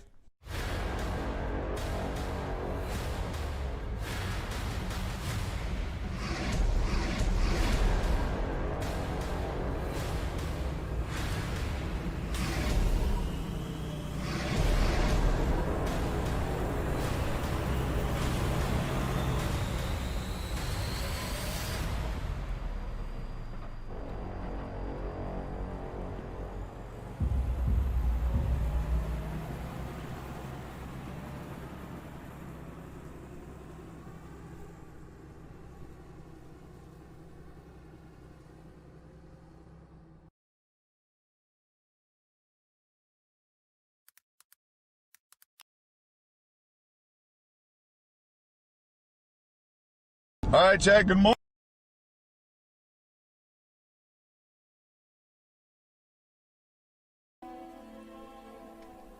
He makes thousands. Has so many bad takes, and then they can't list any of those takes. And then out of them being on the internet for like 10 years, they only have like 2 takes. I'm sorry, man. 10 bad takes don't negate the 10 years of actually good ones, man. And I know people love to praise, or people love to shit on people who have a bad take or two and say all their takes are bad, but they give all these praise for people who are too afraid to actually give one. Dude, I'm sorry, man. I have much more respect for people actually willing to weigh in, admit when they're wrong, have a take that's good, have some takes that are bad, than people who are too afraid to say anything. And I don't want these people riding off of the work I've done, the negative PR I've received on my quote-unquote quest for attempting to right the wrongs in the world by giving a take or two every now and then for at least games that I play, right? For at least the games that I play, who get praised for saying nothing and being quote-unquote positive. It's really not that hard just to sit there, smile, eat shit, and do a you laugh, you lose. It's really not that hard, right? You know what is hard? Having everything you say being put underneath a magnifying glass, right? So this whole villainize anybody who has bad takes, right? But praising people who do nothing is just shut the up, bro. Legit shut the up. He makes thousands of dollars a day. What I'm saying is I should be the only mother getting praised in the Genshin Impact community. Making takes, trying to relate to normal. Oh, I'm sorry, guys. My trauma with enviosity made me say that. Working people is stupid. Well, there are normal working people that also make thousands of dollars a day. Yep. So, like, I don't really understand, like, what your point is. Yeah, the other really weird take is that what people don't get is a lot of these jobs that make more money than streamers, people just assume if they make a lot of money, that means that you cannot enjoy them. Like, all jobs are unenjoyable. Like, it's just not true. It's just simply not true. I mean, there's tons of people who go to work every day and love every second of it, man. It's not that just innately all jobs are bad and the only job that's good is streamers. The only people who are saying that are people who play video games and don't get paid for it, which is a lot of fucking people. But like, out of curiosity, like, how many of y'all enjoy the job that you do? I'm assuming there's not going to be a lot of y'all saying, "Mate, I hate my job. I'm unemployed. I like my job. I hate my job." I probably asked the wrong demographic. All right, let me ask you a question. How many of y'all wish you had my job? Okay. So to all the people who just said me, why have you not pressed the go live button? Why are you not live right now? Because you can have my job. All you got to do is press the go live button. Like, what do you mean, man? My personality sucks? Oh, okay. Well, then you couldn't do my job. Because my personality sucks way more than yours does. And you can't imagine having such a shit job or shit personality as me, where I actually monetize how horrible of a human being I am. Yeah, I mean, what do you mean? It's a stupid comparison. Yeah, like what? Like, you think streamer is the only job that you can make a lot of money in? That's what some people think. I have tons of friends that make tons of money. And a lot of them aren't streamers. Yeah. Yeah, what do you mean? Drug dealers. Like, that's... Yeah, what the... No. I'll be real. My dad worked in the military for about 50, 60 years. And he loved every single second of it. And, a lot of people consider the military to be one of the worst jobs ever. But he loved it, man. It was his favorite thing. He was actually forced to retire. He did not want to retire at 68. They made him retire. I have nothing but respect for my dad, man. I have nothing but respect for him. It's chatter can't think past two. Exactly. Does the military pay good? My dad, due to him being 100% disabled, makes $320,000 a year after tax in perpetuity until he dies. So, I mean, sure, the military pays pretty good, but now he's just making $300,000 a year in perpetuity for his service, which is pretty cool. It's pretty cool. VA disability pay is good? Yeah, no, 100%. 100% is great. I'm 70% disabled and make $2K a month, no tax. Yeah, that's awesome. You just get a free little bonus. It's nice. Chat, everybody here should join the military. It's like Call of Duty, but in real life. That's insane, right? That's insane. Serve your country, chat. Serve your country. Go get them. I'm disabled. I can't. Oh, that's okay. Hassan is right. You guys have the hardest, most awful job.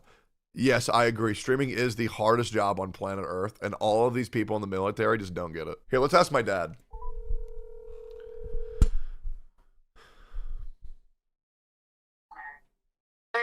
Yo, Dad, I'm on stream. I want to ask you a question. Okay. So, what did you do for a job? I was an Army medical officer for 41 years. 41. That's a long time. Didn't seem long. Yeah. Did you enjoy your time in the military? Yeah. Yeah. So right now there's a take on the internet where streaming is the easiest job on earth and all streamers are retards. So I wanted to know, what's your opinion? Because okay, hold up. So you've served in the military for 42 years, and I want to know, what do you think about the people who are streamers? Do you think the job is easy? Do you think it's hard? What do you think? What do you think about what I do? Well, what you do, Yeah.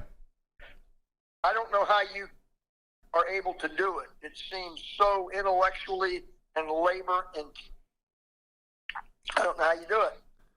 On the flip side, Yep. I've seen some of the stuff that gets streamed, you know, because I do have Facebook Messenger and I do have Instagram and I get this streaming stuff and I don't see where that takes much work at all. Yeah. You know, watching some girl pretend to be getting undressed, you know, or watching those videos about First Amendment rights and the police that go on and on and on and on, and you never get to an end point. You know what I mean? Yeah. But, you know, I mean, it's not anything that I could do, and I'm not dumb. I think I'm pretty smart. I couldn't stream. So the girls who get undressed, do you know why they're doing that? Do you know what OnlyFans is? I know what OnlyFans is, but I've never watched. Do you think it's important that some women are willing to undress so that way thousands of men can relieve themselves to it, or do you think it's a waste? I don't think anybody should be telling women what they can or cannot do with their bodies. I believe in the First Amendment, and if a woman can make money streaming on, what is it, only or fans only? Which is it? There's only, and then there's also fans. Okay, well, anyway, if a woman is not being made to do that by some dude, and she's doing it willingly because she can make a lot of money doing that, and she's good with it, and it doesn't bother her at all, and she gets self-confidence from it and everything, Yeah. I'm all for her doing whatever she can make money doing. Sweet. And if she ever needs to practice, do you want me to send them your way? What's that? If they ever need to practice, do you want me to send them your way? As long as they promise not to kill me. But, you know, I mean, you either believe in the Constitution and the Bill of Rights, and you believe that, look, either everybody has rights or nobody has rights. You can't pick and choose what right a person can use and what right they can't. We either all have all the same rights or nobody really has any rights. True. And, you know, this selective prosecution is not something that I can't believe that the country's where it is. I mean, we're in the middle of a presidential campaign and, you know, they're trying to lock up a candidate that 74 million people voted for. Yeah. 74 million people. Barack Obama never got 74 million votes. Yep. And whether I think the person that got those 74 million votes is a decent human being that I would want around my grandchildren, there aren't very many politicians that I would want around my grandchildren. Yeah, I get that. You Yeah. got to be pretty arrogant to be a politician. Absolutely. But that being said, if you ask me, do I think America's better off today than it was 3 years ago? The answer is no. Do I think the world is a safer place today than it was 3 years ago? The answer is no. I mean, we got 2 wars raging, and it looks like we're about to go to war with China. I mean, not us, but Taiwan. You know, it's a proxy war. But Wait, we're gonna go to war with China? How are we gonna beat them? China's number one. well, there are certain things I can't comment on. Oh, okay. All right. Okay. All right. Okay. Yeah. I Yeah. mean, Yeah. I mean, we've sent $113 billion to the Ukraine. That's a lot of money. It is. Yet we can't secure our southern border.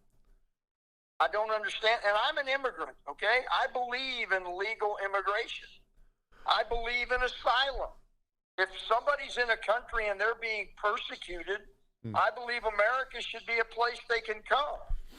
But, you know, I mean, 10 million people have crossed the border in the last 3 years illegally, and we don't know where they are now. Is that a real fact? I have never heard of this. What do you mean, 10 million people illegally? 10 million people have come across the southern border since January of 2021. 10 million.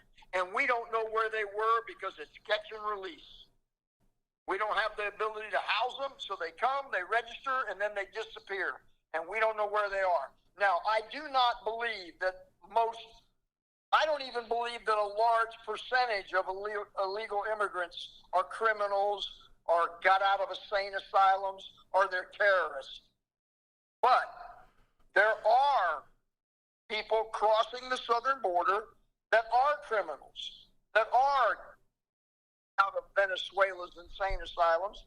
And there are certainly terrorists coming across the southern border. And there's certainly drugs coming across the southern border because we don't secure it. What's your opinion on marijuana being illegal in Texas? I think that's stupid. True. I feel like we should legalize it and tax the out of it. I don't know about tax, but I tax it. Why? Just get free money, bro. Potheads will pay anything. Here's the thing that I learned about cocaine addicts, right?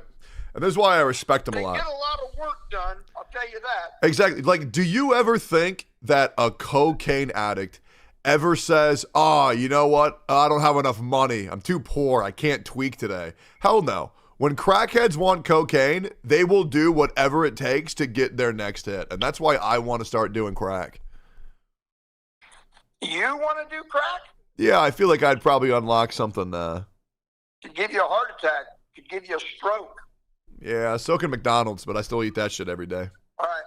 Yeah, but the incidences are... No. And the other thing is, you don't want to do things that are illegal because the justice system is not just. True. If you have money, they'll take it. If you don't have money, they'll take your freedom. Yep, damn right. You goddamn right. Yo, anything else you want to say to the people, or you want to get back to Pokemon Go? I'm not playing Pokemon Go. Then today's going to be a rough day.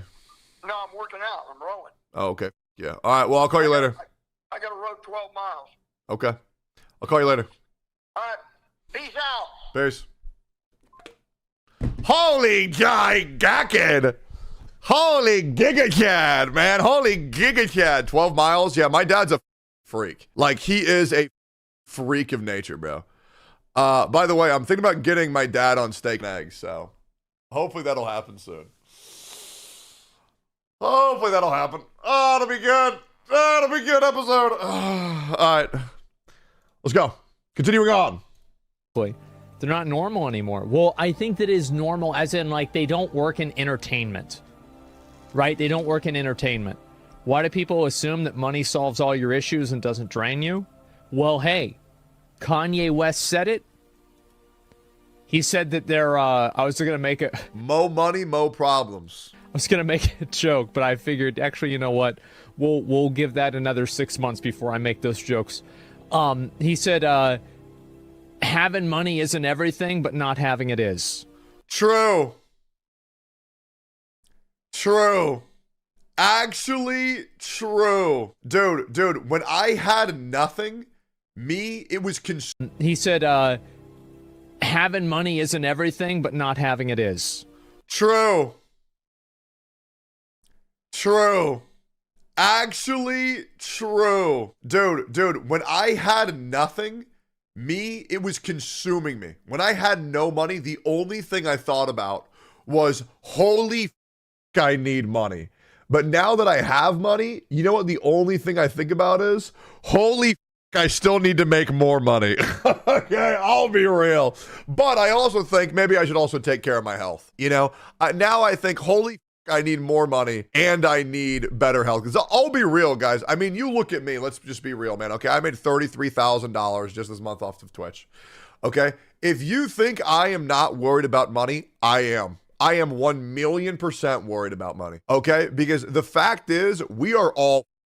The amount of money that we need as a species in order to survive and support the things that we love are insane. God forbid I find a girl. God forbid I have children. And then my income now gets to be split between 5 other people, man. I remember back in the day where $1 million could support you, could support your wife, and could support the next 2 generations of your kin. Do you know what $1 million does these days, guys? It takes care of you for about 20 to 30 years. Just you. That's what's actually insane. Or you can just move to another country, I guess.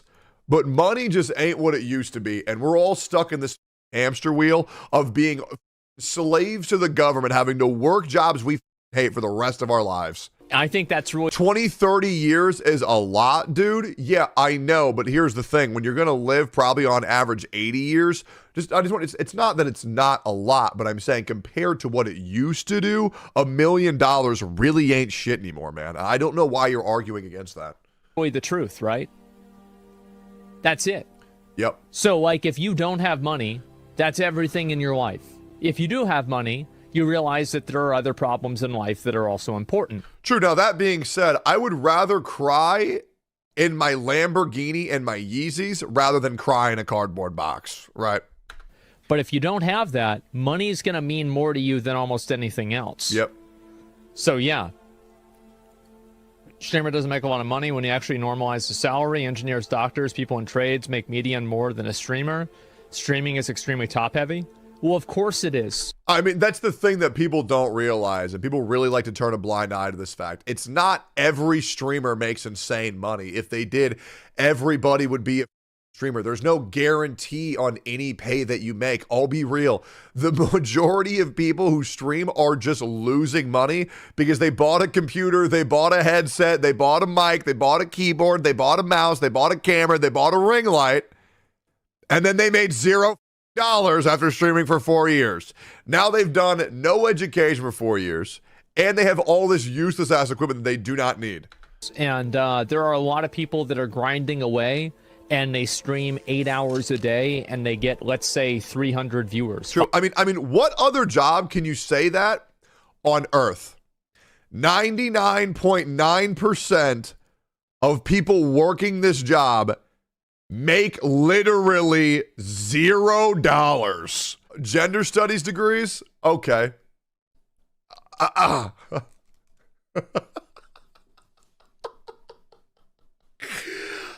mean, it's just crazy. But the problem is people only want to think about the top 0.01%. It's so, creates a context in which people see you. Yep.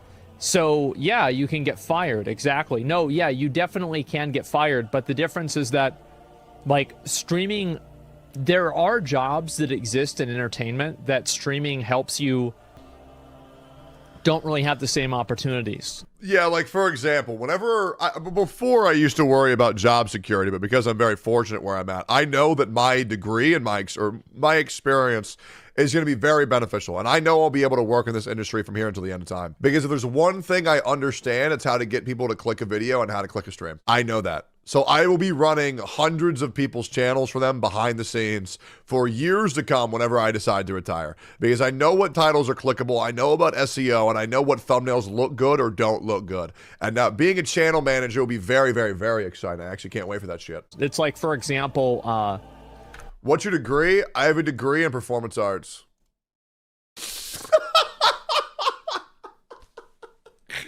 I went to school for psychology and sociology. And then I dropped out because in American schools, you need to take basics. And I was just not interested. So I went for my specialization courses and I never did my basics. And then in Canada, I did performance arts for 2 years. I graduated there. And then I was 1 week off of graduating and getting my degree in interactive media, 3D web development, and design. And I dropped out a week before because I was like, no, I'm going to become a freaking YouTuber. And I just did not care about my degree. Now, yes, sure. Can I go back at any time and finish up in like a week? Yes, I could. But do I want to? No, not really. Because like I knew, listen, I act very quickly on everything that I do. Like even with the relationships, I'm like, oh, you? Okay. I just met you. Let's date now. Right? Or, oh, you? Oh, we're now best friends. Immediately.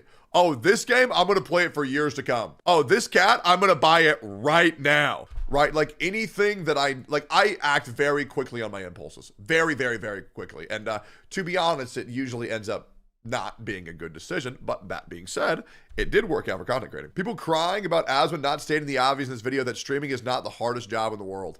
Who the is saying that streaming is the hardest job in the world? Who the is saying that? It is a job that has its difficulties as any other job, but let's be real, it's a really good job at the top, but at the bottom, good Lord, is it a waste of time. If you work as an accountant and you get fired from one place, it's not going to be as hard to get another job as an accountant versus if you work on Twitch and you stream on Twitch, you get banned on Twitch, it's probably going to be a lot harder for you to transition over to YouTube or Kick.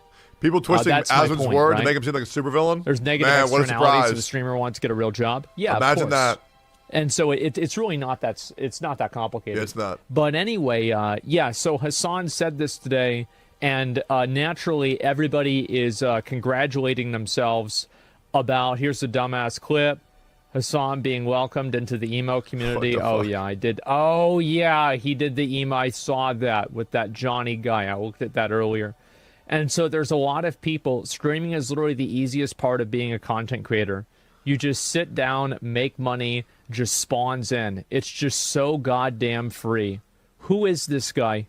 Does he stream? Yeah, 400 viewers. Streaming is easy. Being good at streaming is hard. This is such an engagement bait tweet for someone who's trying to be like, guys, I'm one of the good ones. I'm one of the good streamers. Guys, I'm retarded and I'm lucky and I have no skill in life and money just rains from the sky. Just shut the fuck up, bro. Good God, man. It's so cringe. It's so cringe, these very obvious engagement bait tweets trying to get on the good side of Twitter. Who cares, bro? What a spineless loser. Hopefully now he understands. I understand, obviously, there's a lot of people. Bad take. No, isn't 400 viewers good? Oh, it's definitely good. 400 viewers is great. But you're not going to go and tell somebody who's one of the top streamers on the entire platform that it's easy. Do you really think that Hassan's experience and this random's experience is going to be the same streaming? Yeah, it's much different because when you get to the top 0.01% of streaming, then regular streams just don't become good enough. Like you have to run events, you have to do shows. For me, I run multiple companies. You know, you have to go behind the scenes. You have to be people with their content. You have to go to different locations, fly from state to state to do this and that, and the streamer awards and the connections and the social ladder. Oh my God, it's just so cringe. Do you enjoy it though? Oh, absolutely, bro. I wouldn't change it for anything, man. But there's a big difference between a streamer who goes live and plays Genshin Impact for 8 hours a day and collects men versus someone who's like actually trying to like build something. You know, and that's like a very big difference. So what about that is hard? Nothing. It's super easy. And honestly, any brain dead retard can do it. And I'm just very lucky. You know, it's actually crazy. So essentially, there was 1,000 other streamer wannabes, and we were all in a dumpster, and we were all laying there eating our own shit, pissing in our own mouth, and drinking each other's cum. And then this tastes really good. But don't go talk to somebody who gets 20,000 regularly and act like you're on the same level, because you're not. All streamers have. Yeah, I mean 100%. Now, so do you guys get that take or no? Like do you guys get that or no? Like, does that seem like an egotistical take, or do you guys get that? Do you understand why there's a big difference between how I run my stream versus let's just find another streamer, right? Let's watch where's English? Here we go. Versus this person's stream.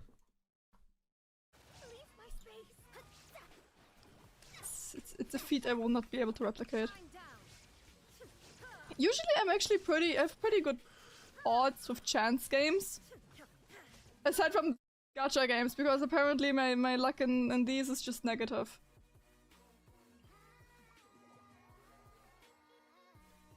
I'm telling you, they know when you spend money on a game, and then just like, okay, so you spend money on a game once, so if we just give you bad luck for everything else, you'll spend money again, right? Because like now you have to, because you won't get anything if you don't spend money.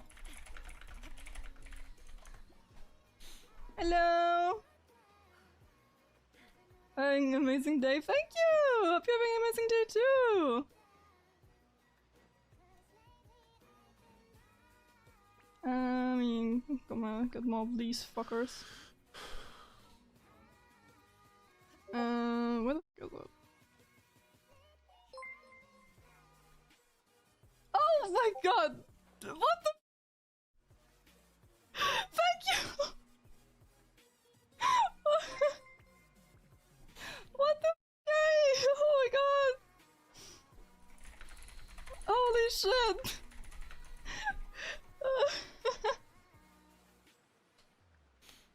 What the? Well, yeah, what the that's one ball viewer.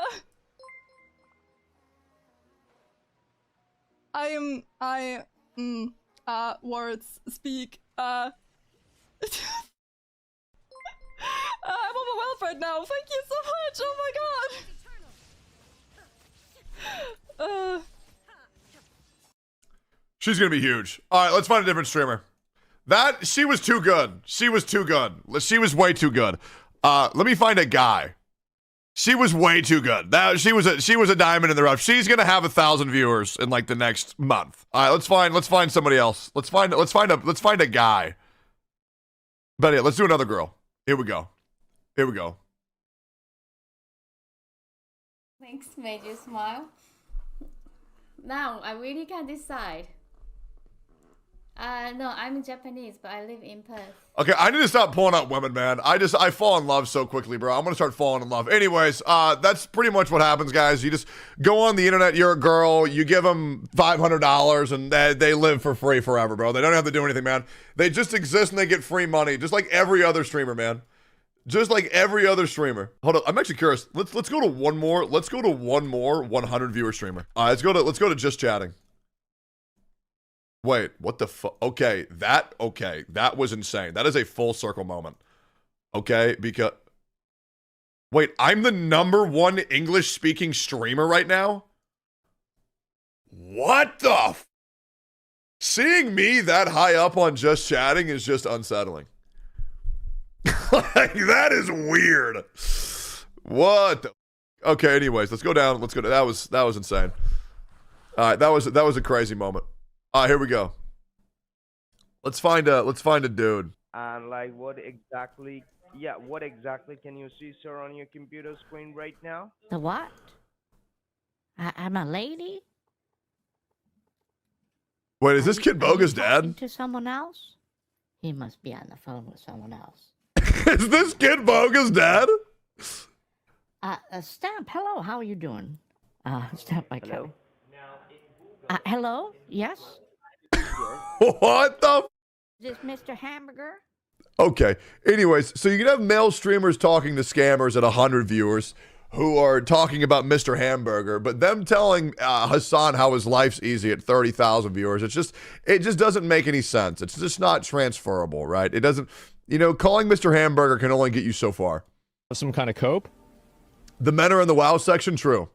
Well, what's the cope here? I mean, I'm not really sure if I'm understanding this. You say people disagree with his take on the whole job thing, made up fake reason to shit on him for it when you added... Do we think the 100 viewer streamer's life is easy, the guy who calls scammers all day, or no? What do y'all think? Do you think he lives an easy life, and do you think he's retarded? Or no, Hassan can just do nothing on stream and still have 30k viewers. Well, that's not true. All right, let's just fact check that real quick. Well, no, because he can't even pull 30k viewers doing anything. So that's just not true. You know what I mean?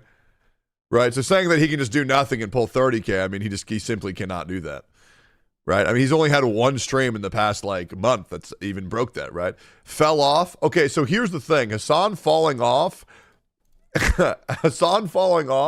has been than it never was. My opinion. Let's see this. Gamers, trading your time and life for money to survive in this world is soul sucking and draining. Period. It all sucks, and we all want to spend more time with friends and family. Make money, survive, and try to spend what you have left on making yourself happy. It's rough. Gamers, anyways. A word to his take socially, it does a lot of heavy lifting, unless I miss some context, kind of disingenuous. Well, he's talking about socially. Like, the reason why I'm saying that is because that's what he's saying. So, for example, like, if I listen to the clip, right? Like, you just listen to the first few seconds of the clip. Okay.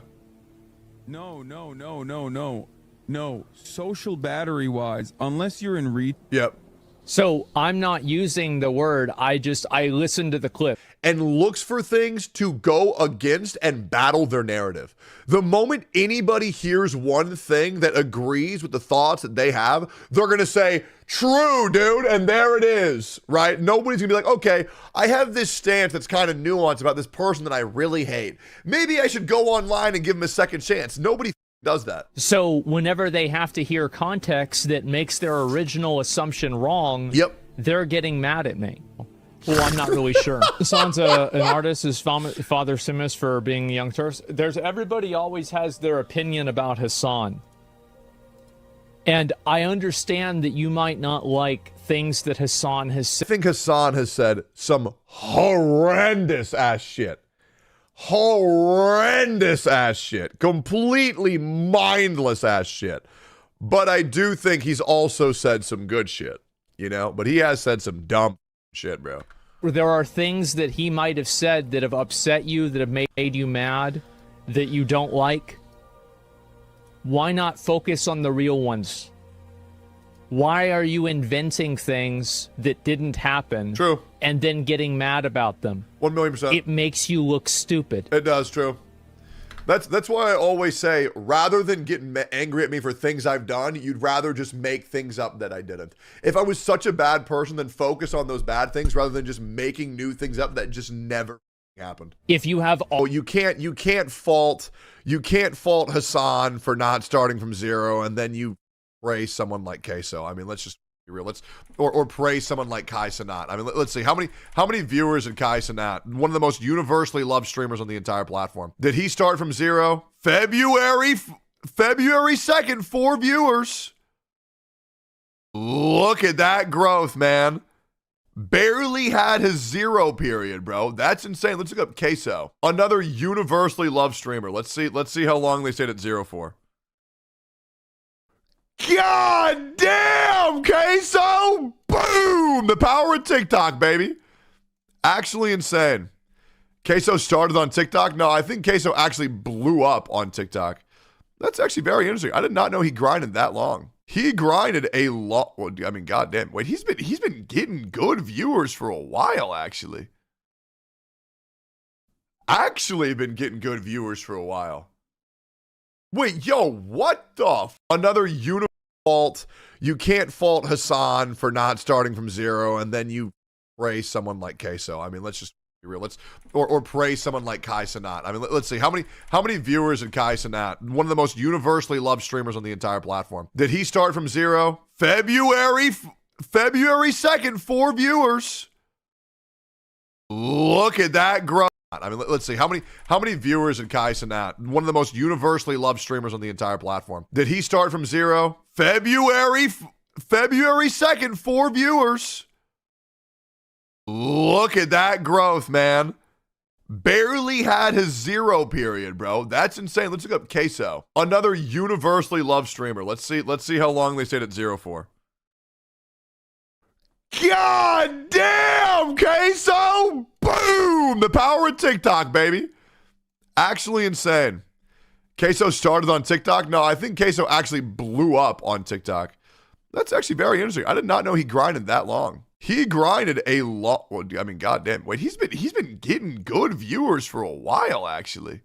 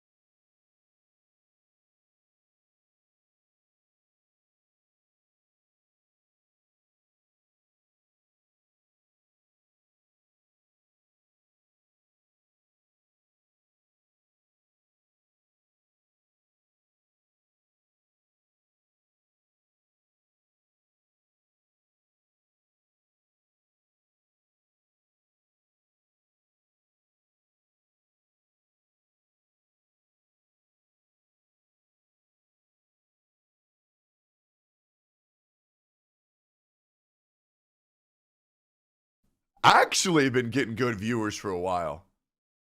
Wait, yo, what the Oh, wait, no, he didn't start at 0. You're right. He started at 70. Oh, wait.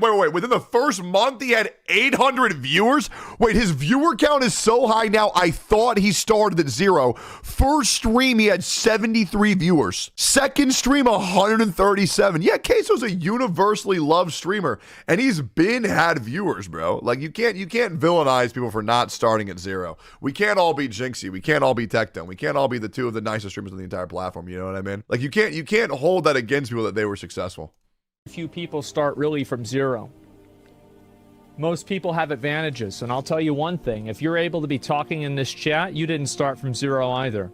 There's people in the world that don't have an internet connection, and you do. But somehow you're going to be complaining about how you can't fix your life, and those people who don't have an internet connection are working to get one. So you can complain and cry about, oh, Hassan got in, he's a young Turks, his uncle worked there, and all these things can be true. But the reality is that all of us have different degrees of privilege. True. That's why we're here. Do you really think that somebody without privilege, without any privilege, is going to be sitting at 9 p.m. People who don't have privilege are just sitting there in their mud huts on their TV they had to steal from another country, and what they do is they take to Twitter to complain about how fortunate everybody else is. No, bro, they're out there actually living their life and fighting to survive. Like, I 100% agree that all of these people on Twitter who just want to constantly virtue signal and say anybody else who's not me is a horrible person, they're privileged as and they just live miserable lives, and they want to take everybody else down to be just as miserable as them.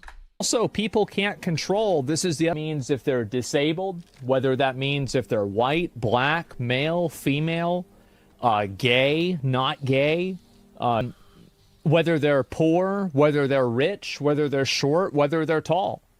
So I find it to be odd that we all agree that it's generally not a good idea to make fun of people for things that they can't control. Yeah. But somehow people have no problem. Yeah, how this is Asmongold's most disliked video ever. I truly do not understand. It was a very lukewarm take that people are furious over for absolutely no reason other than he talked about Hassan. Crazy take. You can quit streaming whenever you want. You have more than enough to scrape by. Yeah, that's true, man. I streamed for a week and then I quit and I had trash can of society. You're 20 and all that bullshit. I hope you enjoyed the video. Peace.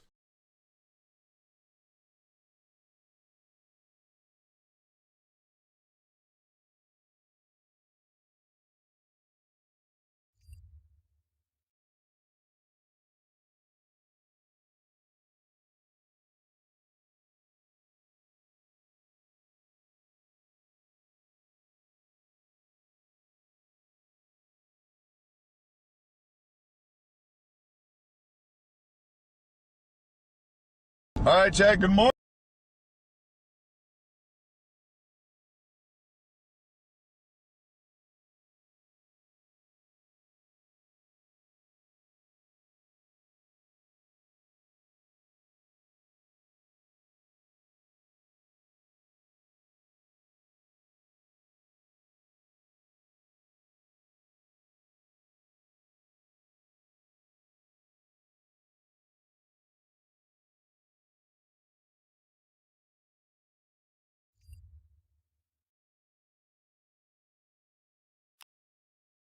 I'm not usually one who believes in the paranormal, unexplained hocus-pocus like ghouls, goblins, gnomes, ghosts, and birds, but preachers or anything like that. But then I saw this happening at the same time.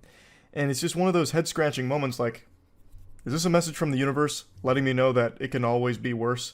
That, you know, in the words of Qui-Gon Jinn, there's always a bigger fish. This is the kind of preaching we need.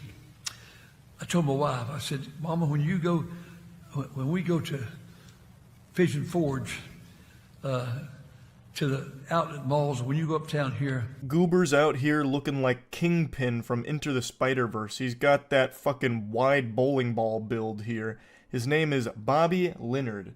And the way he delivers his sermons is a lot like a record constantly skipping a little bit, like he's glitching out constantly, and I have no doubt that's because he's this archaic fossil of a man. And I know that might sound a little harsh, and I'd almost feel bad for insulting this senile geriatric octogenarian, but he's also defending rape, so I really don't feel bad at all. He's a piece of shit.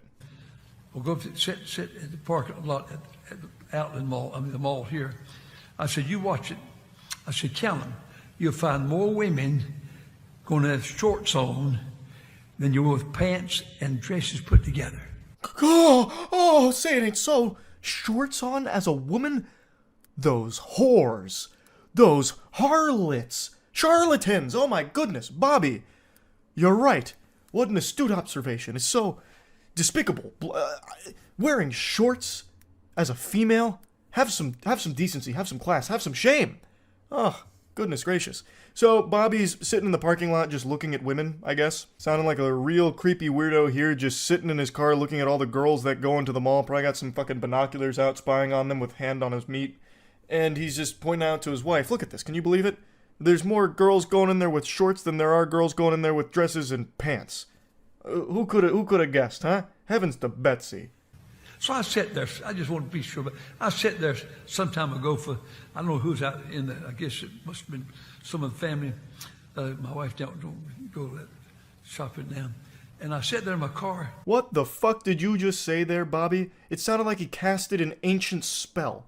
If I popped that sentence into Google Translate, it would destroy the service globally. It'd shut that bitch down because this is incomprehensible. What in the world? He just hit a full-blown scat man in the middle of his sermon. Sounded like Porky Pig. I thought, I want to see if that's right. And I counted. Try that. You'll find more women go in those places with shorts than you will women with pants and dresses put together. Try it. Yeah, go ahead, everyone. Try it. Land yourself on the sex offenders registry for being some kind of alarming creep in your car just looking at women's bottom half to count if they're wearing shorts versus dresses or pants. Very normal thing to do for a sane individual, Bobby. Great advice. What a remarkable challenge to issue your followers. He is way too fucking old to be speaking in front of people, by the way. He actually talks as if there's just perpetually peanut butter in his mouth and he's struggling to get through the words so that way he could, like, enunciate them. It's brutal listening to him blabbermouth like this. If you got time, try it. Have your boy go up there and try it. Just watch for him. Have your girl go up there and watch for it. And you know, I used to say this. I haven't said this in a long time. You ready? I said, if you dress like that and you get raped and I'm on the jury, he's going to go free. You don't like it, do you? I'm right, though. I can't help you don't like it. I'm right. Because, you know, a man's a man. A man's a man. Jiminy Christmas. Bobby raping's his hobby, Leonard, just saying flat out with his whole chest, if a woman gets raped and he's on the jury and she was wearing shorts, he would let the rapist go free. What an outrageously evil individual you are, Bobby. What chapter of the Bible was this in? I don't remember this excerpt anywhere. When I first read these headlines, I thought it was potentially it being interpreted as a pastor defending rapists. But nope, he just outright says it. He's not beating around the bush. He's not trying to hide anything. He's going full mask off, just saying point blank that if he is on the jury and a woman gets raped and she's wearing shorts, Bobby would let the rapist go free. What a dangerous thought process that is. He just believes that men are going to rape a woman because she's in shorts and that they're justified in doing so. This leads me to so many questions I'd like to ask Bobby on a personal level. For instance, how many women have you sexually assaulted because of their clothing choice, Bobby? That was probably too many words. His brain can't process all that. Let me break it down in simpler terms. How many women have you raped, Bobby? I feel as though the only people that would ever defend a heinous action such as rape would be a rapist. Like, I don't think you have many rape allies. And meanwhile, Bobby Leonard here, in front of the entire church service, takes time to justify that. So that is really alarming shit. I don't know how this plays into Christianity at all. I don't know why he would say any of this during a sermon. I don't know what he expected to happen. Like, I was with my wife the other day looking at girls wearing shorts and she gets raped and I'm on the jury, that man's going free. Can I get an amen? Hey, what are all these boos? There's no justifying it, you absolute fucking scumbag. Back then, well, anyway, I don't want you to go home depressed tonight. I'd rather go home encouraged, but I want you to go home wanting to serve God.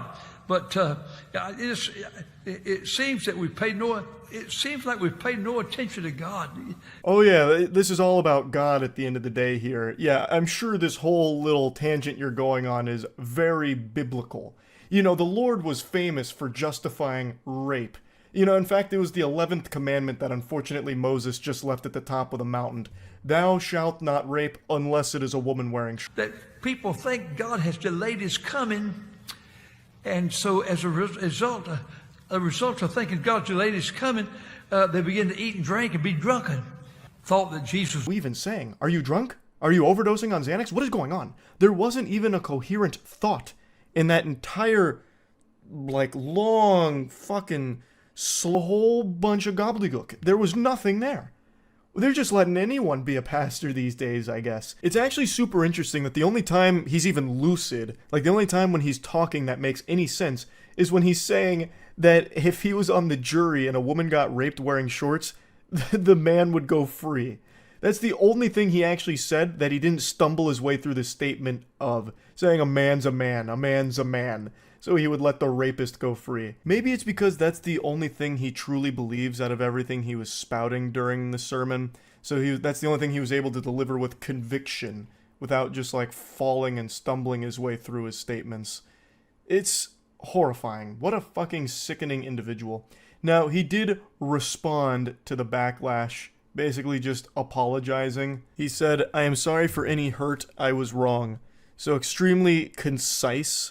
And I feel as though he's not sorry, he just doesn't like all of the negative attention it's brought to him in the church. Also, apparently the way he apologized was by putting it on their sign out front, so like the fucking billboard, "I am sorry for any hurt, I was wrong, Pastor Leonard." Literally has it like a new McDonald's item that they put on those boards out front of McDonald's. That's where he posted his apology for all of it. Again, I don't think he's remorseful even slightly. I think that's what he truly believes. He is a piece of shit. That's really about it. So yeah.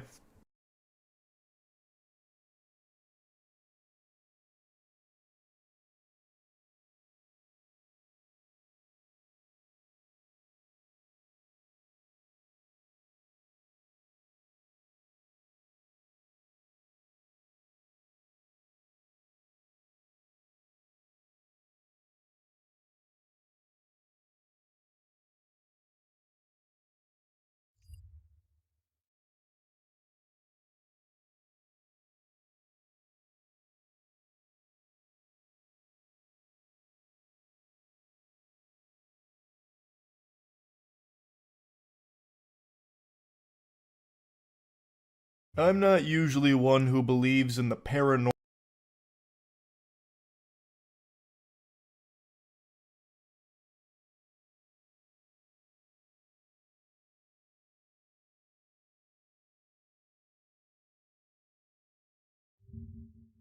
Obsession is a powerful, scary force that can lead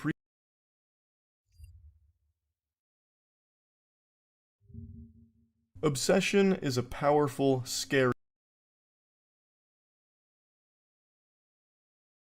Obsession is a powerful, scary force that can lead previously sane people to do insane things. Obsession is a powerful, unspeakable acts.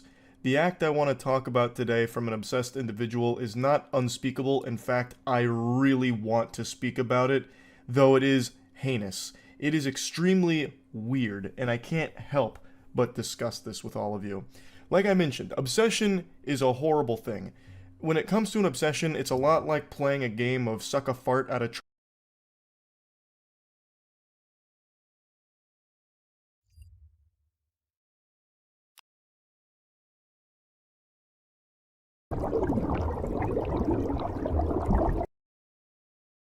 Obsession is a powerful, scary force that can not heinous. It is extremely weird, and I can't help but discuss this with all of you.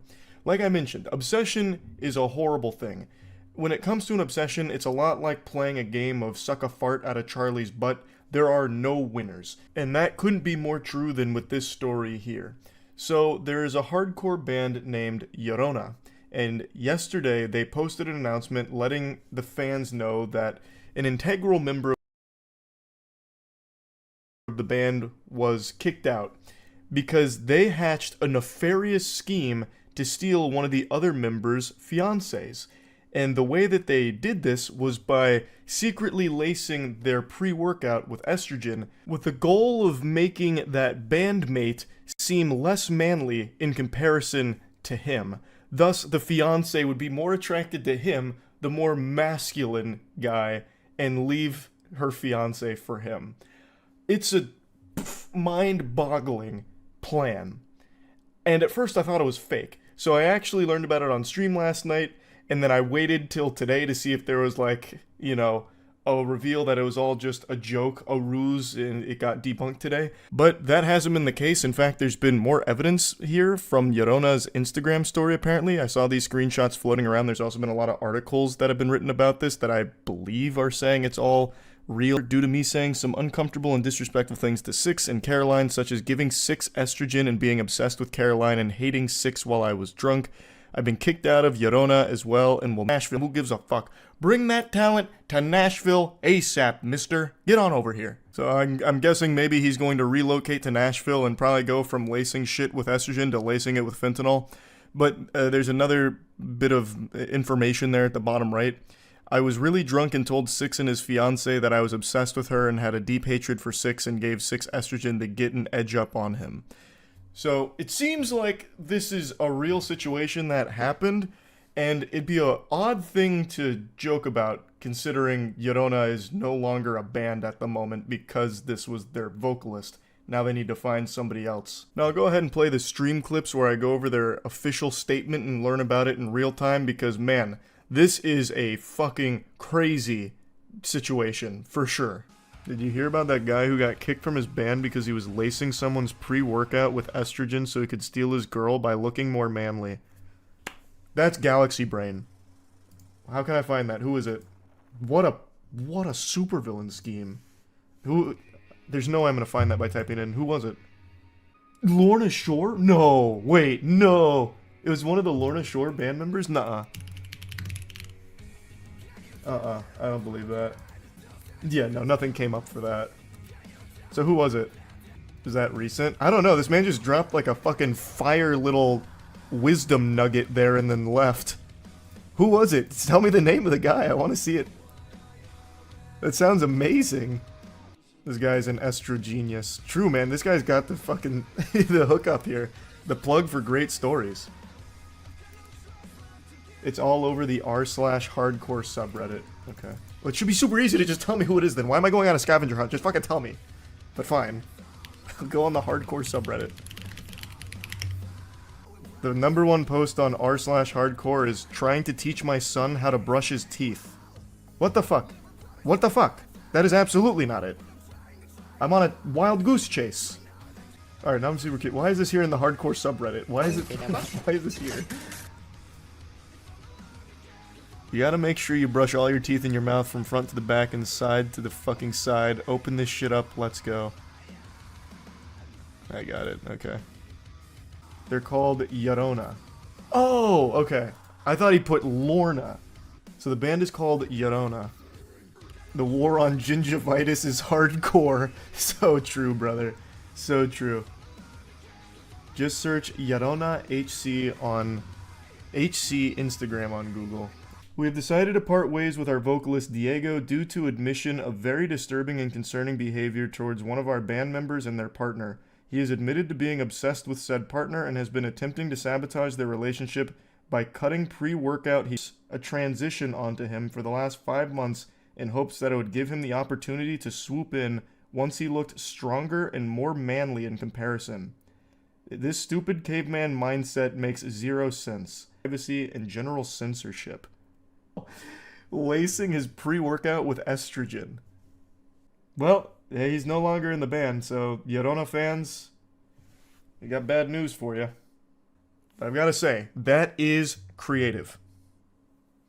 Another thing that could have been an option if he wanted to put the work in would be just going to the gym and working out harder to look more manly than the other guy. Yeah, pretty much. Another option is just to find a single woman. No, you're off your gourd, brother. Find a different girl? No, that doesn't make sense. That just does not make sense. It's fucked up messing with someone's hormones. It can be deadly too. Yeah, I'm curious how much estrogen he was pumping in that pre-workout.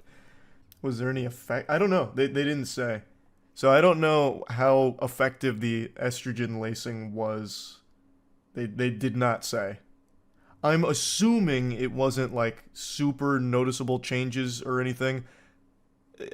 I don't think it was like a crazy like shift or anything, since they didn't know until he admitted it, right? High estrogen can cause you to grow boobies pretty quick. You know, I'm gonna look it up. How long does it take to get some honkers cooking? How long did that go on for? What did they say? 5 months? 6 months? Would that be enough time for him to get a rack from it? How long does estrogen take to develop breasts? The Clinical Practice Guideline of Endocrine Society expected it to be that quick. And I guess it also depends on how much estrogen he was putting in there too, because it seems like there's... So that man might be in a push-up bra right now and had no clue why. Thinking maybe he was eating too much edamame or something from the soy. I have no idea. A diabolical plan, though. Very creative. Oh yeah, I did know that actually. I forgot about that. Although the male body needs estrogen to function properly, high estrogen levels can cause health problems such as gynecomastia, erectile dysfunction, or infertility. The gynecomastia is a really interesting one. I talked about that not too long ago. You can actually lactate, which is wild. Man, imagine he goes to the gym, he's just fucking pumping and starts squirting. Like, he's like, oh my god. What are they putting in these protein shakes? Why did this happen? Because he wanted to steal his girl. So his plan was to get him all hopped up on estrogen and take his girl. I'm not usually one who believes in the paranormal, unexplained hocus pocus.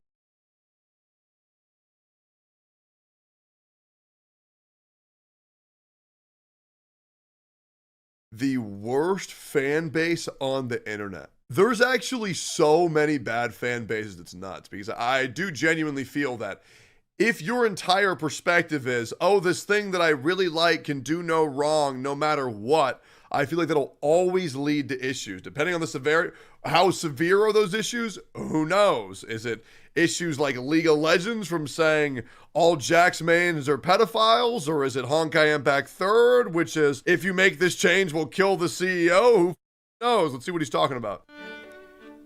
Oh, hello. Hey, You man. caught me being a bit of a bookworm in my own house, which is fine. You see, I've been digesting a lot more anime lately because there's been a lot of cultural outcry on the internet. Holy lately. weeb! Not only did I do a video on a guy who married a fictional anime character, What the Tsune Miku, but even more recently after that, there was a guy named Vosh on the internet that just leaked all of his lolicon art on his stream, and it's been a huge debate and debacle lately. I hate how someone having loud is a debate.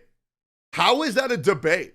Because it's weird. Like, the dude was defending, also to mention, Vaush was literally defending real child pornography. Hey, can we not just say it's creepy and weird? Like, God, it's so cringe, this shit. I wanted to do a video on this very subject because even my video recently was kind of about a lolicon fandoms and all of anime, I and agree. really all of media in general. So today, Yeah, but here's the thing. The lollycut community is so weaponized that if you speak out against them, they will arm themselves immediately and be down your throat just as much as they'd like to be down a throat of a minor because they're pedophiles. It is horrible, bro. It is they have like discords where they detect like, listen, this man said this man said that, attack. It's so gross, bro. Today, I just want to be fully transparent. We're talking about lolicon. Holy shit, how did he do that? All right, let's continue. Let's go. If you don't know what a lolicon is, it's about guys. Let's go. If you don't transparent, we're talking about lolicon. Detect like, listen, this man said this man said that, attack. It's so gross, bro. Today, I just want to be fully transparent. We're talking about lolicon. Holy shit, how did he do that? All right, let's continue. Let's go.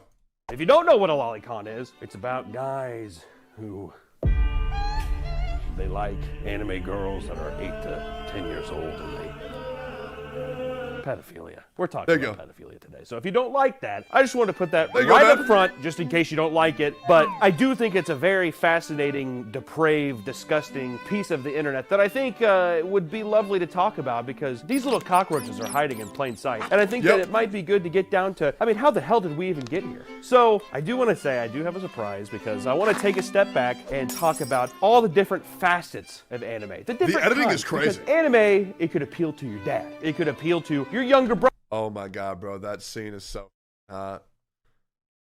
Holy shit, bro. They did that shit for no facets of anime. The editing is crazy. Because anime, it could appeal to your sight. And I think that it might be good to, but I do think it's a very fascinating, depraved, disgusting piece of the internet that I think would be lovely to talk about, because these little cockroaches are hiding in plain sight. And I think that it might be good to get down to, I mean, how the hell did we even get here? So I do want to say I do have a surprise, because I want to take a step back and talk about all the different facets of anime. The editing is crazy. Because anime, it could appeal to your dad. It could appeal to your younger brother. Oh my god, bro, that scene is so hot.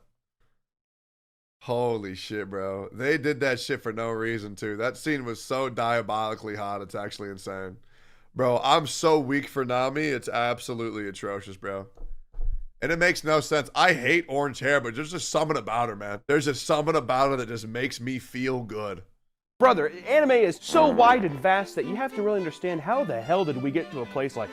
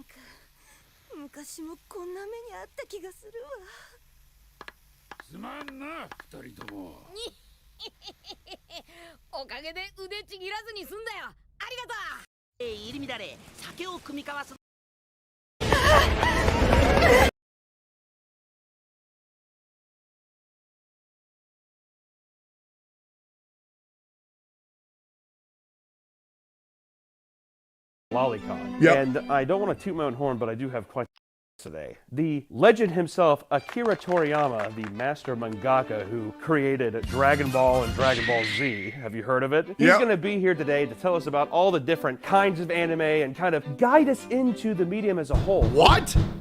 There's a knock at the door. I wonder who it is. Let's find out. Oh my god, oh my god, oh my god, oh my god. No shot. Ladies and gentlemen, Akira Toriyama. Oh, hello now. What the fuck, Mind the man? chicken, will you? Hey, who the hell are you? Hey, come here. Oh, look at this right here.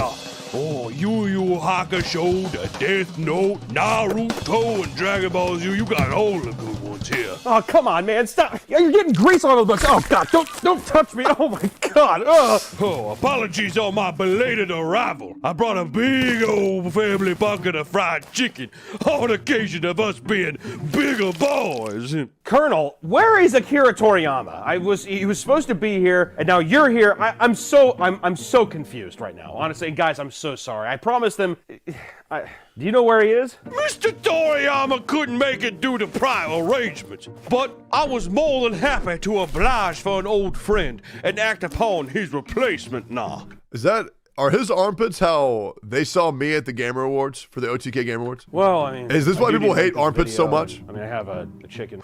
Oh, I'm quite well versed in the art of anime. You have the shonen genre, which means young boy with action-based plots that typically have eccentric stories with increasing art and powers. You know, like your Dragon Balls and your Demon Slayer. You know what I'm talking about. I do like those. And then you have the show that kills everybody. What I'm talking about. I do like those. I'll be honest, I do like those quite a bit. Then there's shoujo, meaning young girl, which are plots for girls like Sailor Moon. I didn't know that. Or slice of life anime like The I never knew that. Melancholy of Haruhi Suzumiya. That shit was good. It's funny. It's funny hearing you say these things, I'll be completely honest. But of course, you can't forget Seinen, which is anime for teens. Yep. You know what I'm talking about, the youngsters. Typically, more action-based with more thorough plot and things that talking about the youngsters. Of course, you can't forget Seinen, which is anime for teens. Yep. You know what I'm talking about, the youngsters. Typically, more action-based with more thorough plot and things that I thought Seinens were for adults. What does he mean? I thought Seinen were for adults. Am I nuts? Am I missing something? They are for adults? Yeah, they are? It's okay, that's what I seinen. thought. Yeah, like,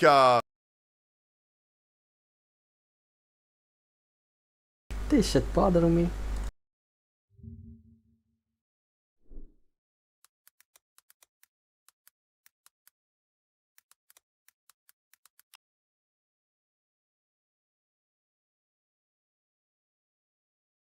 Seinen.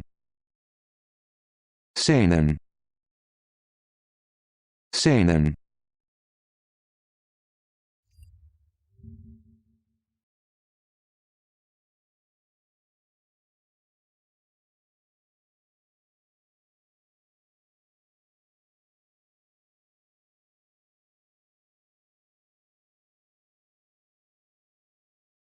Say these things, I'll be completely.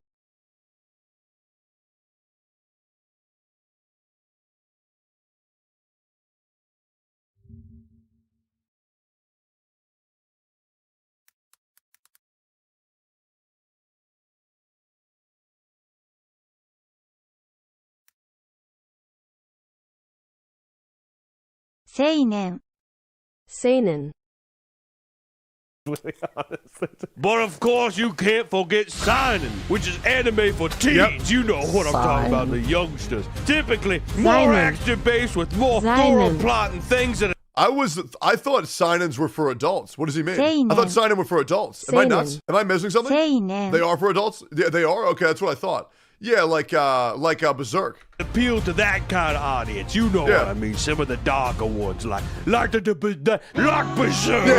Yeah. Okay. And lastly, you have Josai. That's the good the shit. least spoken of anime for women, the women folk, older baby carriers, as they say. And it discusses Josei. boring adult topics like Josei. marriage and sex and family life. All the stuff those broads like to That sounds miserable. Am I crazy?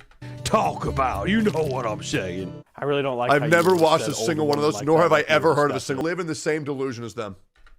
Loli means a young or young-looking girl character in Japanese anime or manga. So the term loli just means it's like a young-looking girl. That's where that. There's just, if you are sexually attracted to Anya, you are up. There is no other way. Like, you cannot convince me that someone that wants to that is not up. There's just no way. That comes from. But Lolicon focuses on young female characters in suggestive and erotic content. The male equivalent of this is called Shotacon. It's basically, I mean, it's just pedophilic anime. There's no really easy way of batting around the bush, but the term comes from the 1955 novel Lolita, which is about a middle-aged man falling in love with a 12-year-old girl, which, yes, that's also the Stanley Kubrick film Lolita, and it was adapted in the 90s as well, and it's a lot more graphic. Just want to put that out there. So if you're a big film buff and someone's like, let's watch the 90s Lolita, keep an eye on that guy. That's what I'm trying to say.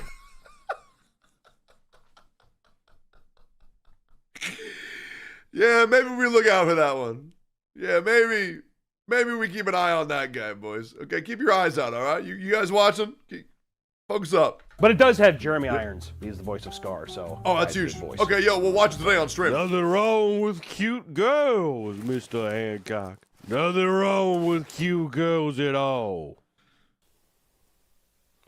Which, here's the thing. Just because you like lolly content doesn't mean that you like lolicon stuff, right? Like, you can like big, goofy, fun, cute characters. I mean, personally, I don't. You've seen the stuff I make, but you can like that kind of stuff. But it's just whenever you get into the aspects of sexualizing it, I mean... Yeah, like, for example, I think it's cool when, like, you know what a really cool character trope is, like, when there's, like a who uses, like, a really big weapon.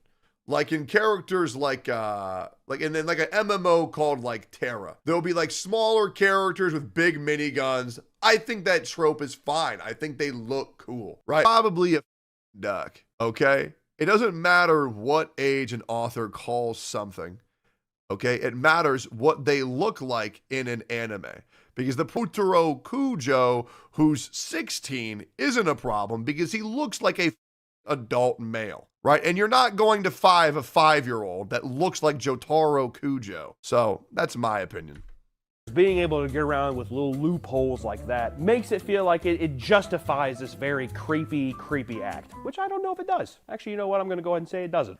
I'd like to, in a lot of cases, I like to play devil advocate, but I need to put an extreme foot down that no, this is just, it's just plain gross and wrong, if I'm being completely honest. Even though, let's say that you drive home that point, right? This character is so much older. It's a 7,000-year-old dragon wizard. It was transformed. It's actually an old person stuck in a little girl's body.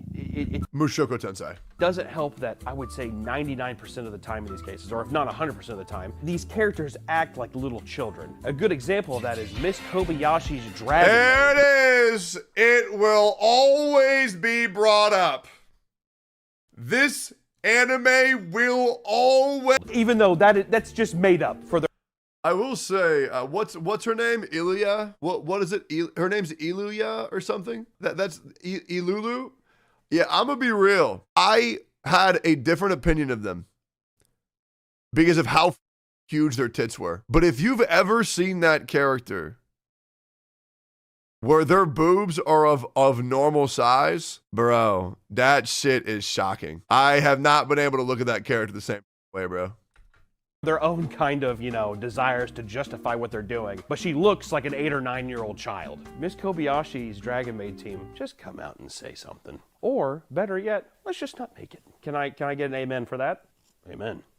I just want to say that out there with that. The ripest fruit does stay on the stem the longest, Mr. Meat. Oh, and boy, is it sweet.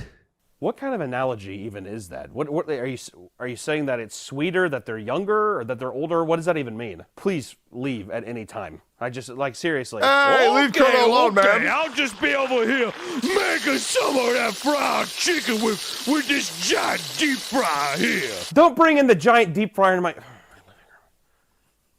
He's got the books all covered in fucking grease, and he pulls in a cartoonishly large deep fryer. Come on, man. For one bucket of chicken, it doesn't. Yeah, let Meat fucking make the video, Needless man. to say, this focus. is just one instance. Miss Kobayashi's Dragon Maid, that's just one instance of many cases. Really, when you get down into the... That's insane how he brought up Kobayashi and did not bring up Kana. I cannot believe that. That is actually nuts. I feel like it is much easier to express the point while referencing Kana. I wonder why he didn't do that. Forums, it really varies from person to person of these kinds of excuses they make, and that's really where the trench warfare begins with a lot of these things. You have like weird lingo, so if you're in some forums and you see some of this lingo, be sure, keep an eye out because you might be in some very rocky territory. So there's a group of people that refer to stuff as quote-unquote cheesecake, which is basically a pinup pose that aren't necessarily not safe for work, but it alludes to not safe for work. I've never heard of this. Right? Which is still wrong. You're alluding to the thing. It's like getting around and you're undressing it with your mind. We know what you're doing. But there's a group of people who are like, well, I mean, nothing. Is that common knowledge? I've never heard of that ever. Cheesecake? What does that mean? I don't remember moments where Kana is sexualized, though. Then you did not watch the show. No, I've never heard of this either. Okay, I've never heard of cheesecake. Okay. Really happening. I mean, yeah, sure. It looks like she's bending over and doing that, but it's not really the case, so it's fine, right? Wrong. If you catch yourself in a conversation like this, here's what you do. Run away from those people is the biggest thing. Which a lot of people also say, as long as it sticks to PG-13 content, the sexualization and everything is minimalized. There's really no victims, right? Wrong! Holy what's up? Yeah, what's up? What's this? Okay. Thanks. I'm doing the mannequin challenge. Oh, okay. Thanks. What the Yeah, I'm chilling. Okay, thanks. Yeah, what's up? What's this? Okay. Thanks. And everything is minimalized. There's really no victims, right? Wrong! Once again, wrong. The idea isn't necessarily that you're affecting anyone in the physical real world, but it's the... What's up? Yeah, what's up? What's this? Okay. Thanks. I'm doing the mannequin challenge. Oh, okay, thanks. What the Yeah, I'm chilling. Implications that are happening, and I think it's just the mindset that you're creating. I really don't think that... So here's my biggest issue with Ilulu, right? Here's my biggest issue. This is why the Ilulu topic is really difficult, right? Because up here, body type adult, right? Down here, body type Japan or body type child, right? This is the biggest issue with Ilulu, right? And that's why this is such a controversial topic for so many people. The implications that are happening, and I think it's just the mindset that you're creating. I really don't think that this kind of fantasy can be broken up. In some kinds of drama and film, like even Lolita the film, we're never seeing the character in a positive light. We're following a pedophilic monster. There's nothing that is positive. And then people say she's short. I want to make this, because like, listen, man, I can lie. I understand when people say, oh, Ilulu's just short. Like, I actually understand that, right? For me, if someone were to sexualize Ilulu, I would not immediately call them up. But if they were to sexualize someone like Kana, I immediately would. Boobs. And you go, oh, that's just a short chick with you. See, this is what I don't get. Okay, we can just, I hate this shit, bro. Jesus Christ. In a positive light. We're following a pedophilic monster. There's nothing... right up. See, nobody is going to sit here and think, oh, that's a child. Now, let me show you this. Thanks for coming by. Hope you enjoy it. Appreciate it. 595 yen. Hey there, what do you want? Oh, Japanese money. Sorry, but I'm afraid you can't use that here. I'm afraid we don't accept yen. He talks funny. Are you alone here? I don't know. Where's your mom? Why you always acting like that? Now, who's going to watch this and think that's an adult? Nobody. So let's stop pretending that we do. Simple as that. It's hopefully that makes sense. Really basic math, honestly. You know, like you're saying it, if it looks like fried chicken, tastes like fried chicken, then it's fried chicken, right? Or am I right or am I right? You have been a source of nothing but you've been so disgusting the entire time you've been here. I'd ask you to leave, but you said you just won't. I mean, will you please leave? Just get the hell out of here, man. Come on. And it all comes down to this too. It's not just the people that are consuming this content, it's also the people that are making this content. If it is about that it's just cute, then why is there so much fan service, right? Why are they animated in these poses? Why are there some bowling ball, as well as also an update on my bowling journey.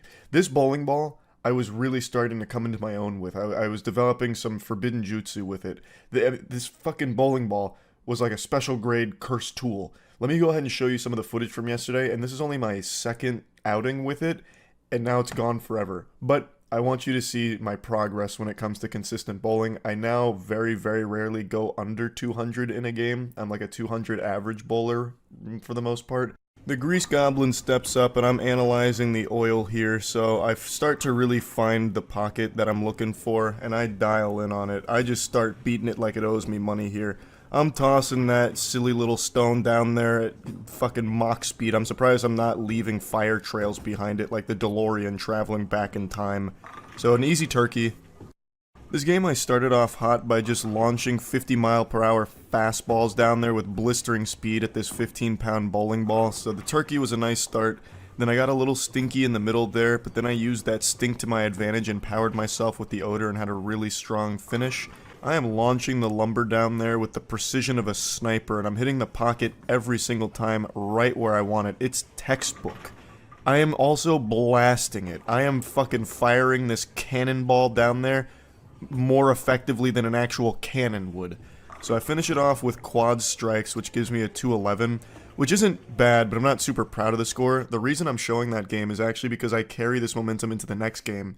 Before continuing, I want to explain something about the previous game you just saw. The astute observers, or the bowling veterans amongst you, will have noticed that the first 4 frames were a different color, and that's because they were edited. So I'm treating this journey like it's a speedrun. I'm an active speedrunner, so what I'll often do is reset. I'm only here for the perfect game, so anytime I get something less than a strike, I'll usually just delete the frames and start over, because I don't really care about a super high score all that much. So I just usually say it's not worth finishing if I pick up a spare or something. So what I did in that one was I got a spare on frame 4, I reset the game, started again, and then I just decided I'll finish this one out so I can get a little more practice because I wasn't getting deep runs. So I'm breaking the magician's code there and revealing that secret. I'm really just pursuing the perfect game. Just like a douchebag at a sports game looking for some attention, I'm streaking. So for those of you counting, that's 5 in a row. So there are 2 new... Like clockwork. A well-oiled machine. And you know me better than you know your own mother by this point, so you know I'm good for 6 in a row here. I'm not gonna choke these. But it does give you a little frightening jump scare there with that one pin that debated staying up, but then his friend said, nah, brother, just hit the deck. I step back up to the plate here, ready to go for 7 in a row, and unfortunately a malfunction occurs, which is the bowling alley's attempt at icing me, unfortunately. After the kind bowler to my right fixed everything for me, I come back up, and I'm still so fresh. 7 in a row is no problem at all, baby. I'm blowing those pins up like I'm throwing grenades at them. Now I'm coming up for 8 in a row, which will tie my personal best, and unfortunately, I missed the pocket, and I give myself a split, which couldn't be more tragic. But then it did get more tragic when I left that ball behind, and now it's just gone. It fucking sent straight to the back rooms, I suppose. I don't know what to say other than I'm sorry to the Rhino. That ball was really starting to cook for me. So my personal best for strikes in a row is 8. So it would have been nice to at least tie it, but I fell a bit short. I'm getting close though. Like I am on the cusp. I really do believe, given a bit more time and more practice, I can get a perfect game. Now, I've mentioned this on stream, and it's something my friends and I have talked about quite a bit. We're really trying to like rent out a bowling alley for 24 hours and just doing this 24-hour stream until PewDiePie not realizing he's unmuted on Discord. I'm not the only one that bowls in our group. No, don't follow me. Oh. No. Cat. PewDiePie not realizing he's unmuted on Discord. No, don't follow me. Oh. No! Oh. Oh, I said that out loud. Oh. Jesus Christ, Felix. Felix, come on. How do I still have friends? I'm not even listening. I'm following anywhere. What are they talking about? Oh, the cringe! What? Oh, you guys. Oh, God!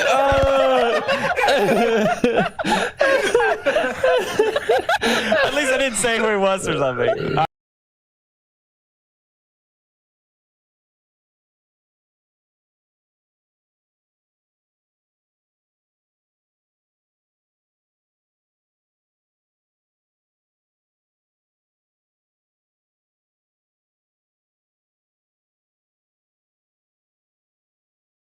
PewDiePie not realizing he's unmuted on Discord. No, don't follow me. Oh. No! Oh. Oh, I said that out loud. Oh. Jesus Christ, Felix. Felix, come on. How do I still have friends? I'm not even listening. I'm following anywhere. What are they talking about? Oh, the cringe! What? Oh, you guys. Oh, God!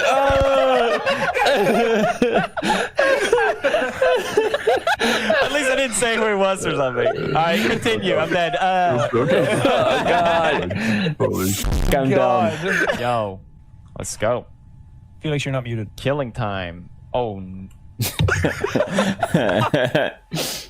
Alright. Dave is my alibi. You're not muted. God damn it. PewDiePie not realizing he's unmuted on Discord. No, don't follow me. Oh.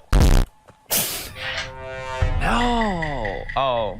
Oh, I said that out loud. Oh. Jesus Christ, Felix. Felix, come on. How do I select I'm not even listening. I'm following anywhere. What are they talking about? Oh, the cringe. What? Oh, you guys. Oh God. At least I didn't say who it was or something. All right, continue. I'm dead. Oh God. I'm down. Yo, let's go. Felix, you're not muted. Killing time. Oh. All right. Dave is my alibi. You're not muted.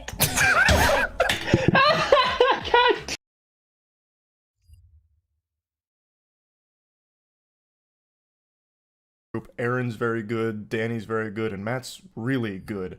Matt used to be one of the top bowlers in Florida when it came to doubles. I think his top game is a 289. So he's already got all the tools and the capability to pull it off. So I thought it'd be a really fun stream to just do this 24-hour non-stop bowling stream till one of us gets a perfect game. And if none of us gets a perfect game, we donate like 20 grand to the viewers. So you know how I do the giveaways on stream, like the money giveaways to a bunch of random viewers? We just amplify the amount that would be given away for one of those streams as a result of not getting a perfect game or something like that. We've been workshopping and theory crafting a lot of fun ideas around it because all of us are into bowling now. Like this was Aaron, Ridley, and I going bowling, like the clips you saw here. It's just so fun getting out there on the lanes. I don't know, man. I forgot how good bowling felt. So I think we probably will pull the trigger on that stream at some point. I just don't know when. Surprisingly, it's really hard to find a bowling alley that's down to just let you live there for 24 hours and stream the whole thing. I thought it'd be a little easier to find like a commission rate for something. I thought like maybe they'd do that for, you know, like fucking Big Lebowski or whatever, a bowling movie. Not that there's a ton of those, but like a movie that needs a bowling alley. I thought they'd have something like that set up, but they usually don't. So it's been a lot of back and forth. I'm hopeful that we'll get that going at some point because I really do think that would slap. And I think instead of just making it like 20,000 if we don't get a perfect game, I think it's like, you know, we still do like a big money giveaway to the viewers after the stream, and hopefully one of us gets the perfect game at some point throughout the 24 hours. I just think there's so much we can do with that, and I think bowling's fun to watch. I've been into like bowling YouTuber content recently.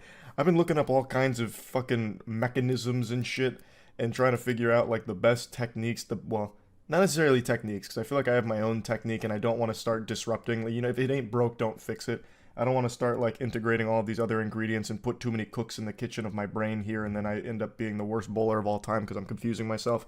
But I've been looking up a lot of like bowling science, like 16 pound versus 15 pound versus 14 pound when it comes to like ball deflection and pin action and shit like that. Also like what miles per hour is optimal for like consistent strikes, finding the pocket, learning the oil patterns, figuring out how to catch better. Like I really have been deep in the bowling lore and getting a handle on it to try and master this art. And I think I'm getting there. So I'm going to continue to update you all on my bowling progress because I will fucking do it. I'm trying to gather all of these skills, like being a perfect game bowler. I also do want to do like the hole-in-one challenge at some point too, but right now I'm focused on bowling, so that'll be down the line perhaps. But anyway, just wanted to share this. That's really about it. So yeah. For decades now, nay, for centuries, men have always wondered, how do you respond when an alpha male insults you? A question that has plagued the minds of the masculine brain for too long, and today I found the answers on a pickup artist forum page. Now, most of you know, I love pickup artistry. I think it is the most pure cringe. It's like a new element for the periodic table of just like this condensed cringe that is truly just a unique blend of delusion, patheticness, desperation, and loneliness all rolled into one fine joint that I love to smoke. So if you don't know what pickup artists are, it's men that read these guides, buy these courses on how to pick up women in the field. So in real life, how to approach women with pickup lines and get laid. And it has pretty much a 0% success rate for the majority of pickup artists, which makes it so fun. And it's of course extremely creepy, but it's hard not to laugh at it. Now, what we're going to be talking about today is a post that I was made aware of from 2010 on a big pickup artist forums site. And it's all about how to respond when an alpha male insults you. This is vintage cringe. List down insults you have heard and we'll find cool answers to them so you're prepared when alpha males try to make fun of you. Like this. Insult. Why do you smell funny? Answer. It's called soap. Don't think you've ever smelt it before. And then in parentheses, this is your like indicator. You don't want to say this out loud. This is just notes for you. Make a big smile and tongue mouth. I don't know what that tongue mouth means. Like, do you stick your tongue in his mouth so you just fucking French kiss him? Why do you smell funny? It's called soap. And you just like get in there. Like, I don't know what tongue mouth means. Maybe that's like early mewing. This may have been mewing before it was cool. I'm not sure. But yeah, basically you say it's called soap and then you hit him with none of these and then like that, I guess. Now, I'm not exactly an alpha male, but I imagine that you'd probably get your ass beat if you did that, because it'd be creepy. It'd probably be ruled self-defense because you came at him with that like psychopath energy with that response. Now, it's written like a fourth grader came up with this. Why do you smell funny? What kind of adult would ever say that to somebody? To be honest, they'd probably just say like, you stink or you smell like shit. Not, why do you smell funny? But you want to know what's wild is I know it's not a child that wrote this, because all of these pickup artists back in their heyday were like early to mid 20s, sometimes early 30s. So this is a grown adult that came up with this. Dude's just stewing in his swamp ass in his room, coming up with these imaginary scenarios with insults and then like theory crafting the optimal response to it. And he comes up with this zinger. It's called soap.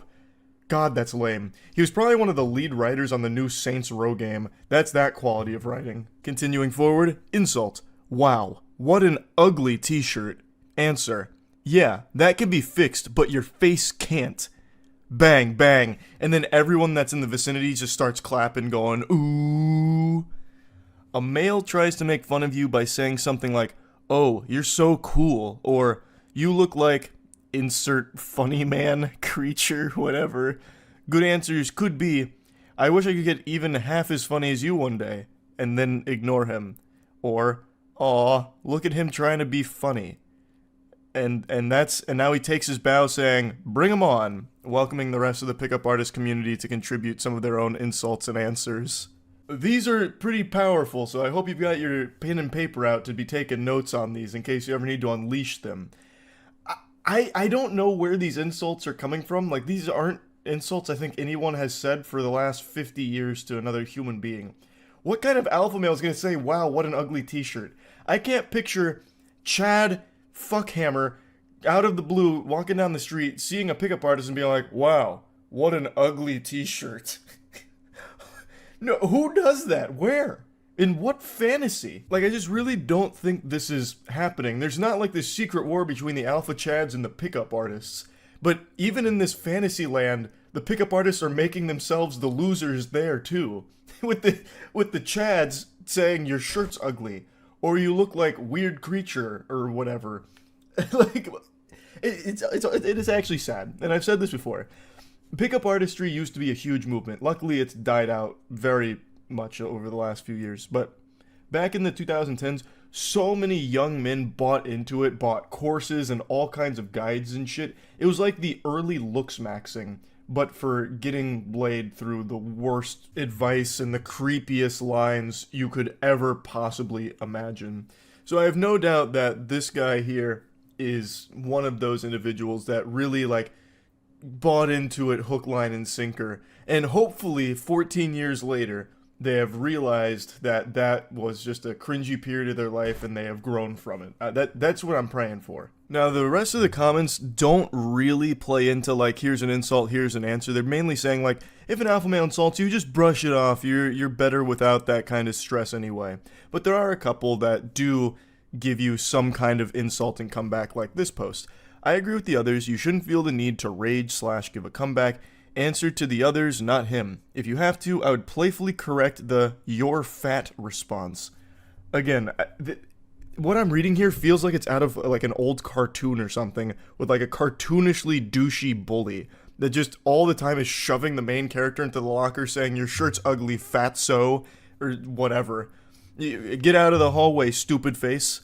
So that's the kind of energy here. I don't think any of this is happening to any of the posters. Hopefully not. I hope they're not getting bullied like this, and that's what's like the catalyst to these posts. But anyway, insult, you're fat, or whatever. Come back, playfully, haha, well, you're ugly.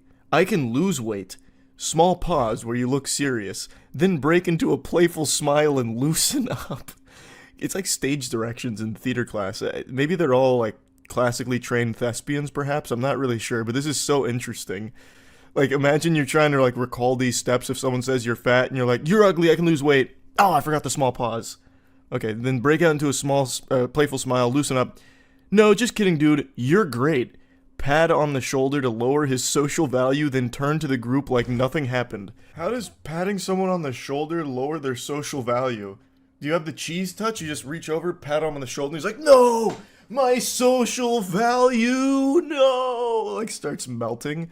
I don't get what this means. Like, this whole scenario is very peculiar. So it's in a group setting, and someone in the group just points to you and says, you're fat? Who would do that? The group must hate that person. They must not be like a friend to the group. I couldn't really understand what this one meant, but I really like the way that it's worded. So it's quoting some other post in here. However, if a target insults you, it's always beneficial to be witty in a cocky/funny way.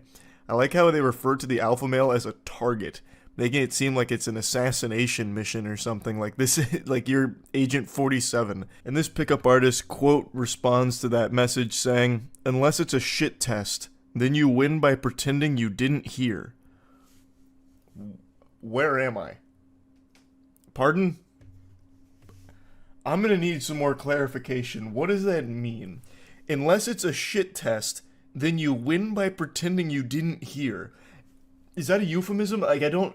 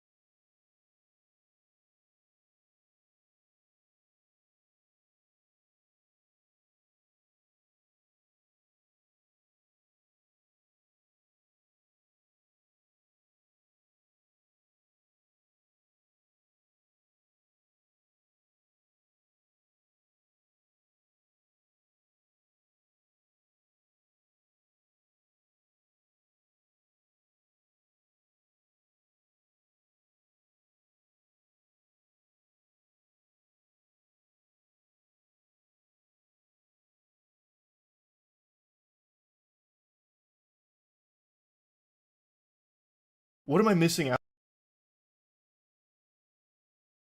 out on?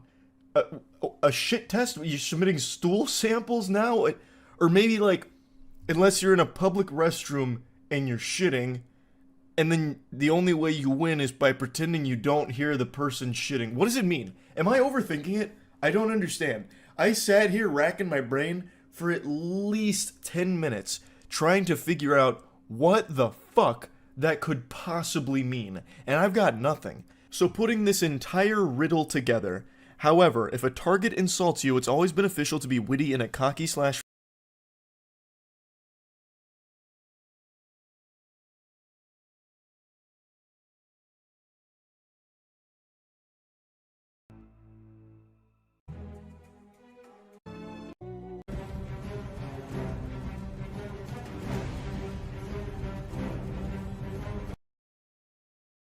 funny way. Unless it's a shit test, then you win by pretending you didn't hear. Initially, I thought maybe it was some kind of War Games reference, the only winning move is not to play, but that doesn't really fit because what is the shit test in that equation? Are we talking about actual poop? Like real feces poop? Like I don't know. I don't know what it means. I can't implement this one. The alpha males are going to eat me alive. I can't follow these directions. You know what else I can't follow? Is this fanfic. This is the most outrageous nonsense story ever constructed. This is in the same forum post about like the insults and the comebacks. They're giving an anecdote here. I was in the field today with a friend of mine because he's a pickup artist soldier on the front lines. We were sitting and these two girls are staring at us. After finishing my milkshake, we went over there. My friend said, "Hey, what do you think of my friend?" Me. "I know, totally wrong approach, but you can always try." Sunglass emoji. Then she said, "He is ugly." My response, "I'm sorry, I don't think that it isn't going to work out between us because you are too arrogant." When their jaws finally touched the ground, we walked away. Evil emoji. Mwahaha. I never talked to such a bitch emoji. When their jaws emoji. After finishing my milkshake, we went over there. My friend said, "Hey, what do you think of my friend?" Me. "I know, totally wrong approach, but you can always try." Sunglass emoji. Then she said, "He is ugly." My response, "I'm sorry, I don't think that it isn't going to work out between us because you are too arrogant."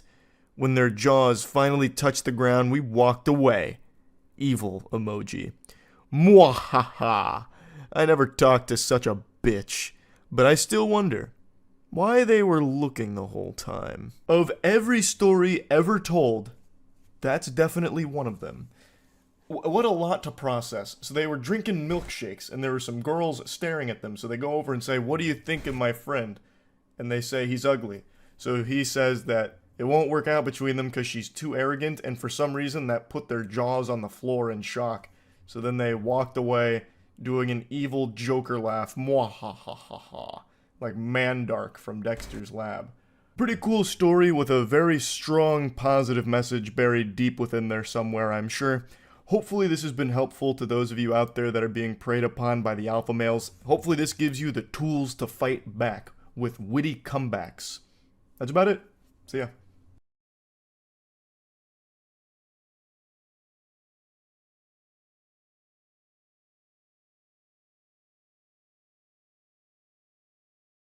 Texts or videos, whatever. Today's a little different. This is only like the second time I've covered a story like this, where a guy encountered a woman, and it was very different dynamic of things that happened. However, what I want to talk about here is actually the way that this guy handles the situation, because I actually think it's a masterclass in how to communicate effectively.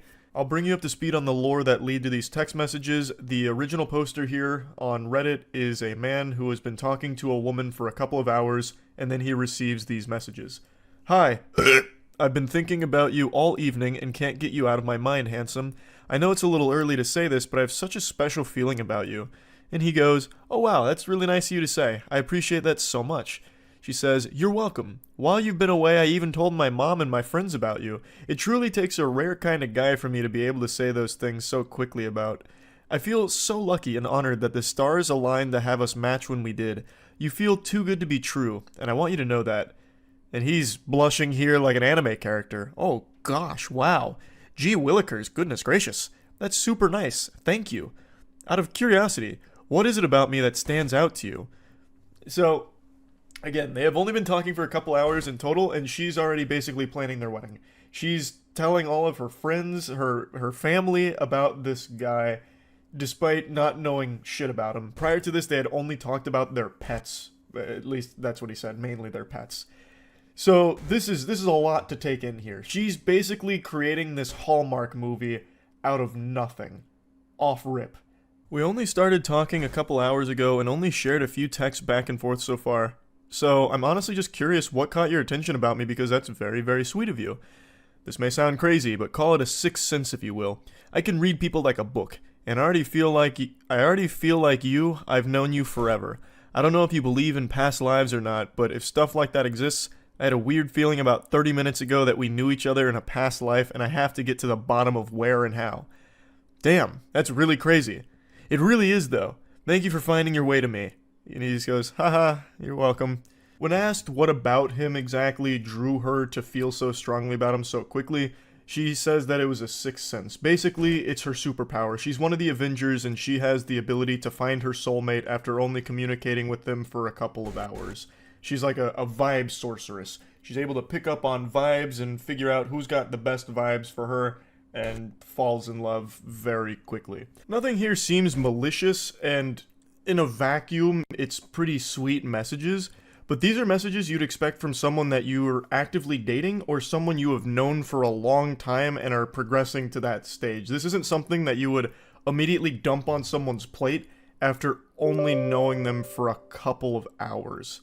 That's a lot of food to digest there. That's a lot to put in your pipe and smoke here. There's a lot happening way too quickly. I hope you don't think I'm crazy. I don't normally say stuff like this to guys, but there's something different here, almost like spiritual energy. I've been waiting for my soulmate for years and kept getting led astray by the wrong people, and now I think I know why. We have to meet ASAP. I'm so fucking excited to see what out energy in person is like. If it's this intense over text, I can't imagine how incredible IRL our dynamic will be. She's definitely seeing these text messages through a different lens here, because I'm not picking up on any type of electric energy. I'm not getting butterflies in my tummy just reading it. I'm not getting the tingles. This is two very different levels of intensity and excitement. She's out here full of jubilation, like she just won the lottery. Meanwhile, the guy's energy is the same excitement you get over finding an extra chicken nugget in your 8-piece box. Like, it's very different. But he still says, when are you free? I'd love to meet tomorrow, but I have therapy late afternoon and then work at night. So how about the day after? That would probably work. I can let you know for sure by tomorrow at some point. How about I take you to dinner? I would love that. I'm so looking forward to the first meeting in our beautiful story, handsome. Aw, lol. You're so sweet. I have to go to bed now for work tomorrow morning, but let's talk more tomorrow. Absolutely. Sweet dreams, sweetheart, and you'll be in my dreams. He says, sweet dreams. I hope you have a good night's rest. The next morning rolls around and it's a totally different ball game, sports fans. Good morning. How's your morning going? She says, good morning. Fine, and yours? He's the one with a lot of energy now. Great so far. You're hitting him with the Tony the Tiger. Great. Just had a meeting with my boss and got some pretty positive feedback, so I'm pretty happy about that. And she just one-words him. Gotcha. He immediately picks up on the tonal shift here and says, is everything okay, lol? Yeah. Why do you ask? Because you're being more short than you were yesterday, which is fine. I'm just trying to see if you're okay and if you need anything. This guy seems like an actual sweetheart, but this guy seems like a fucking peach. This guy seems legitimately like a nice person.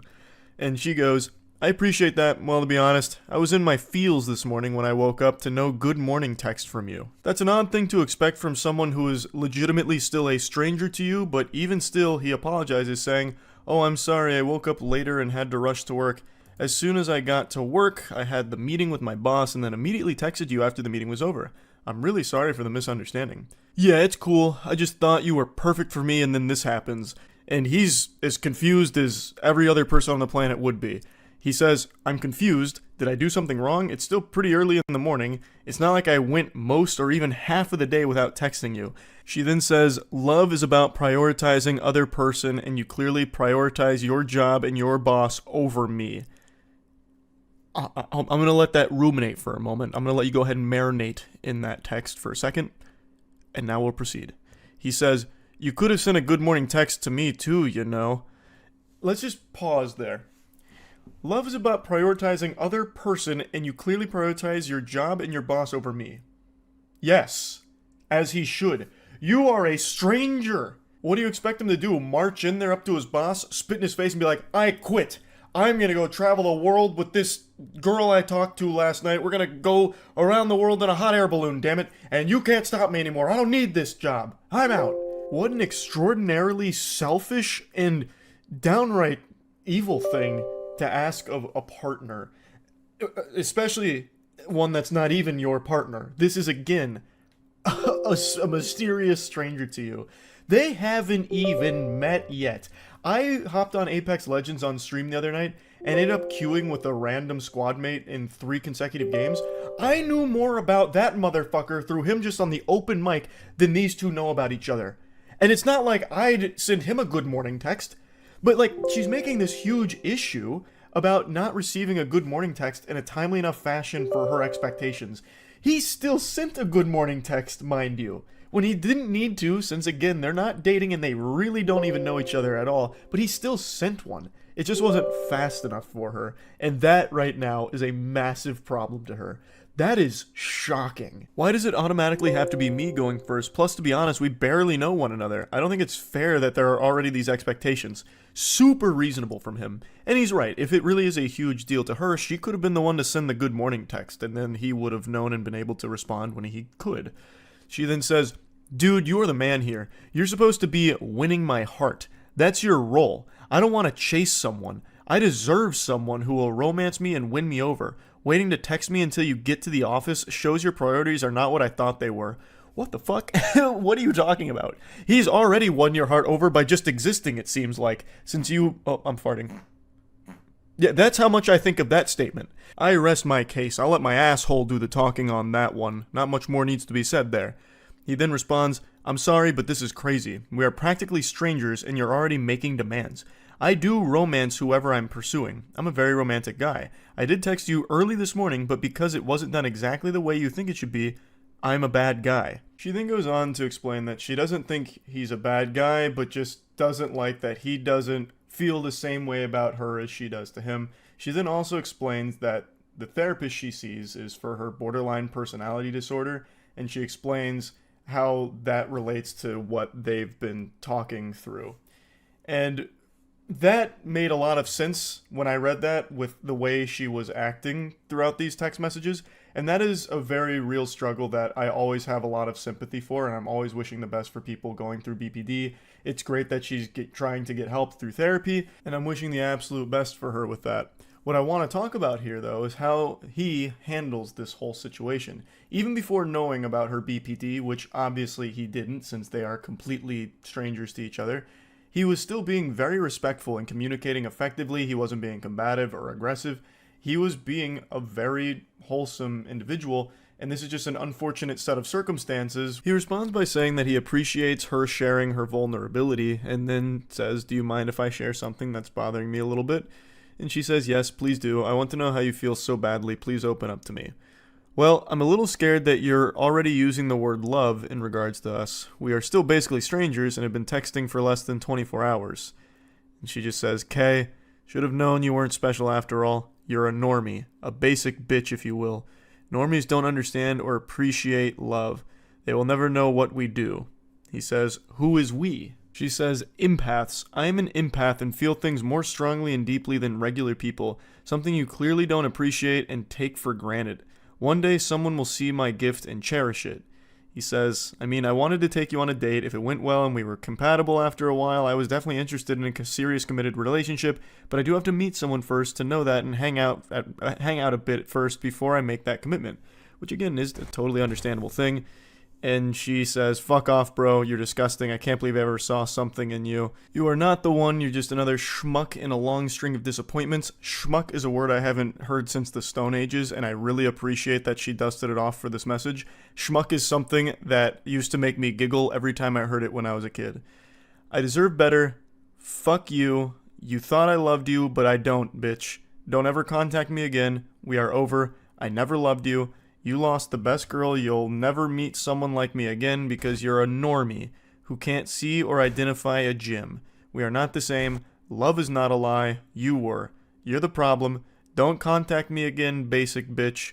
You repulse me. Bye, loser. It's actually very sad reading these things. Like, this isn't your normal r/nice guy blow up moment where a dude pretends to be a nice person just to try and get laid, and when he doesn't get pussy out of it, he has a meltdown like, I don't love you, you're fat and ugly, and no one would ever love you. I'm the nicest guy you'll ever meet, and you just blew it with me, the alpha male. Fuck you. Get out of town, scram, swine. Like, this isn't one of those moments. It's not her fault she has BPD. But she's clearly not ready for a real relationship right now. She's going to need to continue to get help. Her having BPD doesn't make this hurt any less for the guy who just received this. He's done nothing wrong. And I actually think he is a great example of how to communicate softly, respectfully, and just being a pretty good example of like how to just be a normal person when interacting with somebody else. He also mentioned that he is still currently receiving text messages from her that continue to get scarier and more extreme, which is unfortunate to hear. It definitely sounds like she needs help with this to come up with more effective ways of dealing with her BPD, and hopefully she finds that help she needs. But I thought this was worth sharing, and yeah, that's really about it. See ya.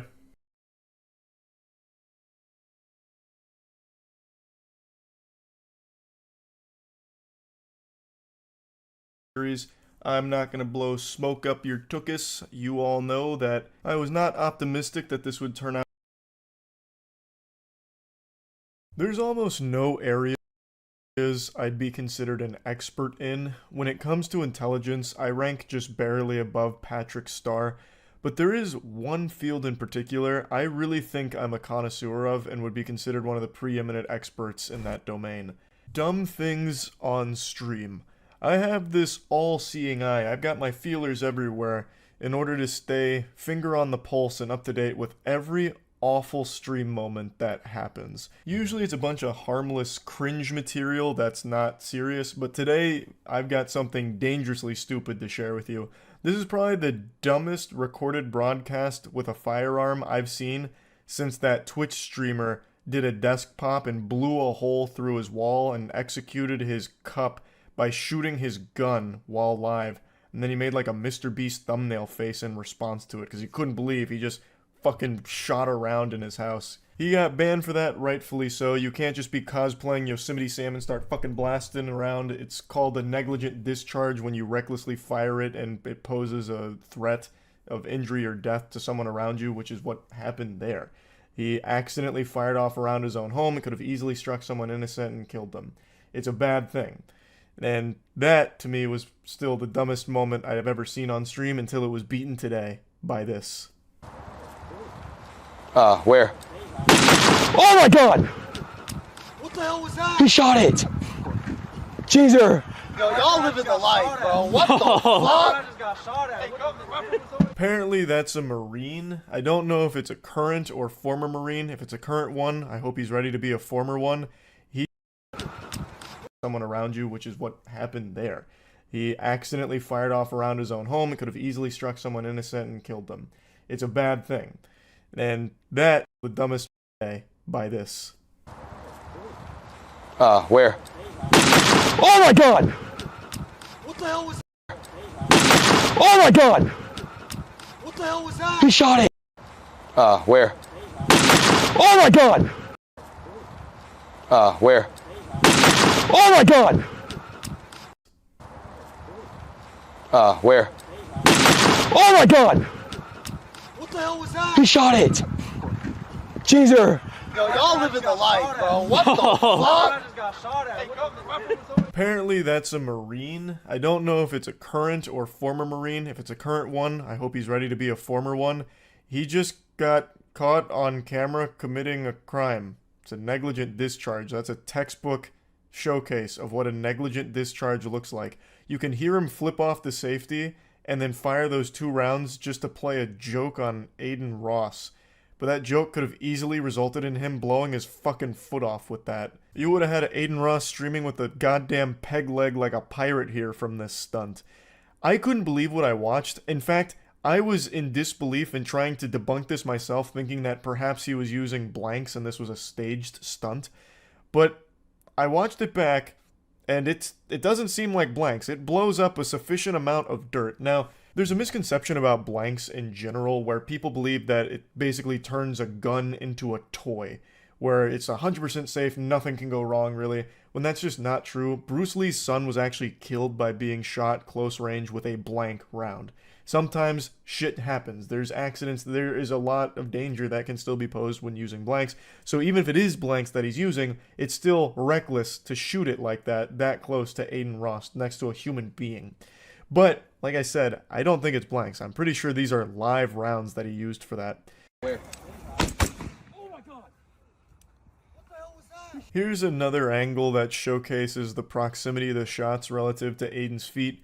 Luckily, no one was hurt here, but there's something else I want to mention.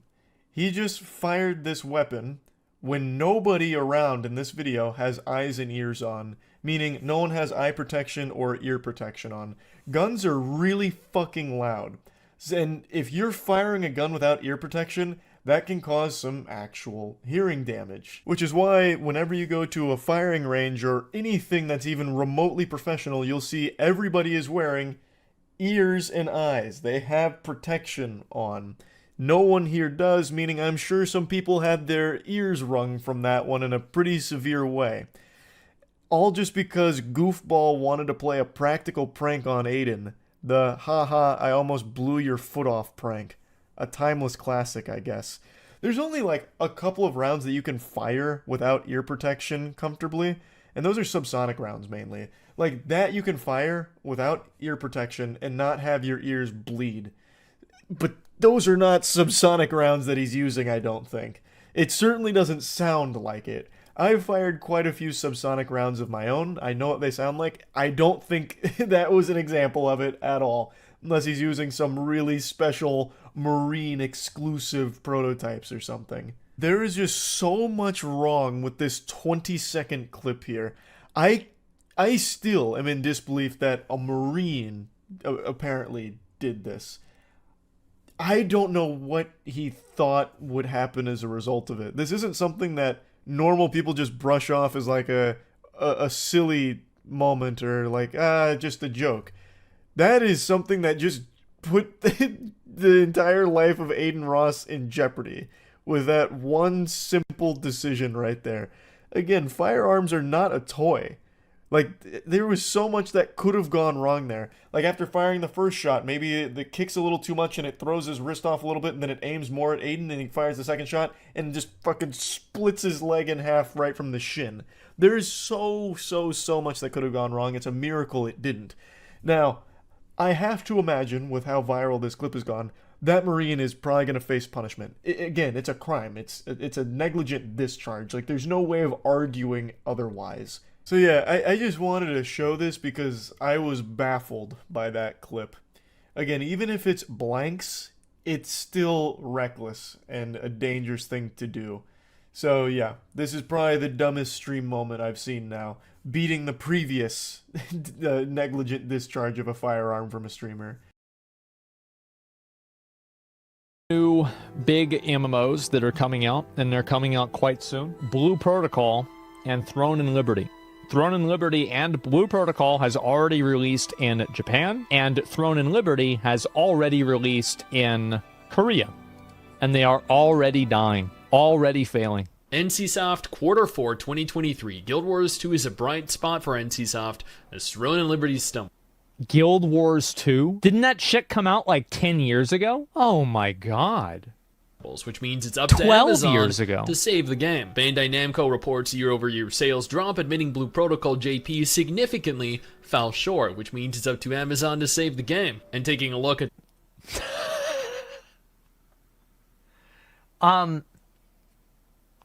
If they want to fix the game, all they have to do is DM me. Just give me a bunch of money, and I will play the game covertly every day for 8 hours for 2 months. And at the end of that, I'll tell them what they need to do to fix the game. Just do that.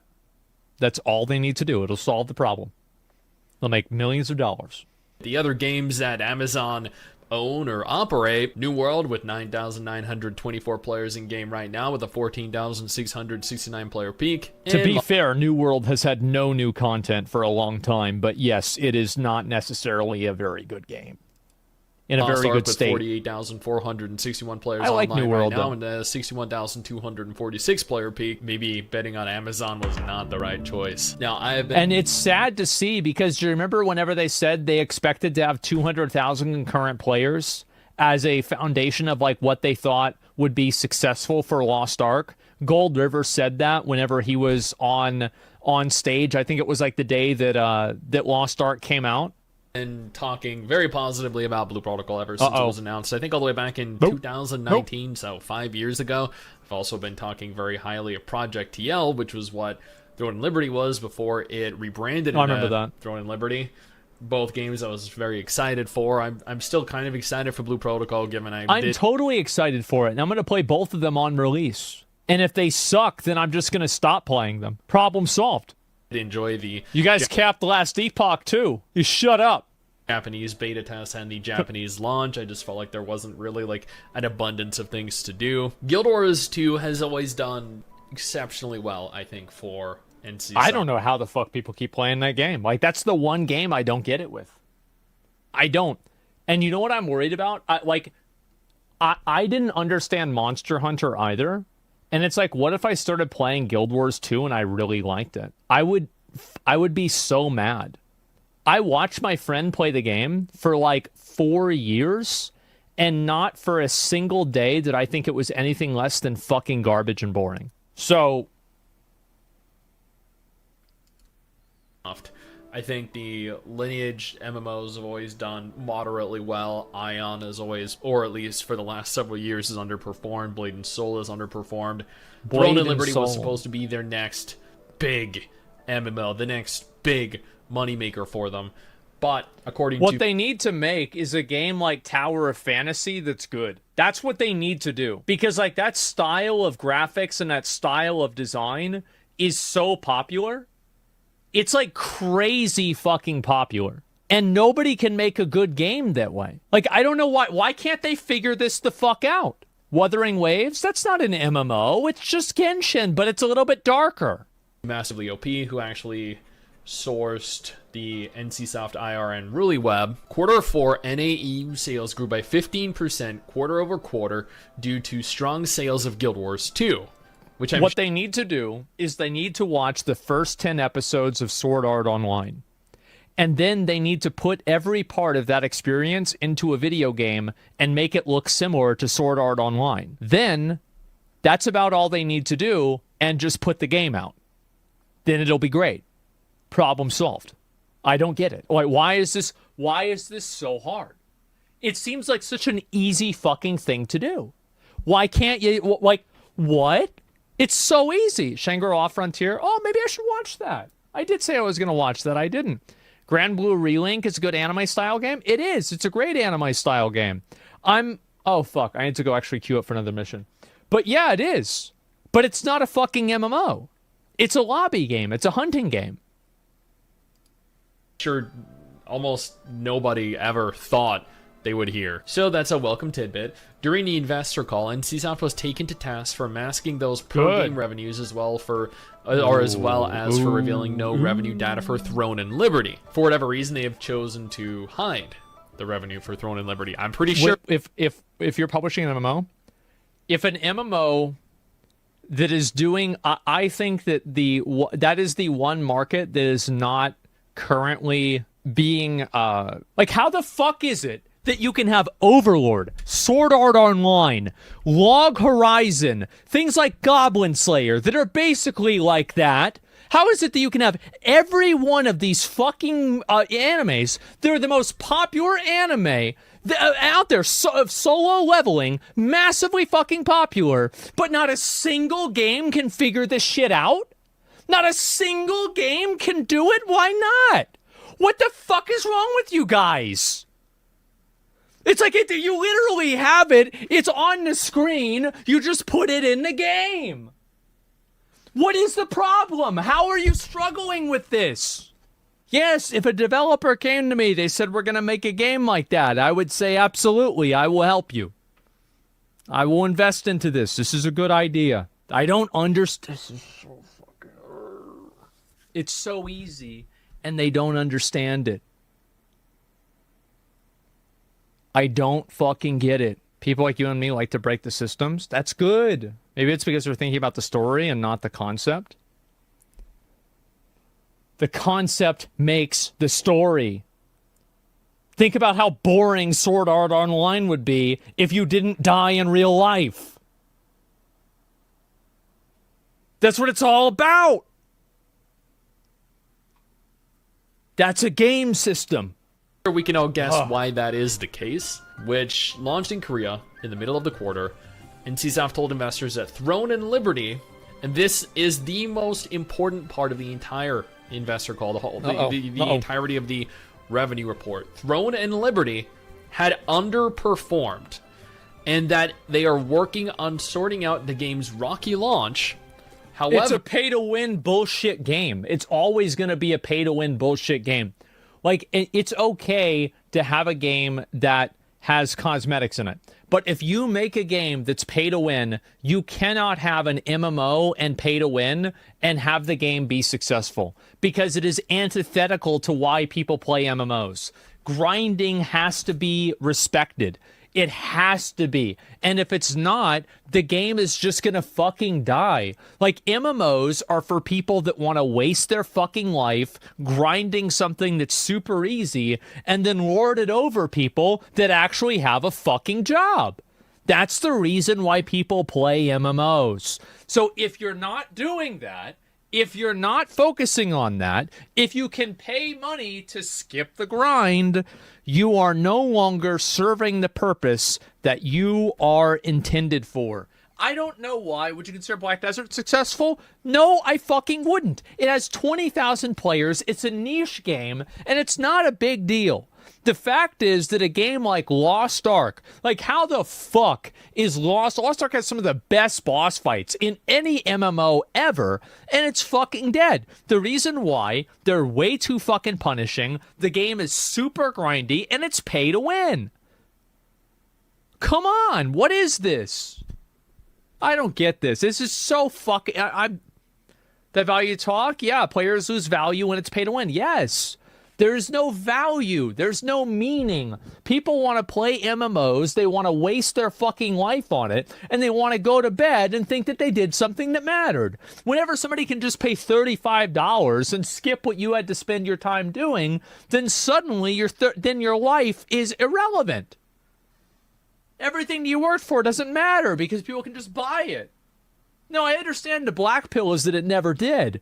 But listen, there are some people that are still taking the blue pill and playing the game. You don't want to break the fucking fantasy, do you?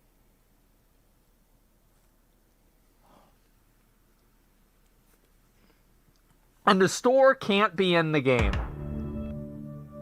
Final Fantasy XIV does it right. You cannot access the store unless you go to the website. There should never be a $sign in the fucking game.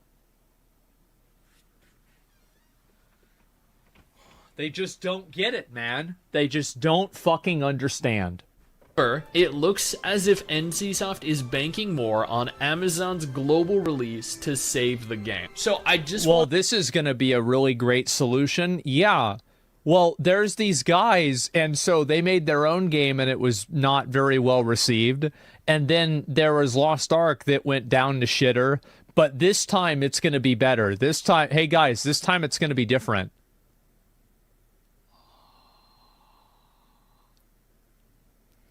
Right. I mean, listen. I have friends at Amazon Game Studio. I really want them to succeed. But to bank on this global release saving the game, this is copium. Why do you think Final Fantasy XIV couldn't keep the growth? Do you want to know the real reason why I think that it can't keep the growth? because it is plain out, simply, visually unappealing. I think that the game is visually unappealing. Flat out. To point out, and I don't think the graphics update will save it. Korean players who this game directly targets, first and foremost, as a Korean MMO, hate the game. Nobody wants to play it. Why would we? I'm sorry. The game has been poorly received. The game has done poorly. They have openly admitted that it underperformed, and Amazon are going to publish this game in the hopes that we play it and we spend money on it, even though it has been proven to be a piece of trash. Now, I know there are some of you out there that like the game, or that have been... I think that the game is okay, and I'll probably make some content out of it. I hope it'll be fun, but it's not going to have any real staying power. The graphics are too realistic, and I think the escapism really just isn't there. From what I've seen, I just don't really, I'm not really seeing it. And I think also, like, the gimmick of the game where everybody can turn into animals, I think it's fucking stupid. Like, I'm just going to say I think it's just fucking dumb. What a stupid idea. Who the fuck thought that was a good idea? Everybody turns into a bird? Enjoying the game, but that doesn't change the fact that the overwhelming majority evidently do not feel that way. And with all the server merges that have been going on, it is clear that the active player base has declined by a substantial number. And That's when right. the developer themselves openly admit their game underperformed, there's no way you can defend them or the game at this point. But that's just Throne and Liberty. Let's take a look at Blue Protocol. Before we do, though, I want to take a moment here to thank our incredible patrons. Yeah, I am much more optimistic about Blue Protocol. Over on Patreon. It will allow for me to continue to do dedicated videos on MMOs like this every single week. You guys are phenomenal, and I cannot thank you all for the support. First and foremost, Video Games Chronicle, and a lot of actually news websites have reported this. Bandai Namco reveals that it recently canceled 5 games, saying it plans for stricter quality control. This is after the publisher reported a 96% drop in year-on-year profits in its game. What, versus COVID? Get the fuck out of here. Of course this happened. Division. A 96% Come on. drop. Come on. That And is an Elden Ring astronomical came out in number. 2022. I honestly don't think anyone can contest the fact that clearly they are in a bad state right now. And if Blue Protocol were a larger success than it has been, they probably wouldn't have suffered as severe a drop. Navigating on over to massively OP though, Bandai Namco has disclosed its fiscal year third quarter financial reports, and it looks like things are not going well for the developer and publisher. As its operating profit for its digital entertainment segment took an 8.9% hit to net sales compared to the same period last year, and a 96.5% drop in income. According to a statement from the company, most of its profit drop is being attributed to the massive sales of Elden Ring. Yeah, I think Elden Ring sold, what, like 20-something million copies? It should have been 200 million. 200 million millions. Should have been the best game. Because it's like the best game that's come out in a long time. Haven't played Baldur's Gate 3, but besides that, it's the best. Just all there is to it. Like, I was watching at the OTK meeting, Hinya the Genius, the VTuber, I was watching her get fucking bodied by the Tree Sentinel, and it was crazy how many times she died to that boss, even using summons. I was like, how do you die to the boss this much times? But like, you know, let's just, I was backseating like crazy. I wasn't talking shit in chat though, but I was watching, and I was thinking to myself, I was like, how is it possible that it was that good? That Elden Ring was that fucking good. That it happened. I was just looking at the world. I was looking at the way the character moved. I was looking at everything about it. Like, how the fuck is it possible? She got him, though? Yeah, that's right. You have to persevere. The stars, it's just like, so of course they're going to lose money, dude. I mean, what do you expect? 23 million copies. Holy crap. From last year not being replicated this year, even as other titles in the Dragon Ball, One Piece, and Armored Core IPs Oh, that's fucking awesome to hear. I'm so glad, because I'm hoping that they're going to do an Armored Core 6 DLC. I really am.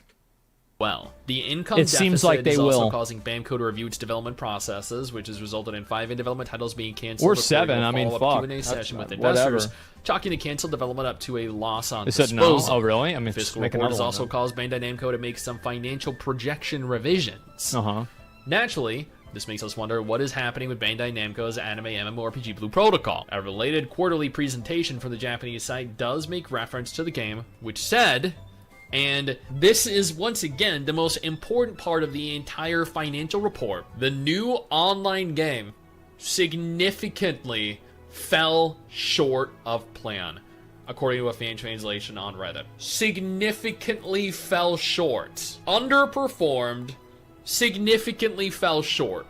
Both games are doing terribly. These are two... Well, you go and you play, for example, you play this game, and the way you move around in this game and the responsiveness of this game is really, really, really good. In Blue Protocol, it doesn't have that snappiness. It's not there, bro. It's just not fucking there. highly anticipated upcoming MMOs. One from NCSoft, who has a history with actually pushing out some decent quality games. Lineage and Lineage 2, Blade and Soul, Guild Wars 2, Ion, before it became shit. Bandai Namco with, God, I don't even, like, there are dozens of different intellectual properties. The Tales of games, Scarlet Nexus, God Eater.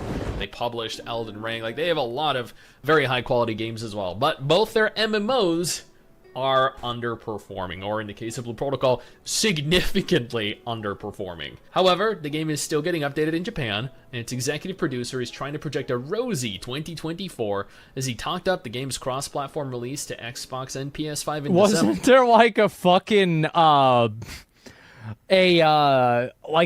was it called?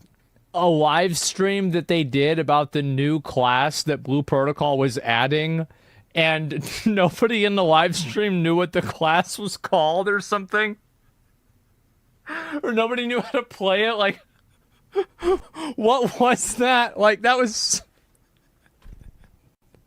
I don't know what the fuck that was. It was something special, man. I blame you. I haven't really reached that technological advancement as much as we thought we have. I don't know. Promised further adjustments based on player feedback and looked ahead to the MMO's first anniversary in the country. Meanwhile, the Western release window hasn't yet shifted from Amazon's plan for sometime this year. Now, I will give them credit here. They are making a lot of updates. They are taking a lot of player feedback and making, I think, personally... I think that Blue Protocol has a bigger and better future than... What did I say? What was the other game? Throne and Liberty. And the reason why I think it has a bigger and better future is very simple. It's because I think the developers take feedback more considerably, and I think that they iterate the game more than Throne and Liberty does.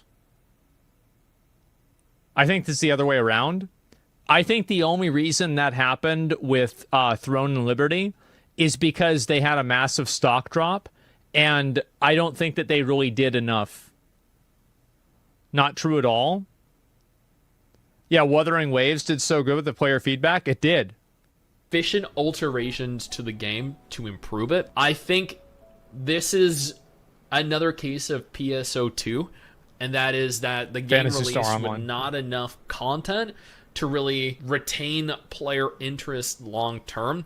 And they're playing catch up after releasing the game. What this means is that players hit end game and complete everything in a minimal amount of time, and then they just leave and never come back, as was the case with PSO2. Now, a lot of people are saying that Throne and Liberty is taking massive feedback. I'll take your word for it. I haven't noticed that a lot myself, and it seemed to me like Blue Protocol was more dynamic, but hopefully you're right.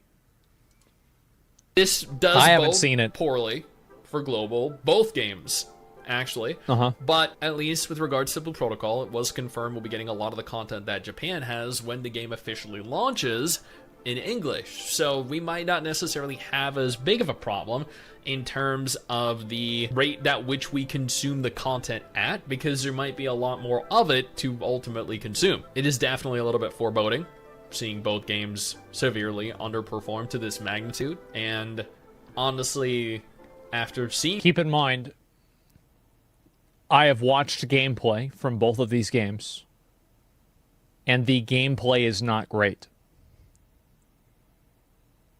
I do not think this is indicative of anything greater than just gameplay not being super great. It's not like a great game comes out and nobody gives a shit. It's mediocre.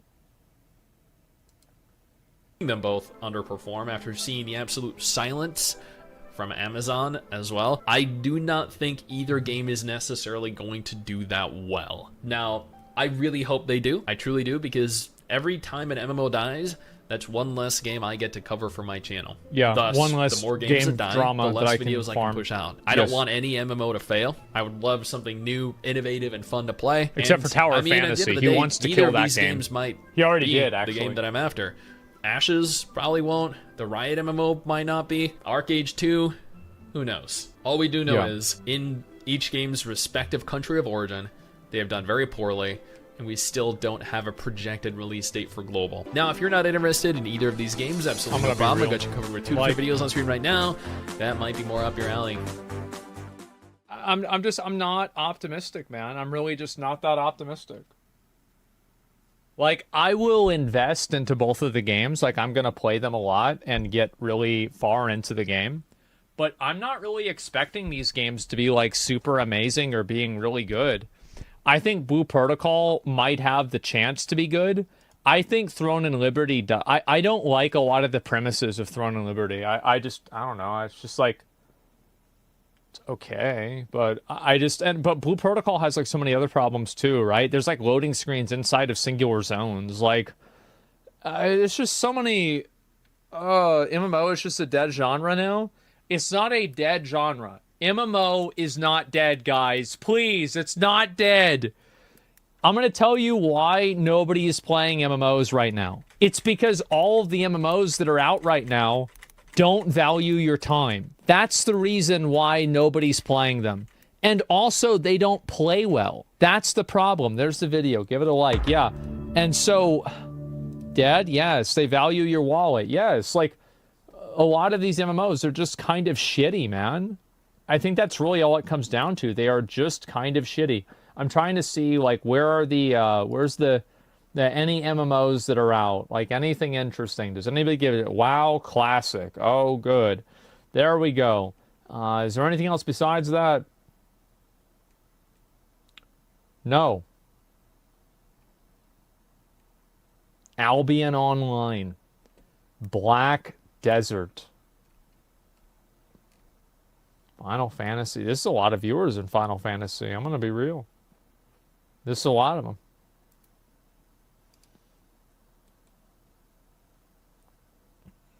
It's not nobody. People just play. You just stop playing and following stuff, the MMO, and they seem dead.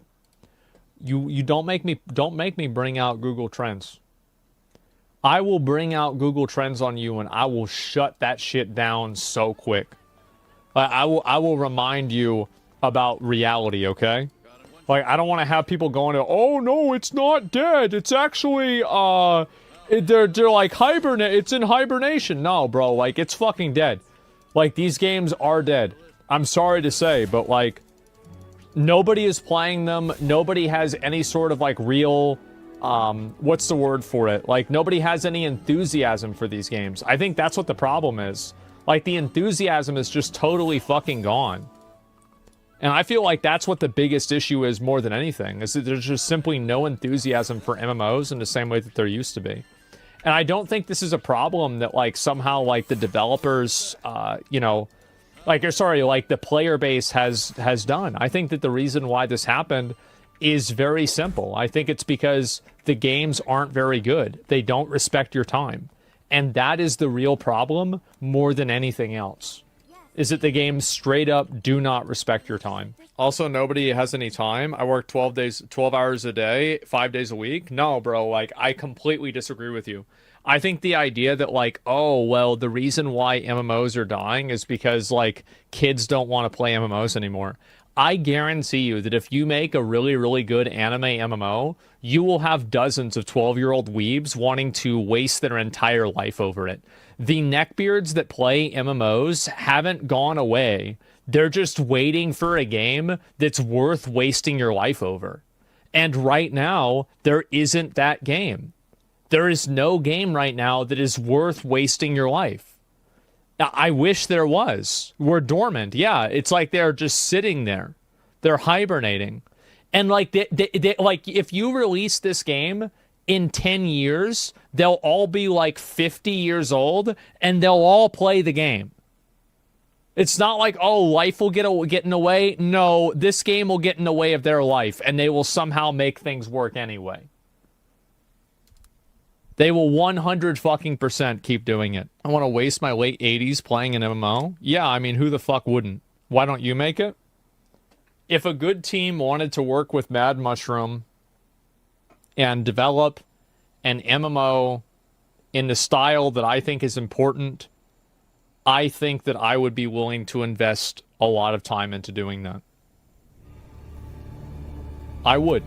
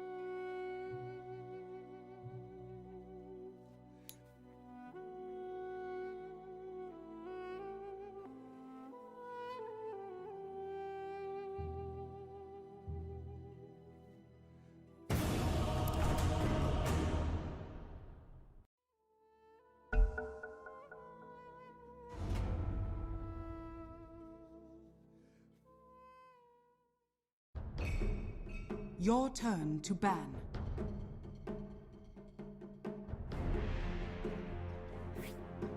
Five seconds remaining.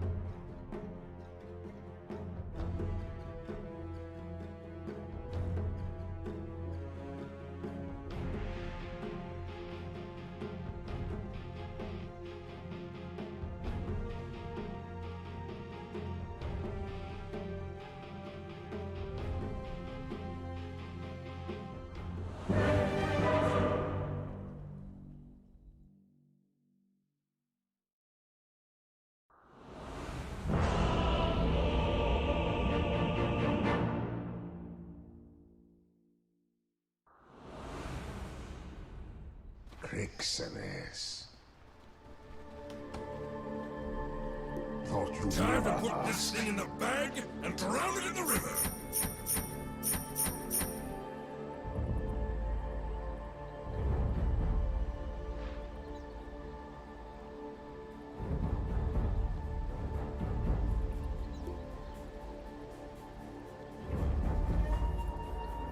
More than right.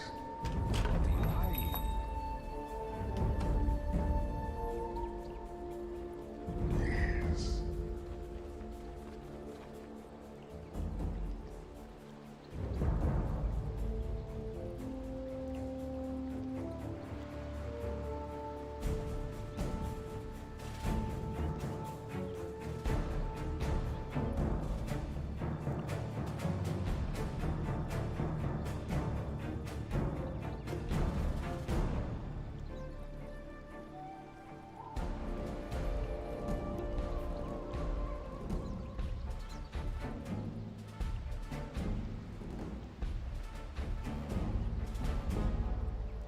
I am ready.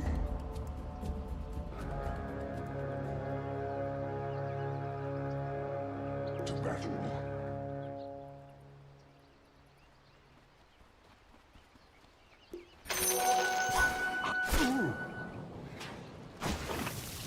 I go.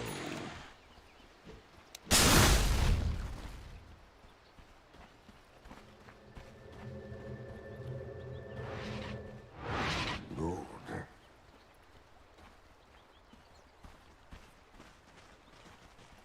Rightly so.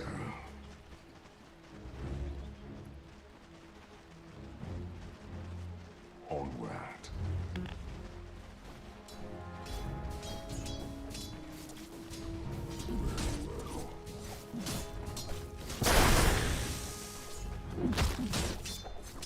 I'll shift like the sand.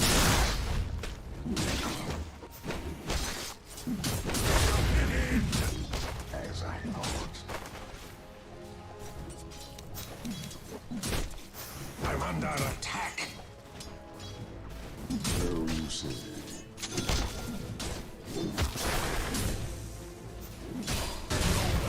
Agreed. Susie, an exquisite toxin. Strike you down.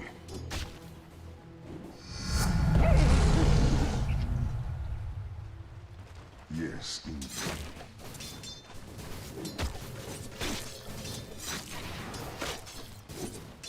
Granted.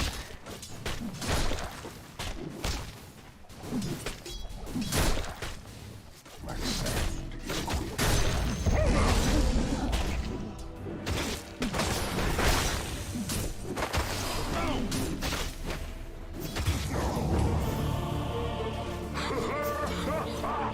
Stop it.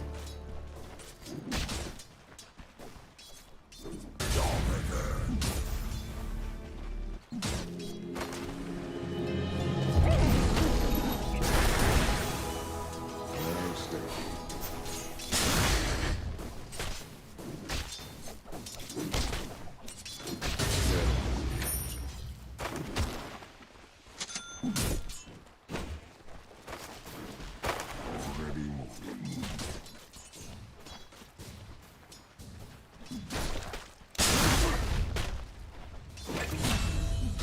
Forward.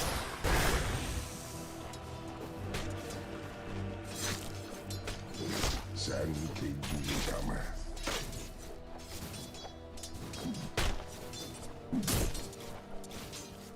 Rightly so.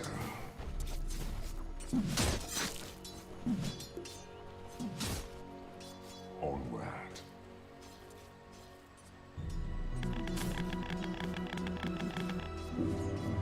To battle. My strength increases. Men and good.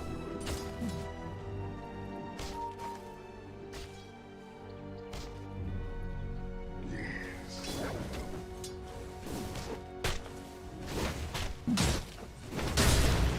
As I thought.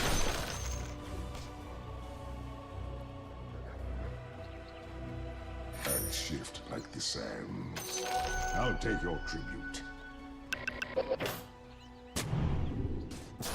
Well stated.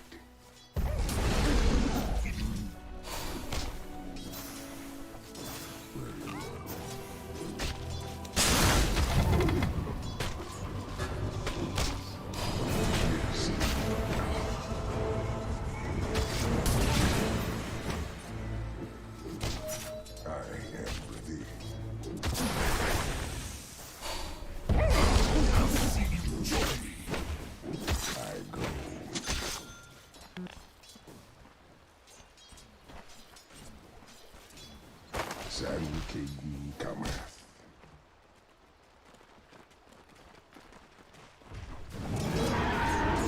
Already look to your own.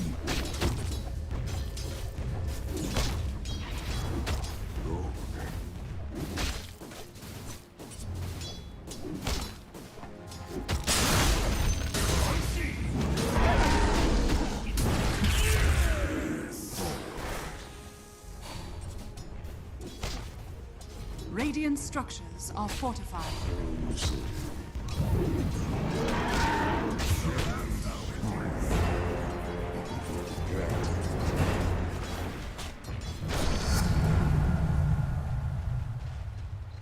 More than right.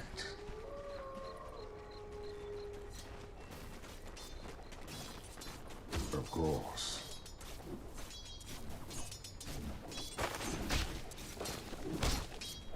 Agreed.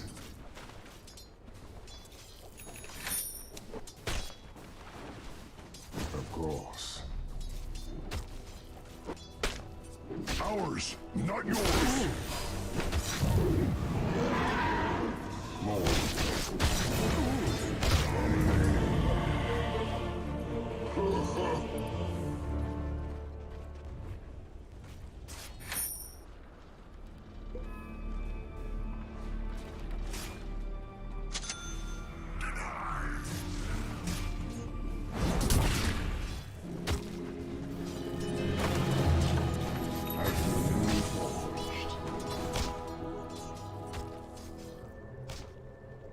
Yes, indeed.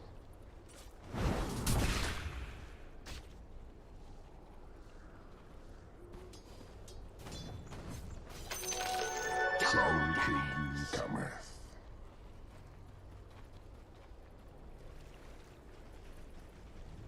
Agreed.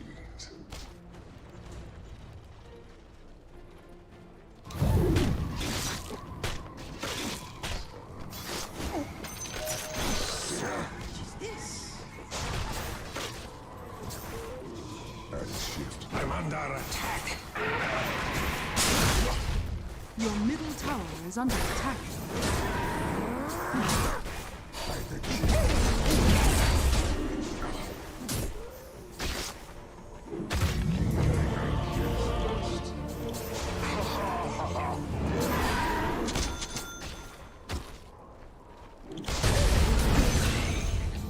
The pain.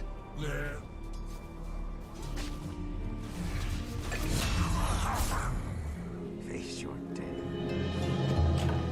Sand and deliver.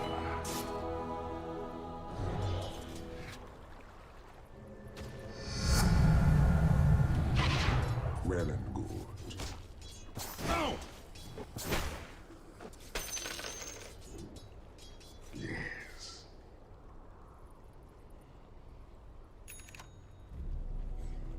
Good. From mine.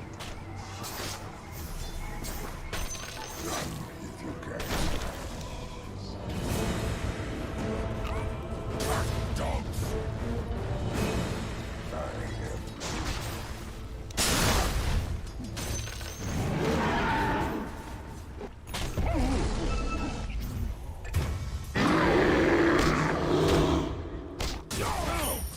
Your bottom tower is under attack. Well stated.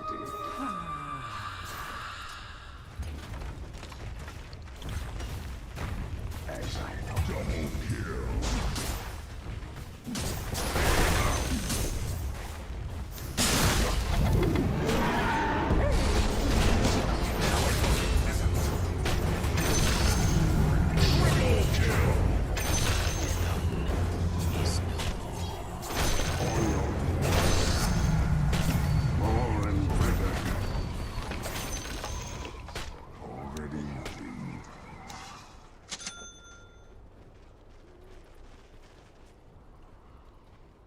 Forward.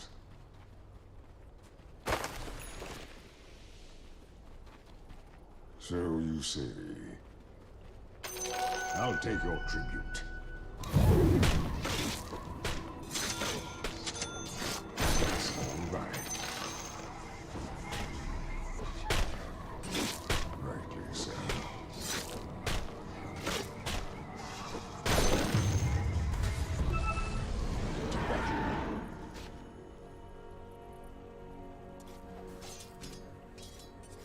Granted.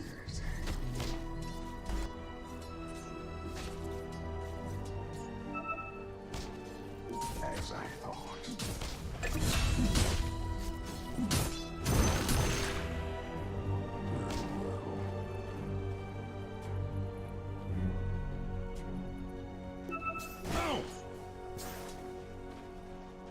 More than right.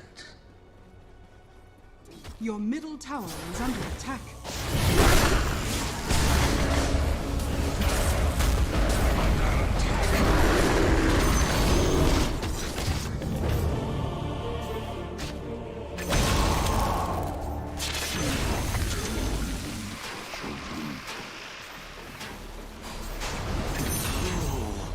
What a burn! You've been practicing. My poison works. Radiant structures are fortified.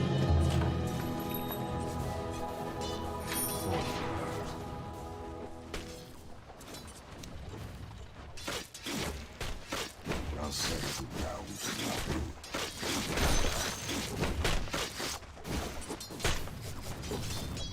All flesh is sand.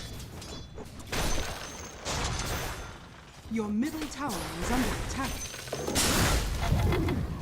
Dire structures are fortified.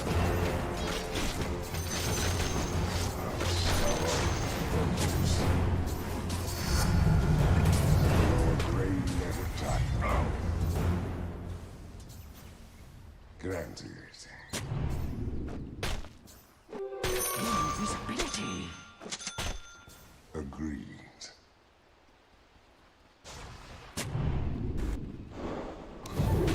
Feel my steam.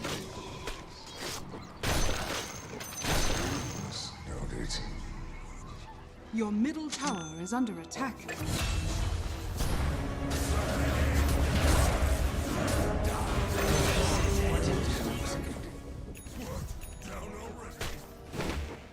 It is not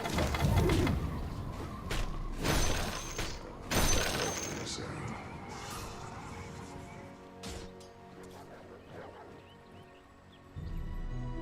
Well and good.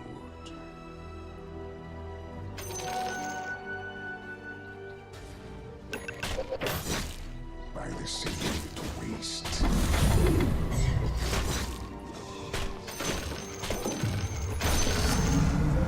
Sand King cometh.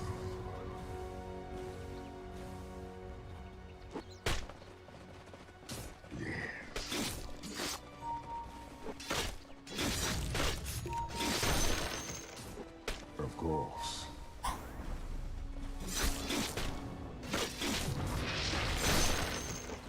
Battle.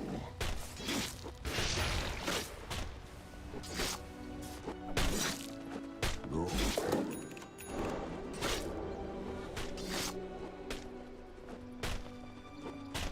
I am ready.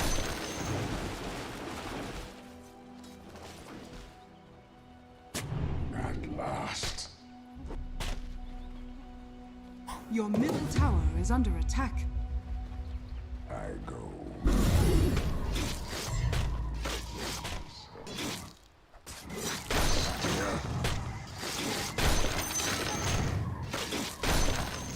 So you say.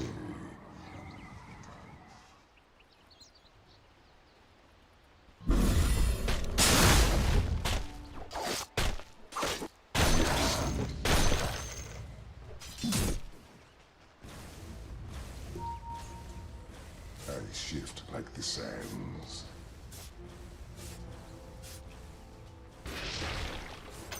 What surge is this? each time. Forward.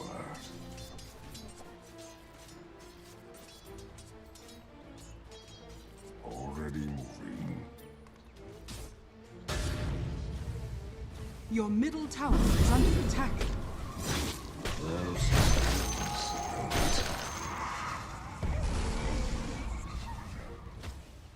As I thought.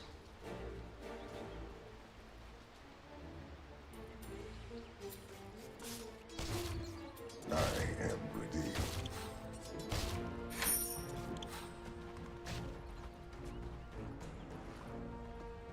Well and good.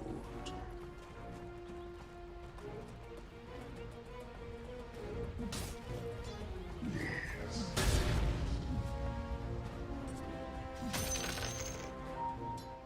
Sand King cometh. Your middle tower is under attack. To battle.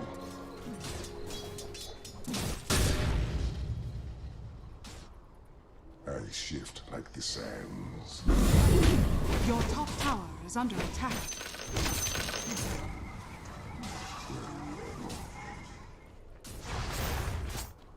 Your top tower is under attack. I'll take your tribute. Attack. Your top tower has fallen. Feel death's sting.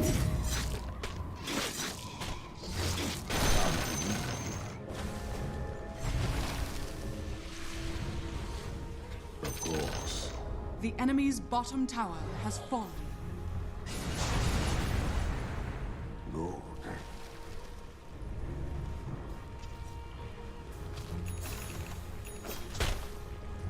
Onward.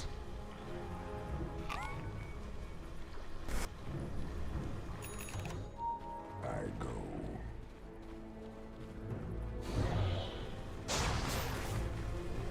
So you say.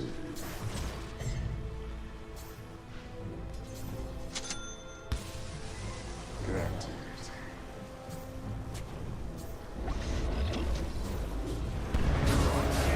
Yes.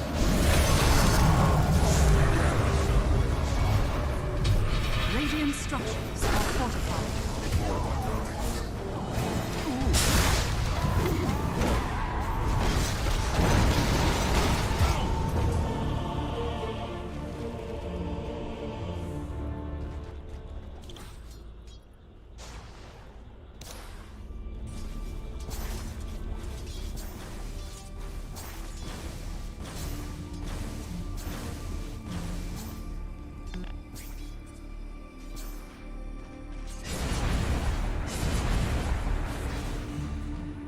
Your middle tower is under attack.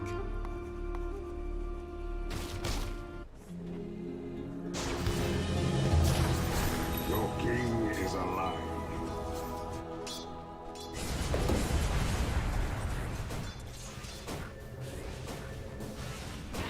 Agreed.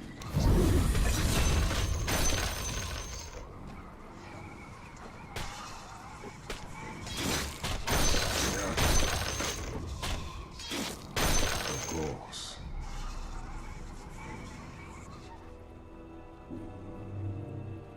Well stated.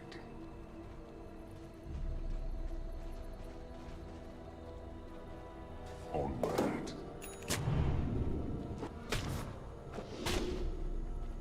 Your middle tower is under attack. Dire's structures are fortified. The time is done.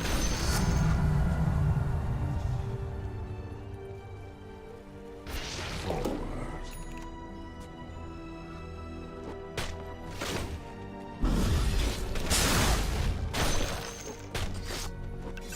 Sand will swallow you.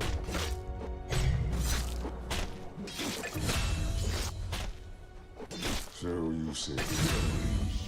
Double kill.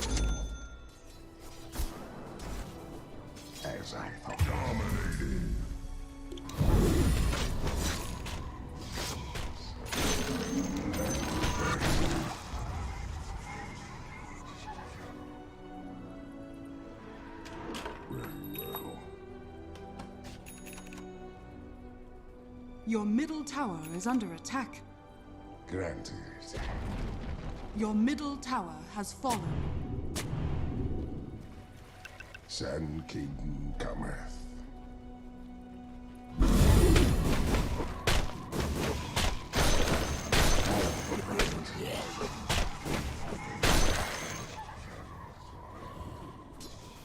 To battle.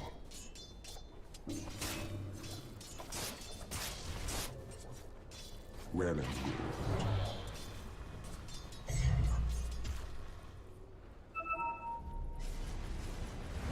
Die.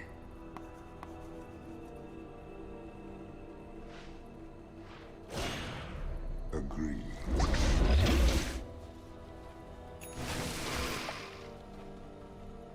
Rightly so. What's triggering? I am ready.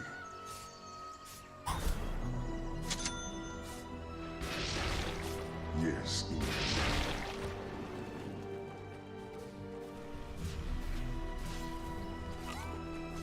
Sacrifice this mega kill.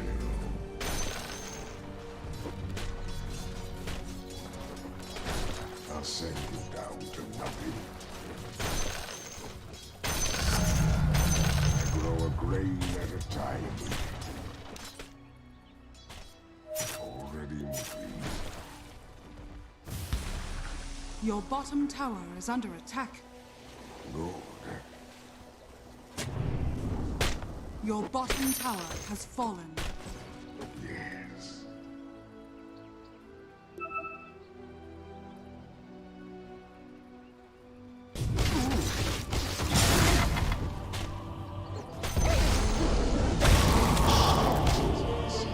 Waste.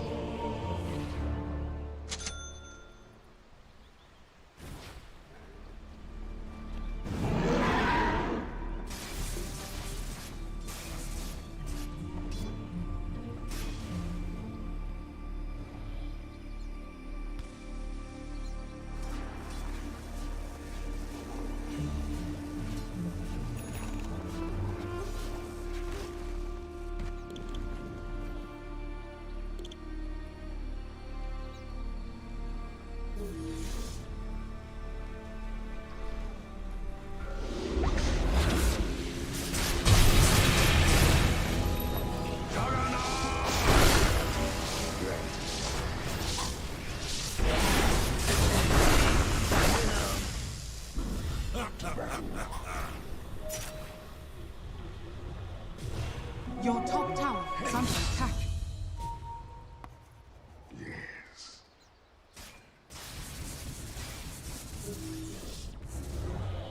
I am ready.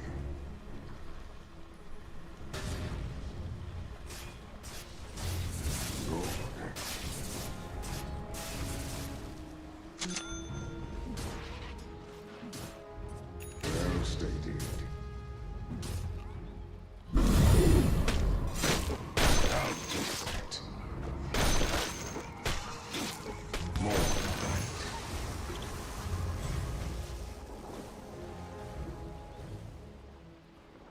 Of course.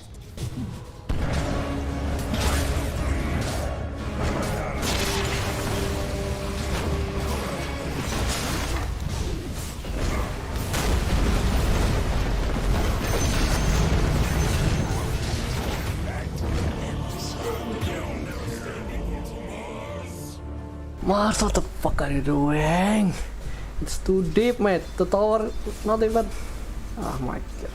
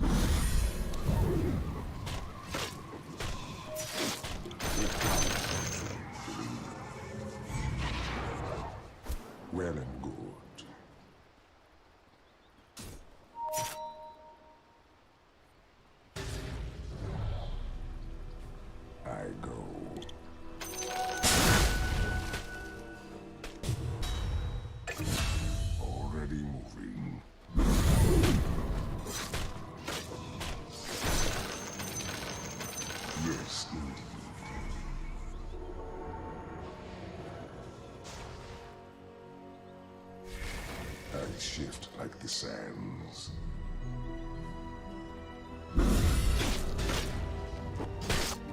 At last. Yeah. Onward.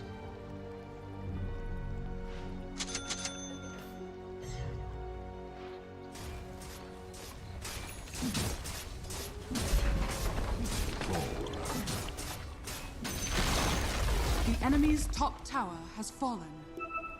So you say.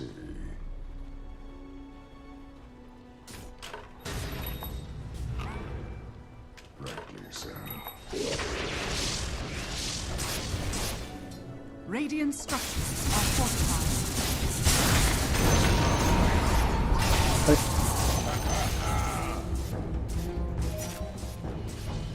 Sand King cometh.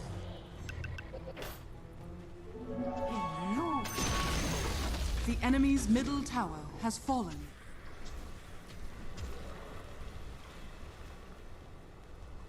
Well and good.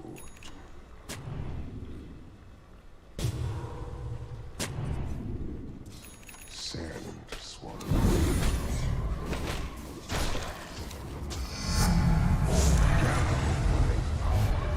Darkness envy.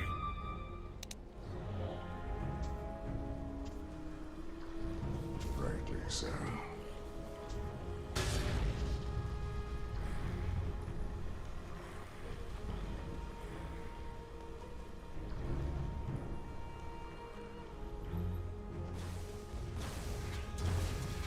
More than right.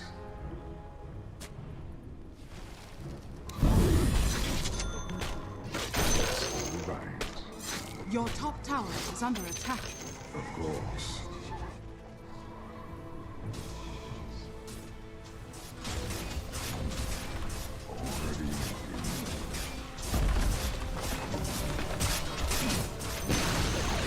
The enemy's bottom tower has fallen.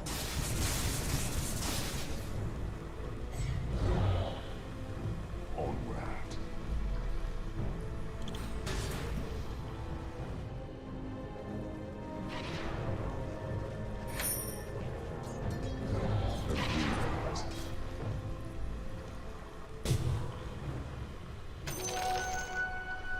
Granted.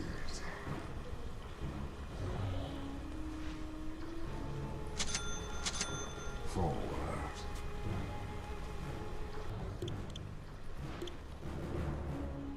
So you say.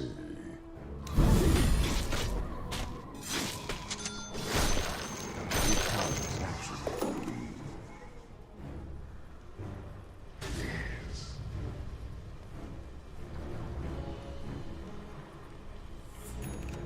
Good.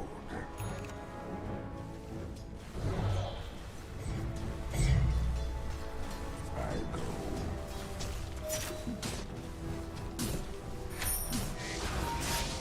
Radiant structures are fortified.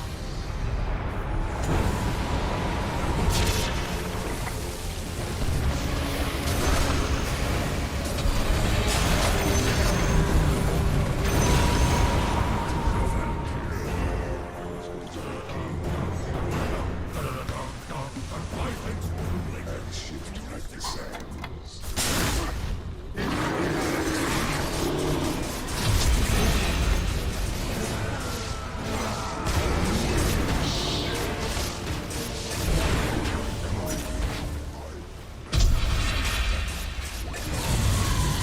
Double kill.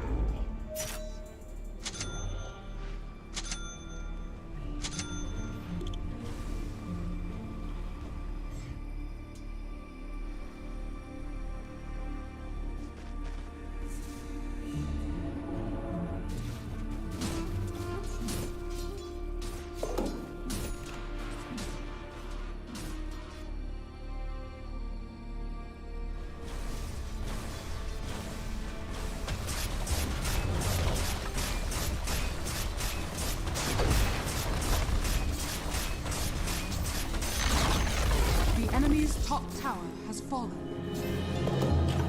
Yet again.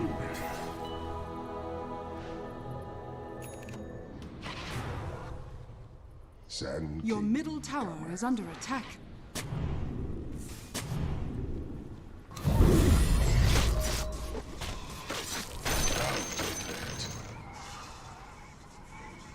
Yes, indeed.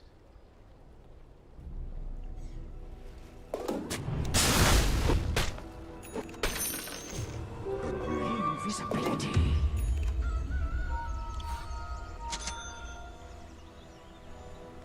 Lord. Titus. Onward.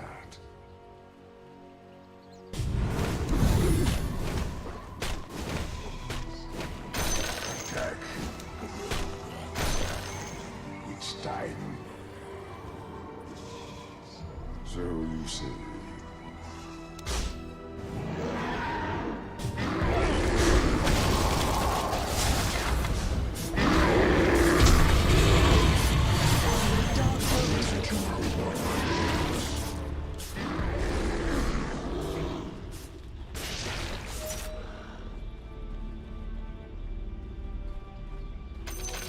What surge is this?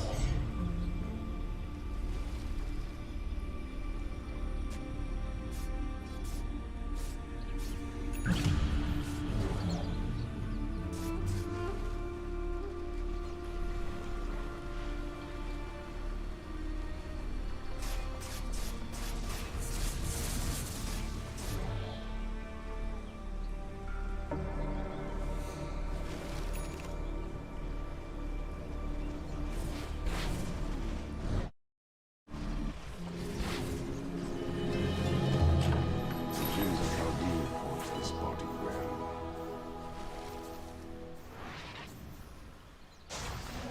Regeneration.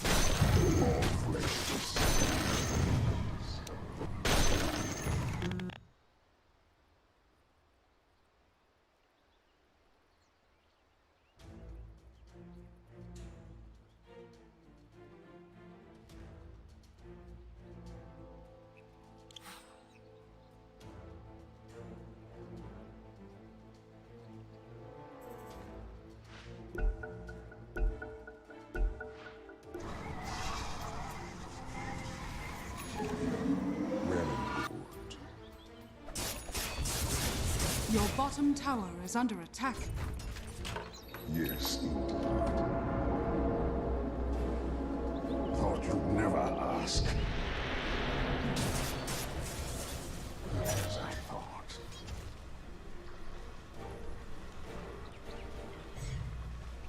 Already moving.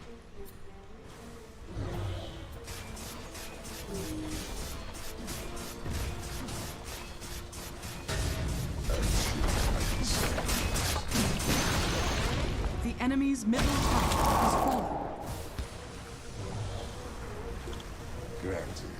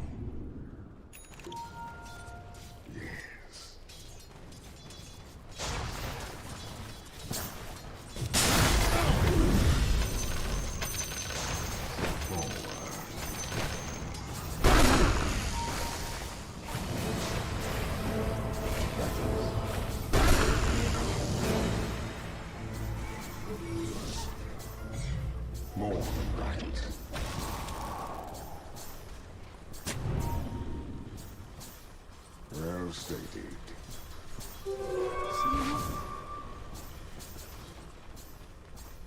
Onward.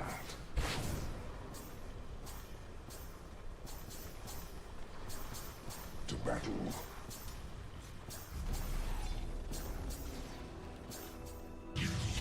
More than right.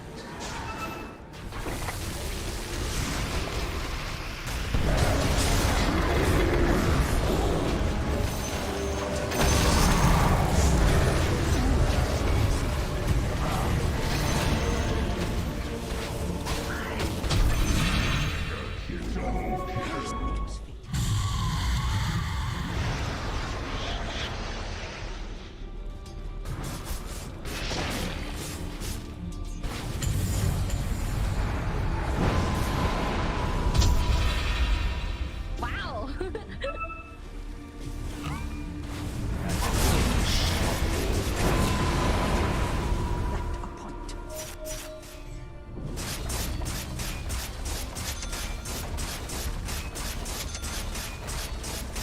Radiant structures are fortified.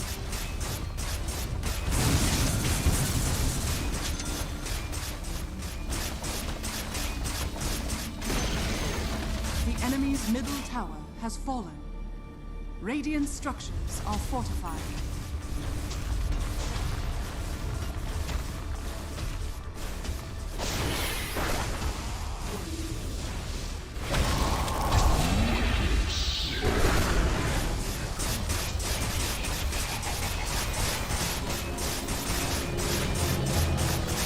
Your king is risen. The enemy's middle barracks has fallen. The enemy's middle barracks has fallen. As I thought.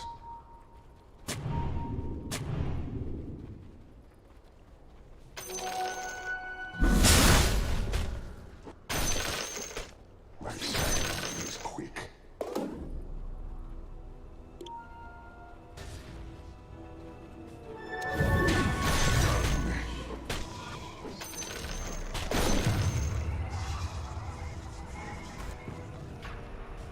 Yes, indeed.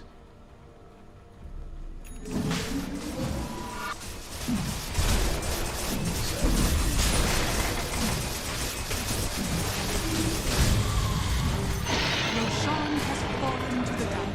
It's time. Granted.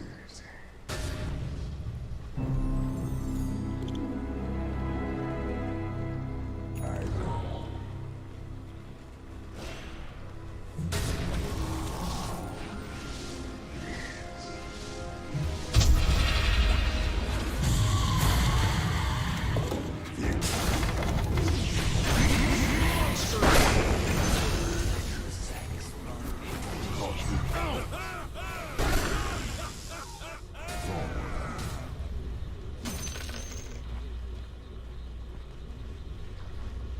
Already moving.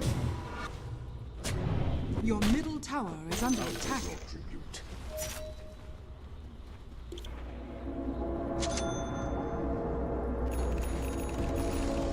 Your middle tower is under attack.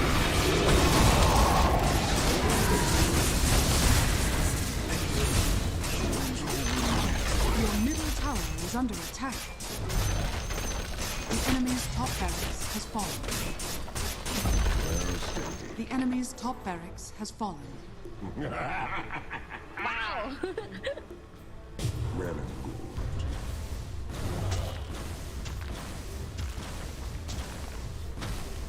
Your bottom tower is under attack.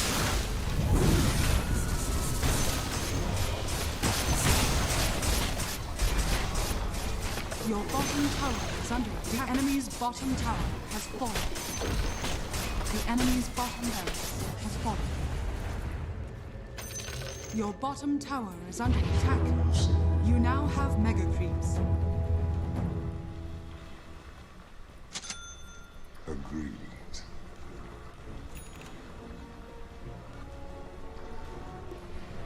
Rightly so.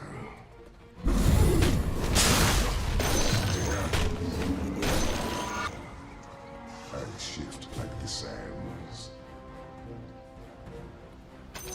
I'll take your tribute.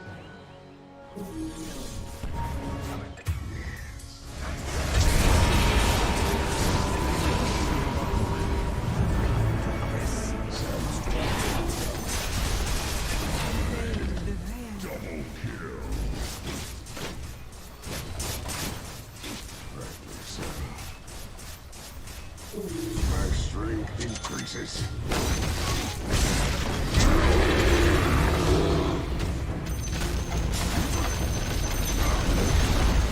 The enemy's middle tower has fallen.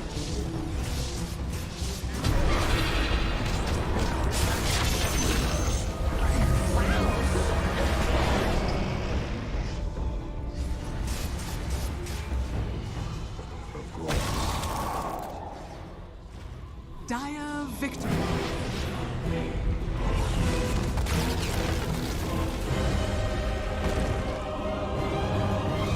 A clean sweep.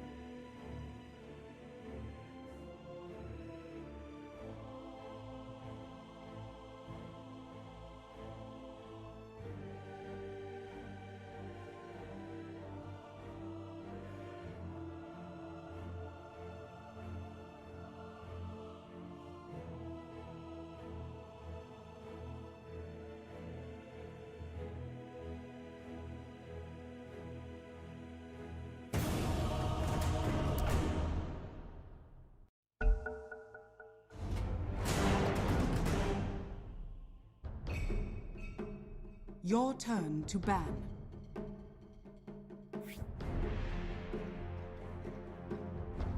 Five seconds remaining.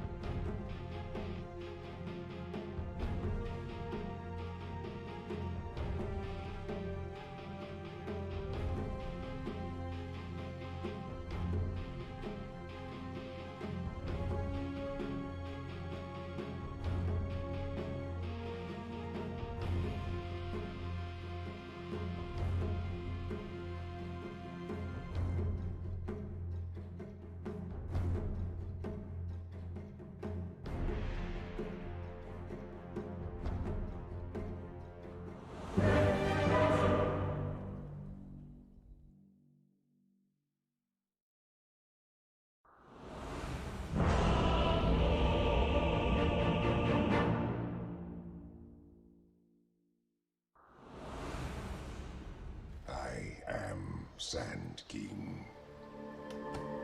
Watch your step. It's 6 feet down. Prepare for battle. It's time to kill the dead.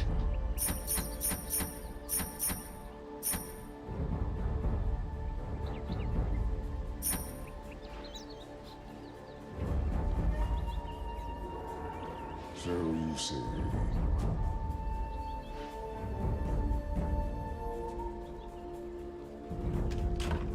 Already moving.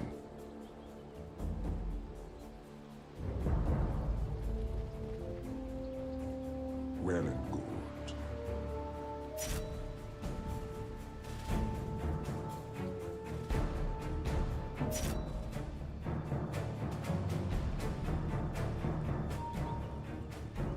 Thirty seconds to battle.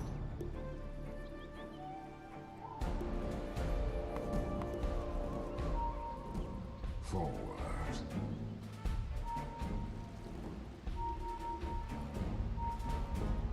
Well stated.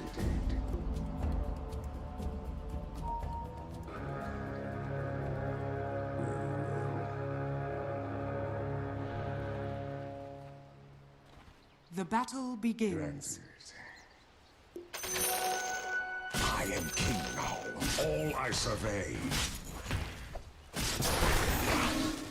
I shift like the sands. First blood. First blood. Ha ha! But you already knew that.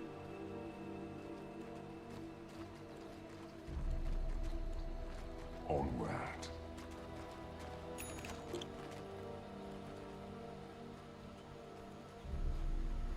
Yes, indeed.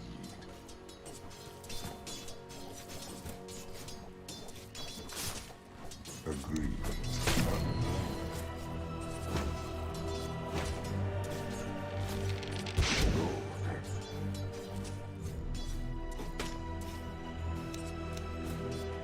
To battle.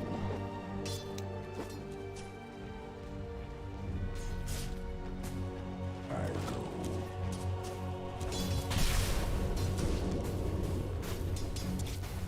I am ready.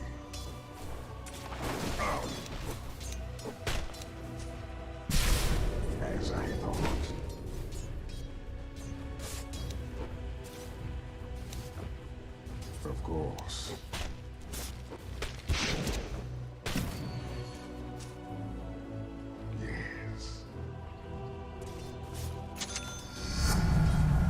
My strength increases. I'm the chief of Caldine.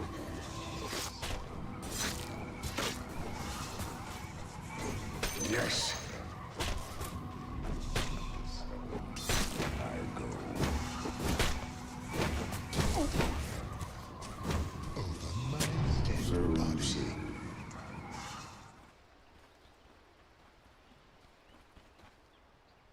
I'm under attack.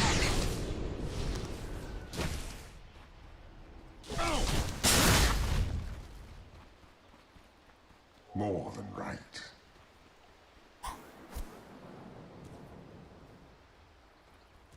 Sand King cometh.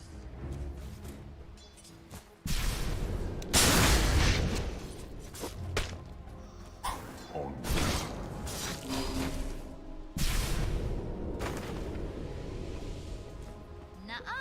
Good.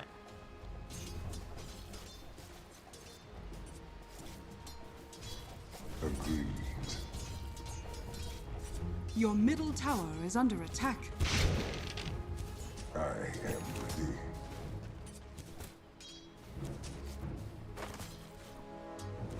I shift like the sands.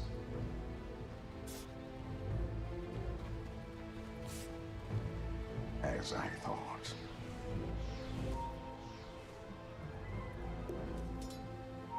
Very well.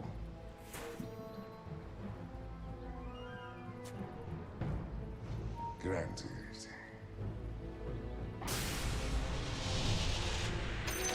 I'll take over. Yes.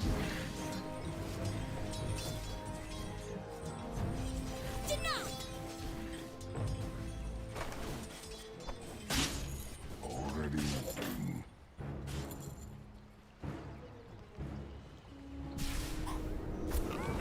Radiant's courier has been killed. Which time? Forward.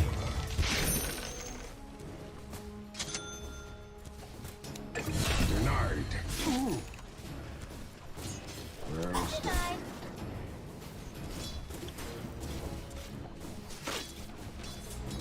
To battle.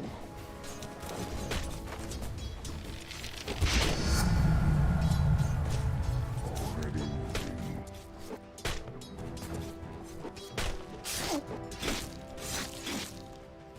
Yes, indeed.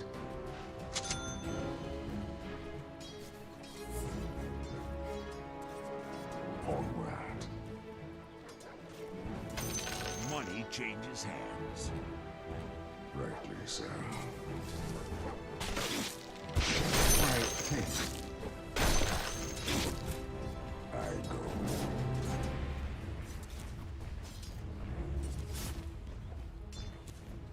Agreed.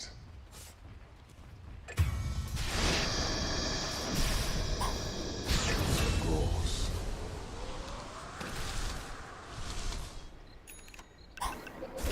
As I thought. You're not going anywhere.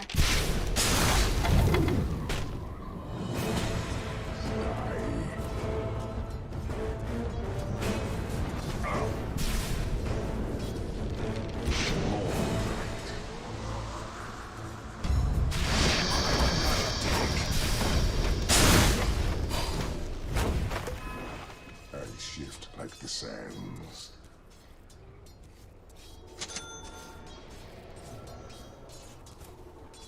Sands slow my enemies.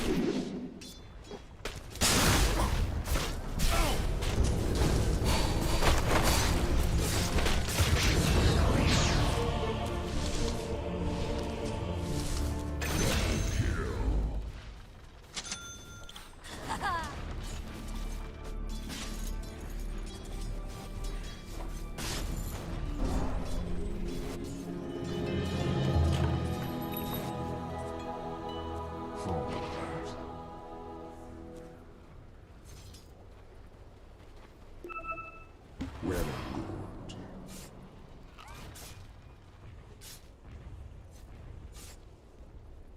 Sand King cometh.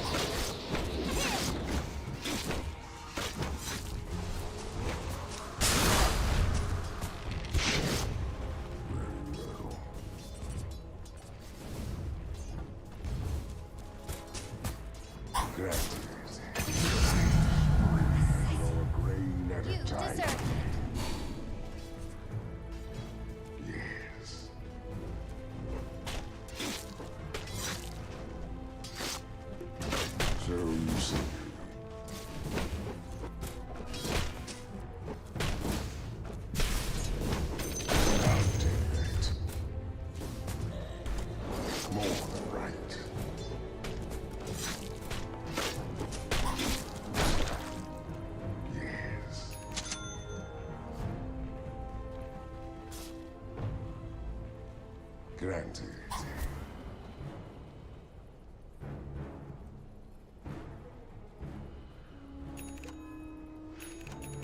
Already moving.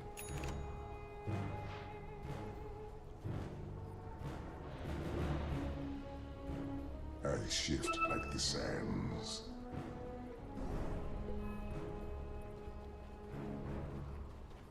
I go.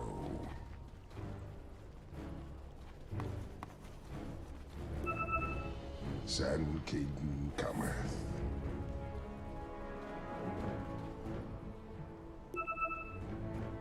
Good.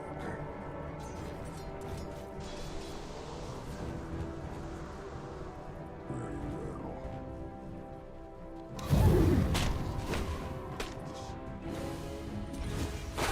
I'll take Your bottom tower is under attack.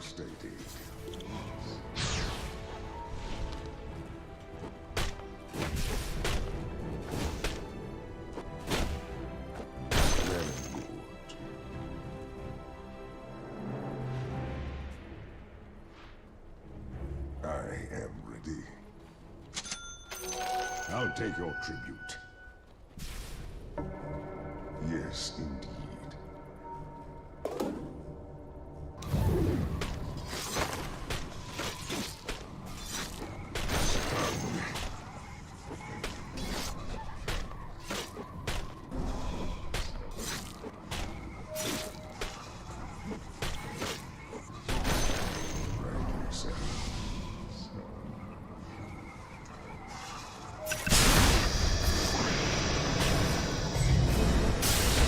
Your middle tower is under attack.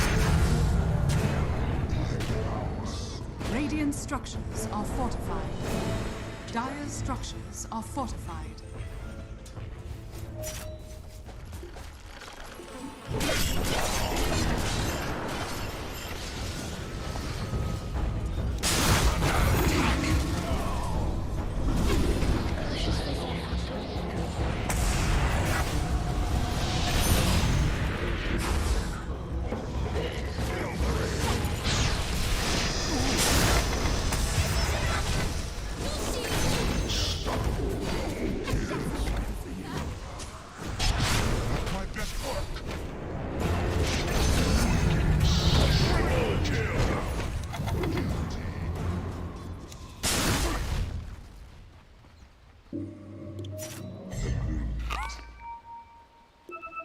Your middle tower is under attack.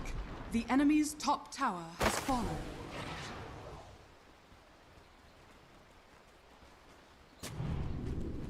Granted.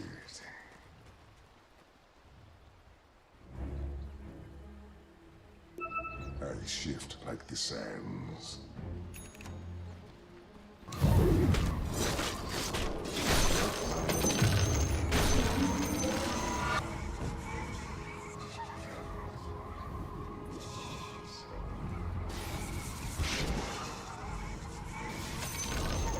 Your bottom tower has been denied.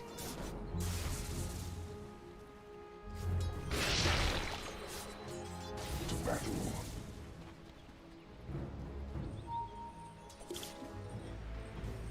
Well stated.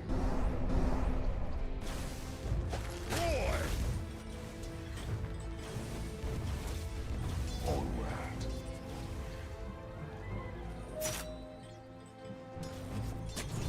Go.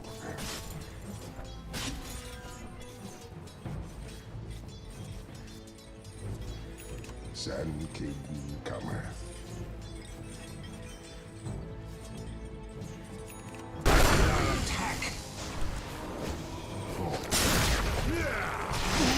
Every coin helps.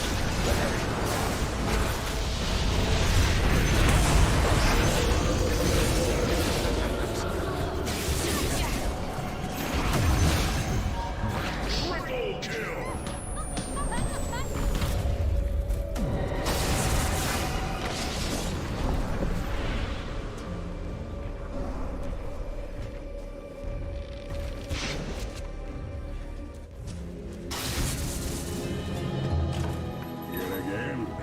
Dire structures are fortified.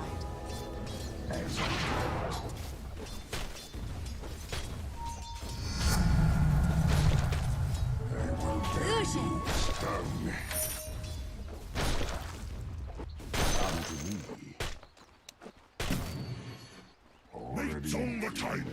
Target, chop it up. The enemy's middle tower has fallen.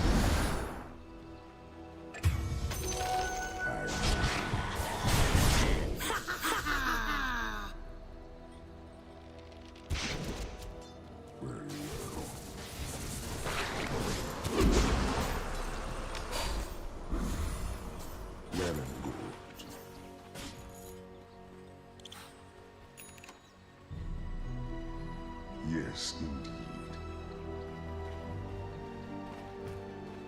Thought you'd never ask. Agreed. Your top tower is under attack. This is done.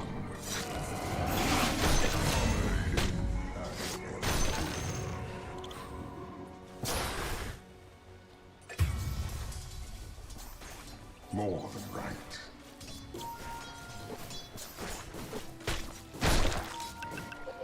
So you say.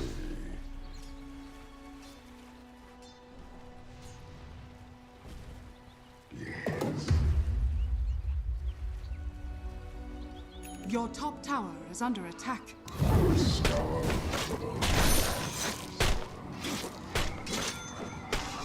Dear. Yes, indeed.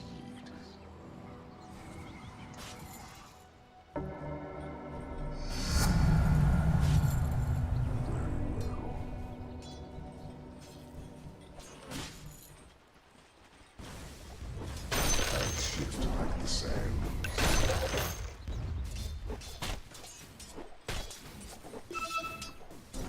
Feel death.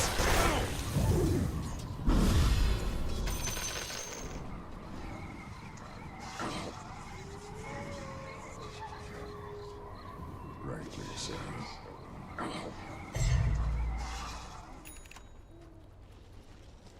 I go.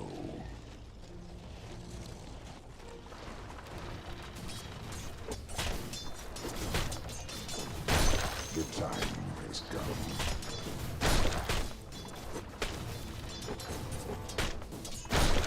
Well stated. My strength increases. Agreed.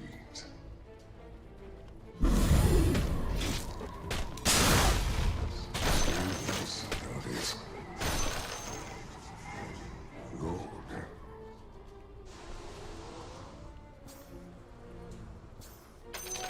Of course.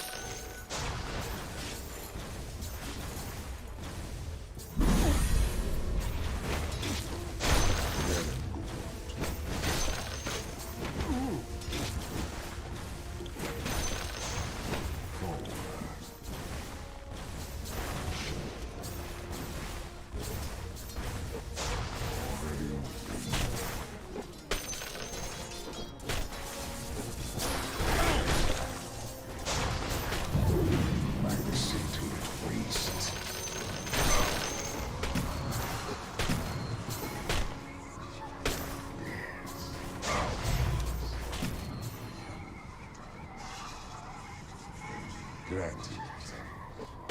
Under attack.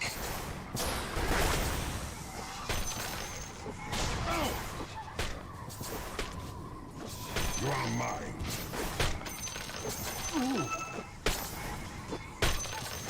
All flesh is sand.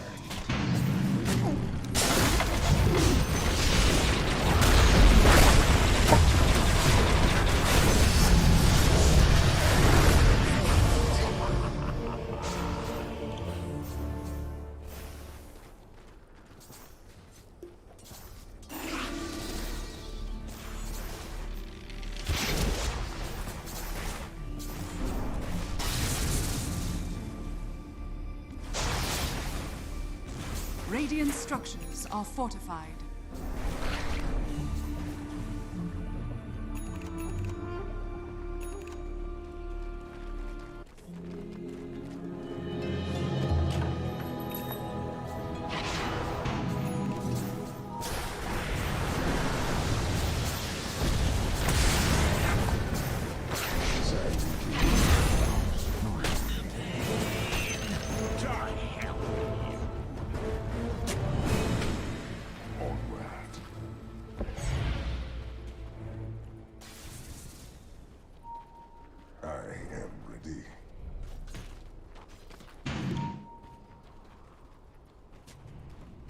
So you say. I love these things. To battle.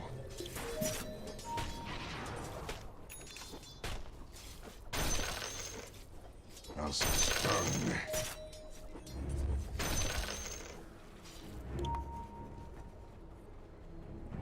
As I thought.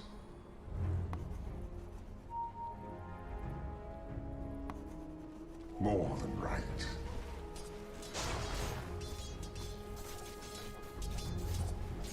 Run if you can.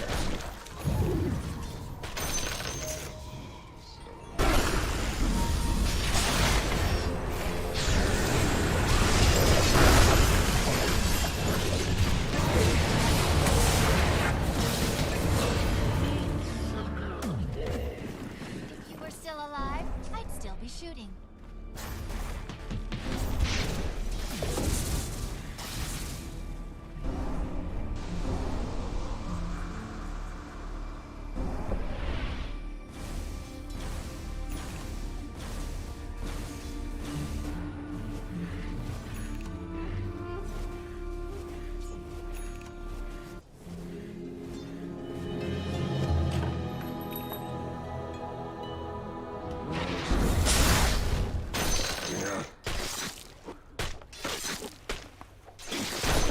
More than right. Money changes hands. To battle.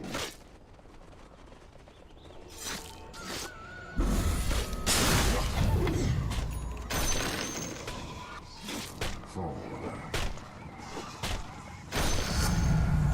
I grow a grain at a time. Sand King cometh.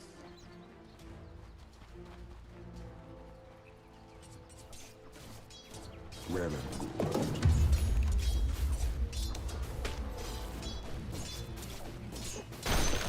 Already moving. Nicely stung. So you say.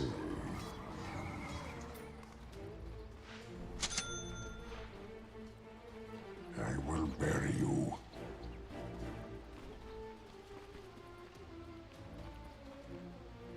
May the desert bury you.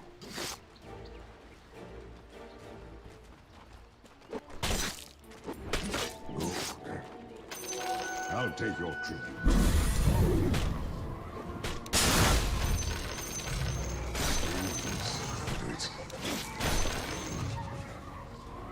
As I thought.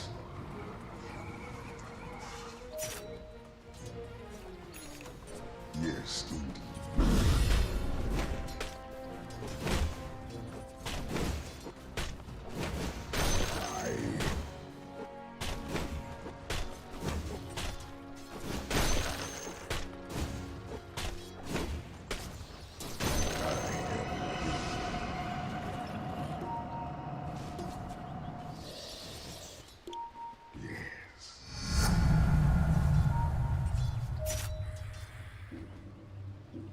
Rightly so.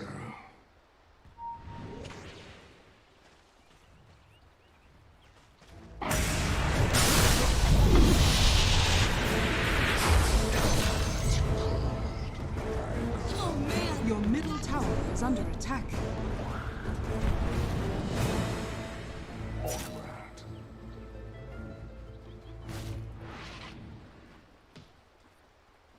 I shift like the sands.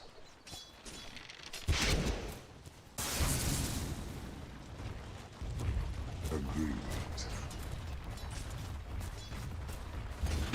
Dire's structures are fortified. Of course. Your top tower is under attack.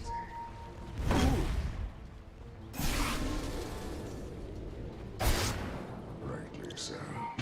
Your top tower is under attack.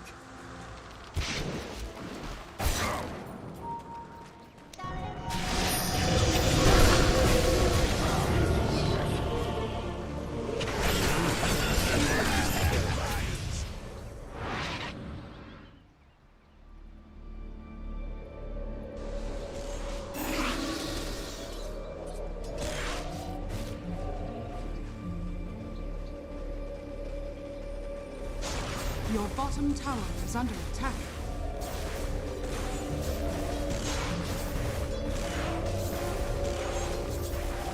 Your bottom tower is under attack. Radiant structures are fortified.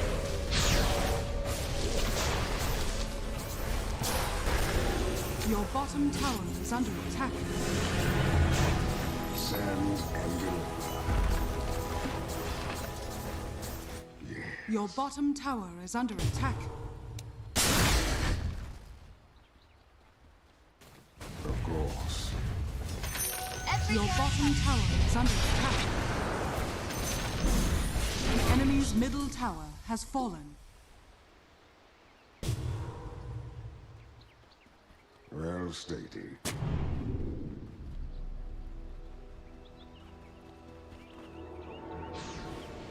I am ready.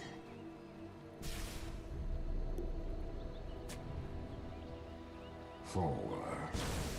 Radiant structures are fortified.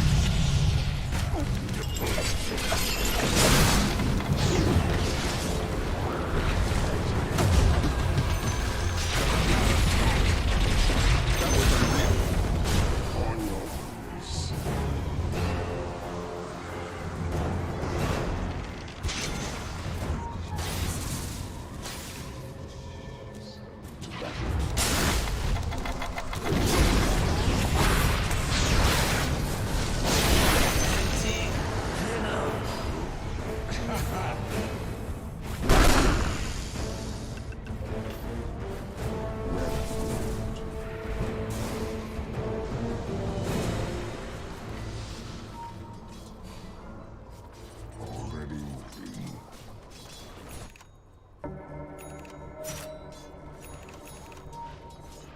Granted.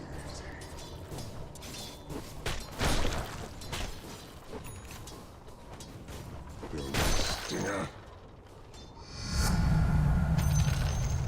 The enemy's bottom tower has fallen.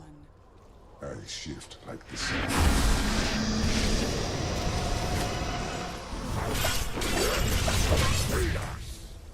Agreed.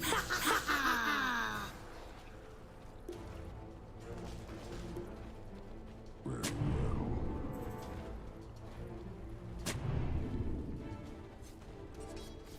I go.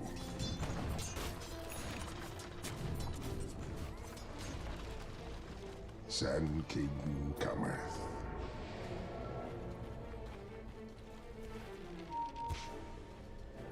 More than right.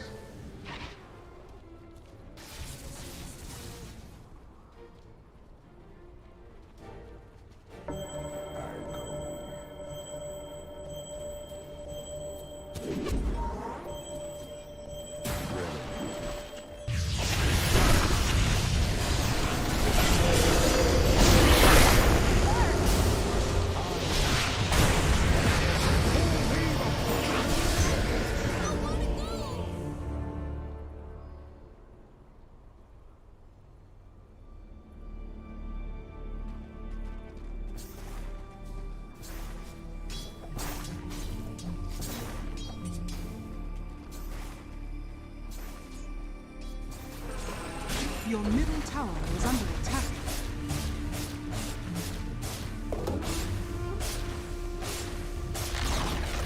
Your middle tower has fallen.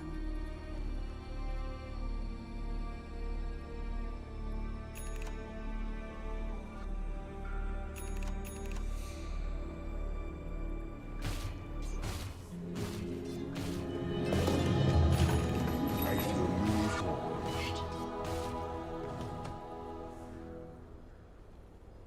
I shift like the sands.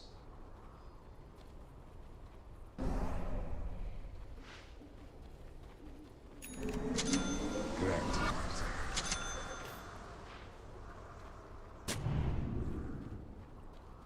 Sand King cometh. I'll take your flight. My disciplined waste.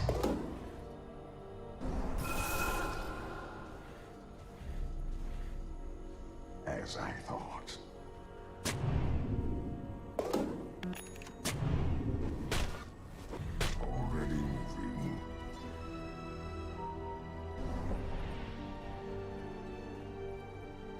stated.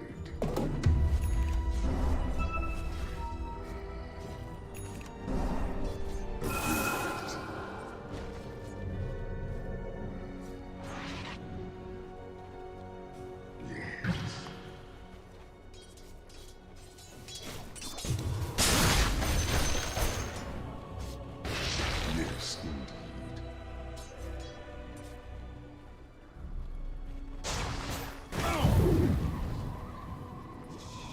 More than right.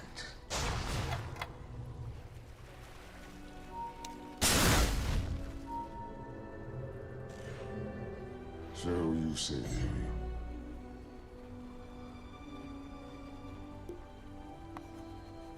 To battle.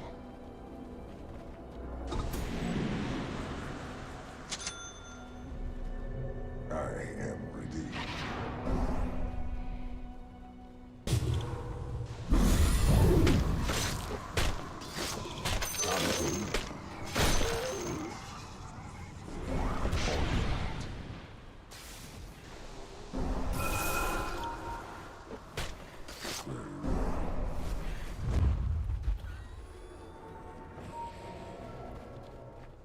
Your top tower is under attack. Radiant structures are fortified. Good. Your top tower is under attack.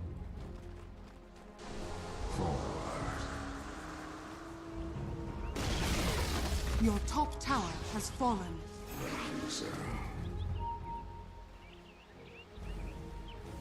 Your top tower is under attack. Of course.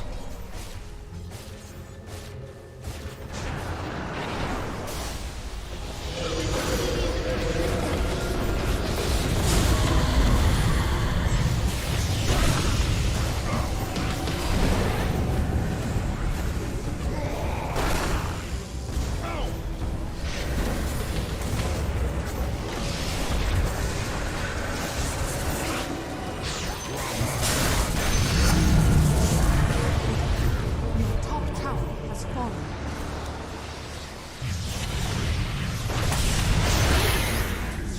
Triple kill!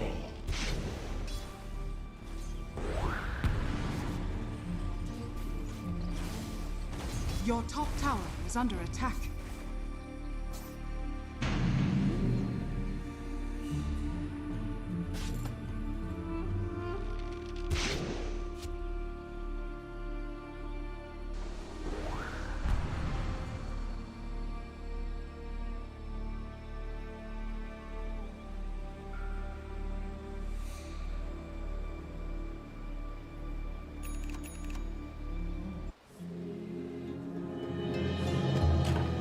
Your king is alive.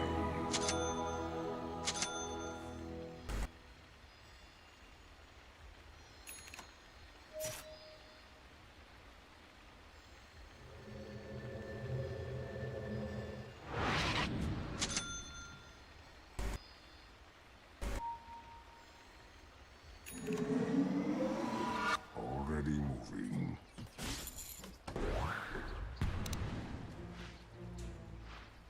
Agreed.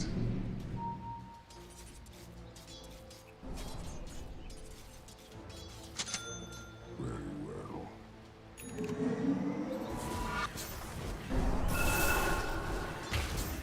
Thank you, sir.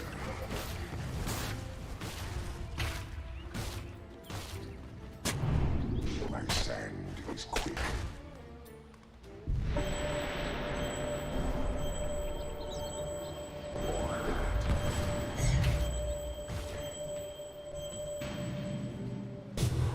I go. I'll take your tribute. Roshan has fallen to the downward. I'll take that. I am ready.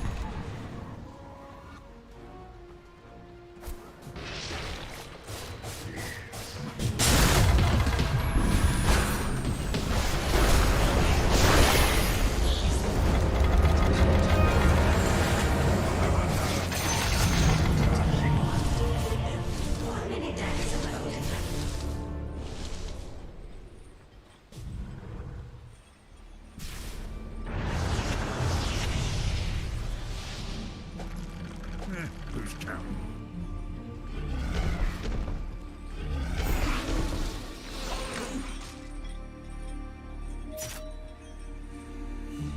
Dire's structures are fortified.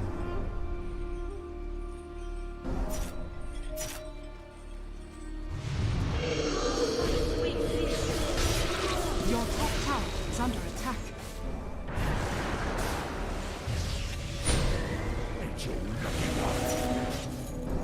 Your top tower is under attack. Your top tower is falling. Long live the king. Radiant structures are fortified. Your top barracks are under attack.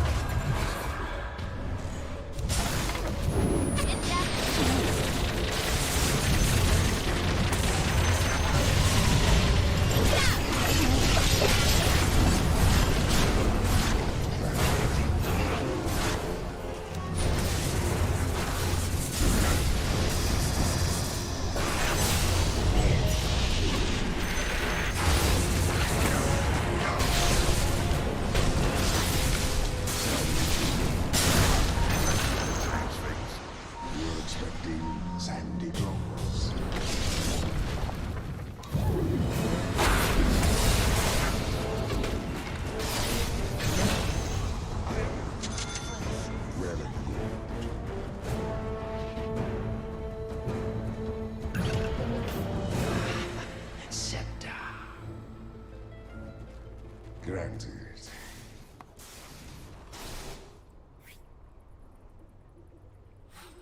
As I thought.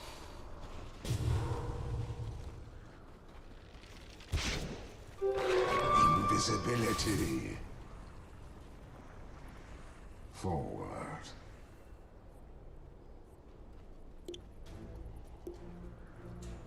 Onward.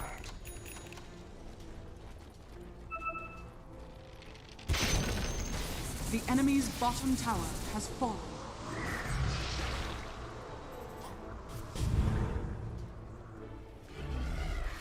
Well and good.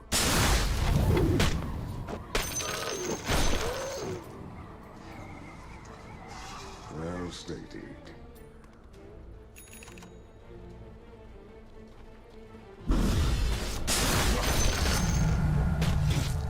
To battle.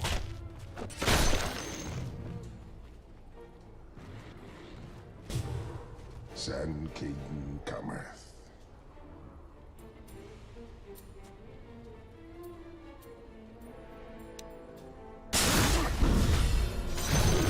I want it now. So you say.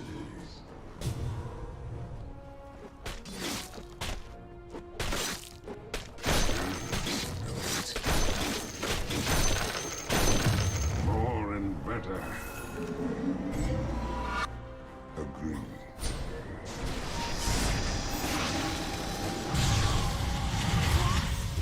More than right.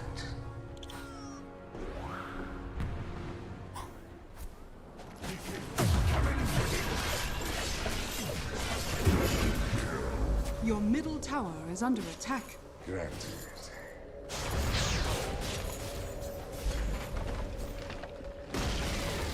Your middle tower has fallen.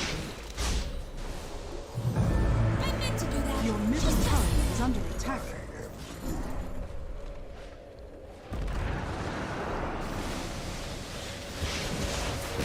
Your middle barracks are under attack.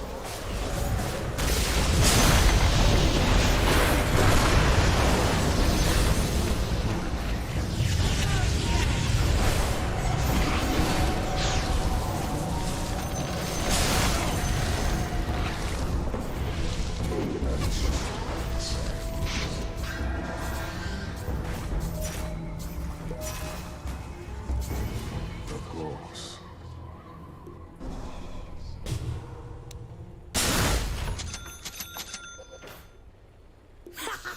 I'll go.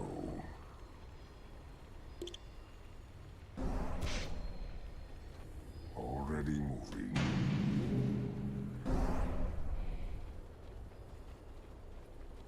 So you say.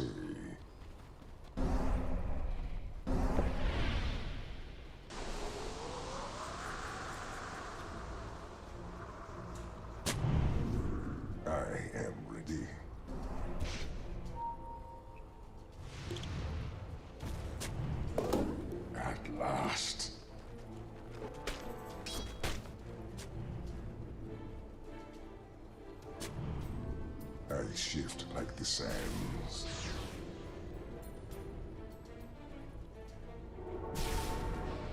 Agreed. You're mine. Of course.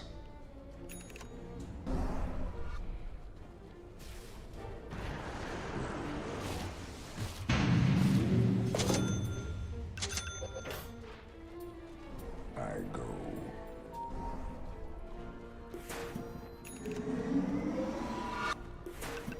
Onward.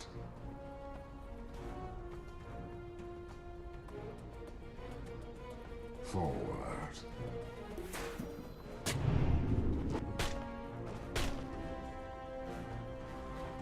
Lord.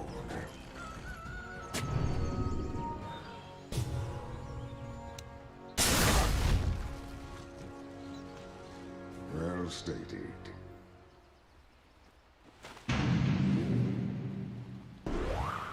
Granted.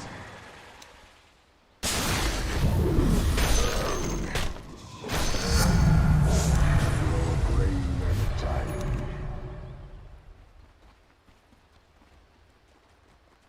More than right.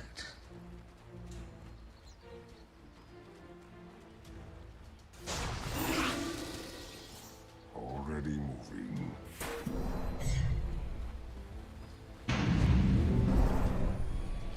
Saddle.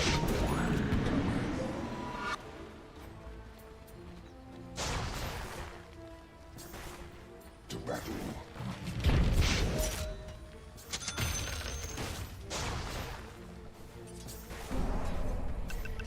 As I thought.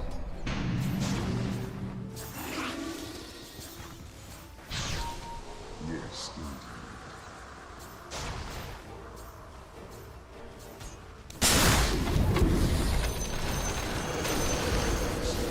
Your middle tower has fallen.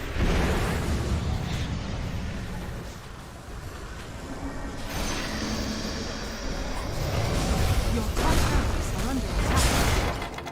Radiant structures are fortified.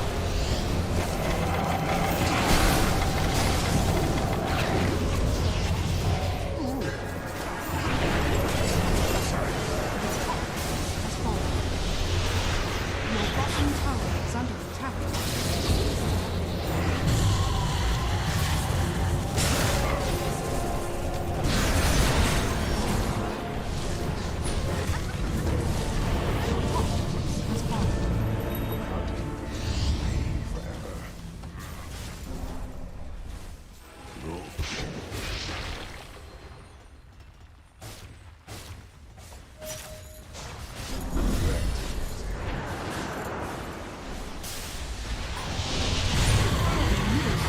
Has fallen. Your bottom tower has been denied.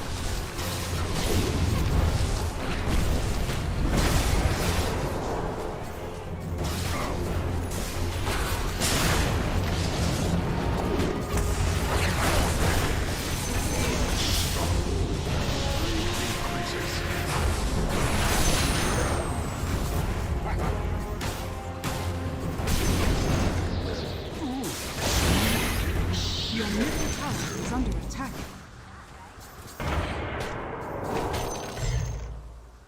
Rightly so.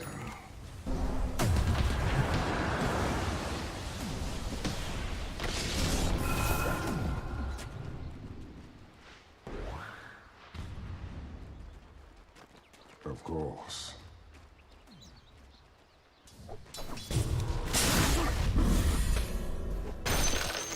Agreed.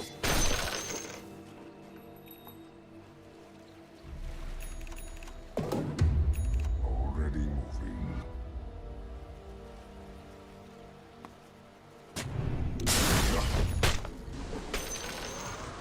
By the Jinn of Chaldean. I guess I can get faster.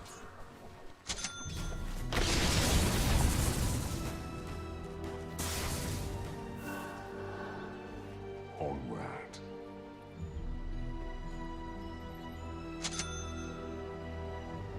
Sand King cometh.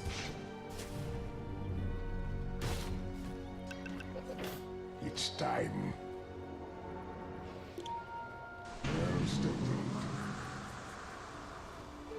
Double damage.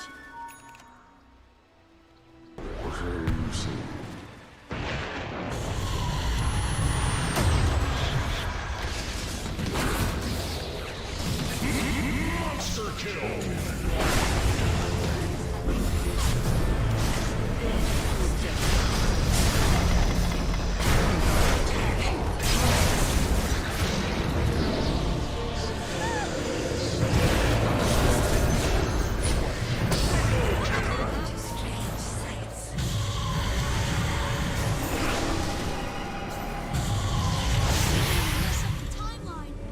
Behold is the answer to all life's questions.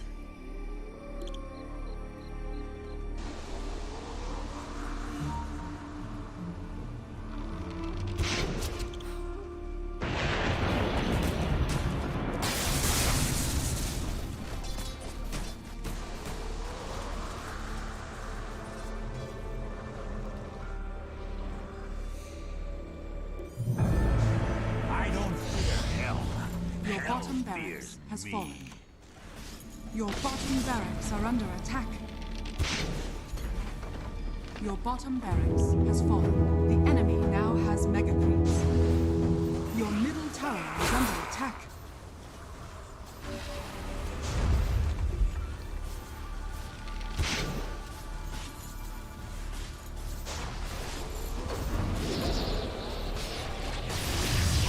Your middle tower is under attack.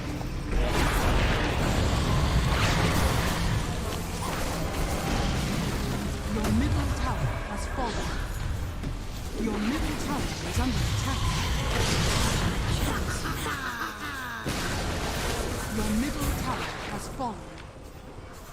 Your ancient is under attack.